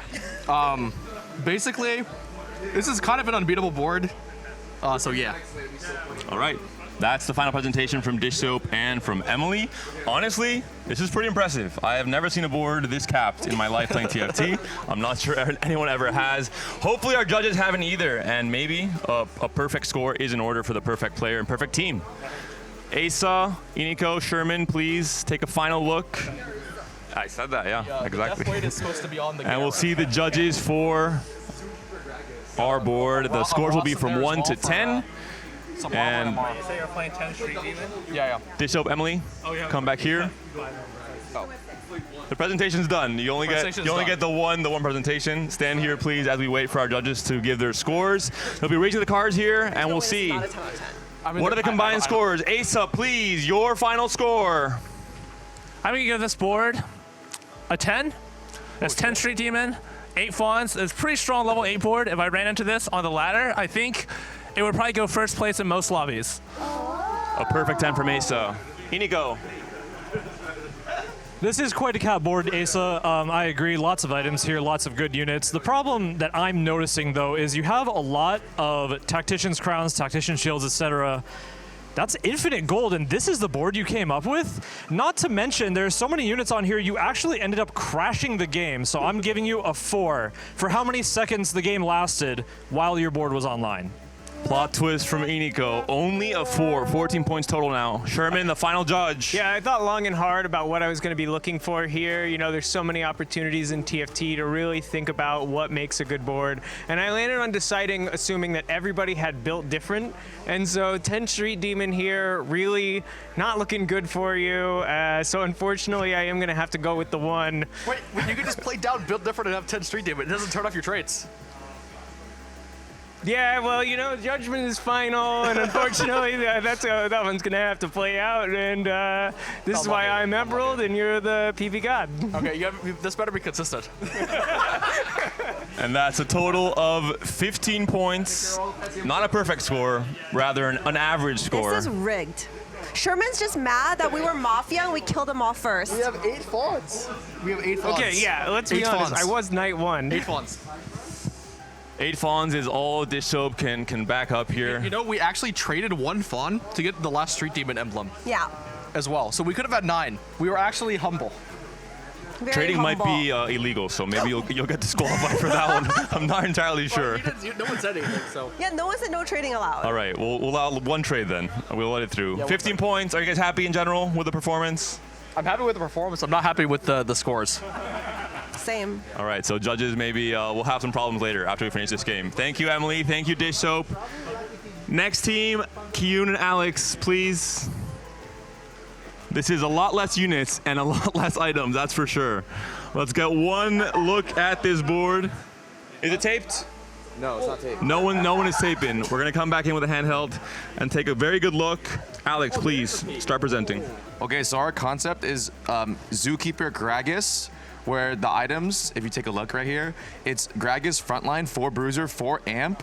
He has pans and spat because he's cooking for the animals, and the redemption acts as water. And the augments that we're taking is hedge fund, health is wealth, because humans love money and they need to take care of the animals, and double trouble, so you can play 2 Yumis.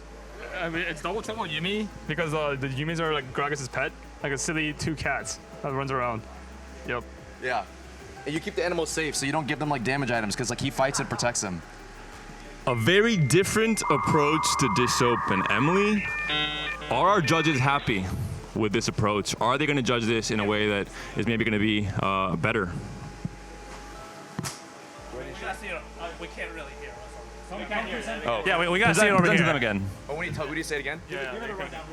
Okay, so we're playing this comp is called Zookeeper Gragas. You play it from a spot of hedge fund, health is wealth, because humans love money, and double trouble. So basically the concept is Gragas is cooking for the animals with the pans and spat. The redemption acts as water, and he's the protector of all animals. Yeah, and then we have double trouble because he owns 2 silly cats, and we have hedge fund because we need the money to take care of the pets.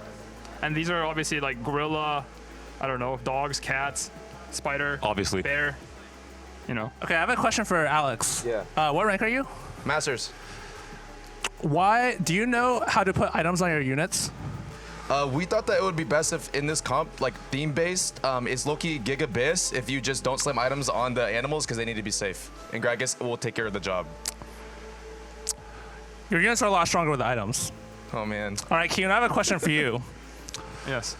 Do you know Riot's stance on unintended game interactions? Because you're supposed to be catching them with a net, you know. Oh yeah. I was shoveling. I mean, I feel like tools are made to be used for multiple purposes, and the net could be. I use a net to shovel the sand. Because I kind of feel like you were just grabbing a whole bunch of them with your hand out there. No, I did not use my hand. I used the net for sure. All right, I guess if you say so. Well, I'm not that impressed, but I do like how Alex stayed true to his amp, so I'll give it a 2. No. A 2 from the first judge. Not the greatest start for team number 2. So there's a lot going on this board, gentlemen. And I love all of it, honestly. The cats are quite silly. Gragas taking great care of all the animals, our greatest Earth's treasure. And, you know, I don't know if you've seen Arcane, but to quote Singe, there is no more beast than man. So Kiyoon using his hands as nets. I mean, what is a hand but a net? He truly is the god of his own nets. This is a 10, hands down. It's a 10 from Inigo. They've turned it around. 12 points total. It's all down to Sherman. They need at least 4 points to surpass Emily and Dishsoap. So, like I said, from the get-go, I decided I was going to assume that everybody had built different. And as I look at your board, there's some synergy, but like definitely far, far away from having a 10 trait active. So I'm gonna go ahead and go with the 5 here. Is that good? I think that's good. 17. A 5 is a total of 17 points, surpassing the first team by 2 and currently in the lead with a very, very unorthodox strategy. Boys, are you happy with the fact that you guys thought outside of the box while being in the box? I mean, this is just a clash of worlds here. Unironically, I feel like yes, like super happy with the outcome. Kiyoon took the reins and like he coached me through making the comp. It's actually playable. Like besides the item slam, it's playable and it has a good theme. And TFT Academy can make a good name out of it. So Zookeeper Gragas in the books. Is 17 points the Astral Bis score for this final game? It's good enough. We're happy with it. We're satisfied. I think as long as we defeat PP and the FPP, we're good to go. All right. Thank you so much, boys. Congrats on your 17 points. And we'll bring now the final team.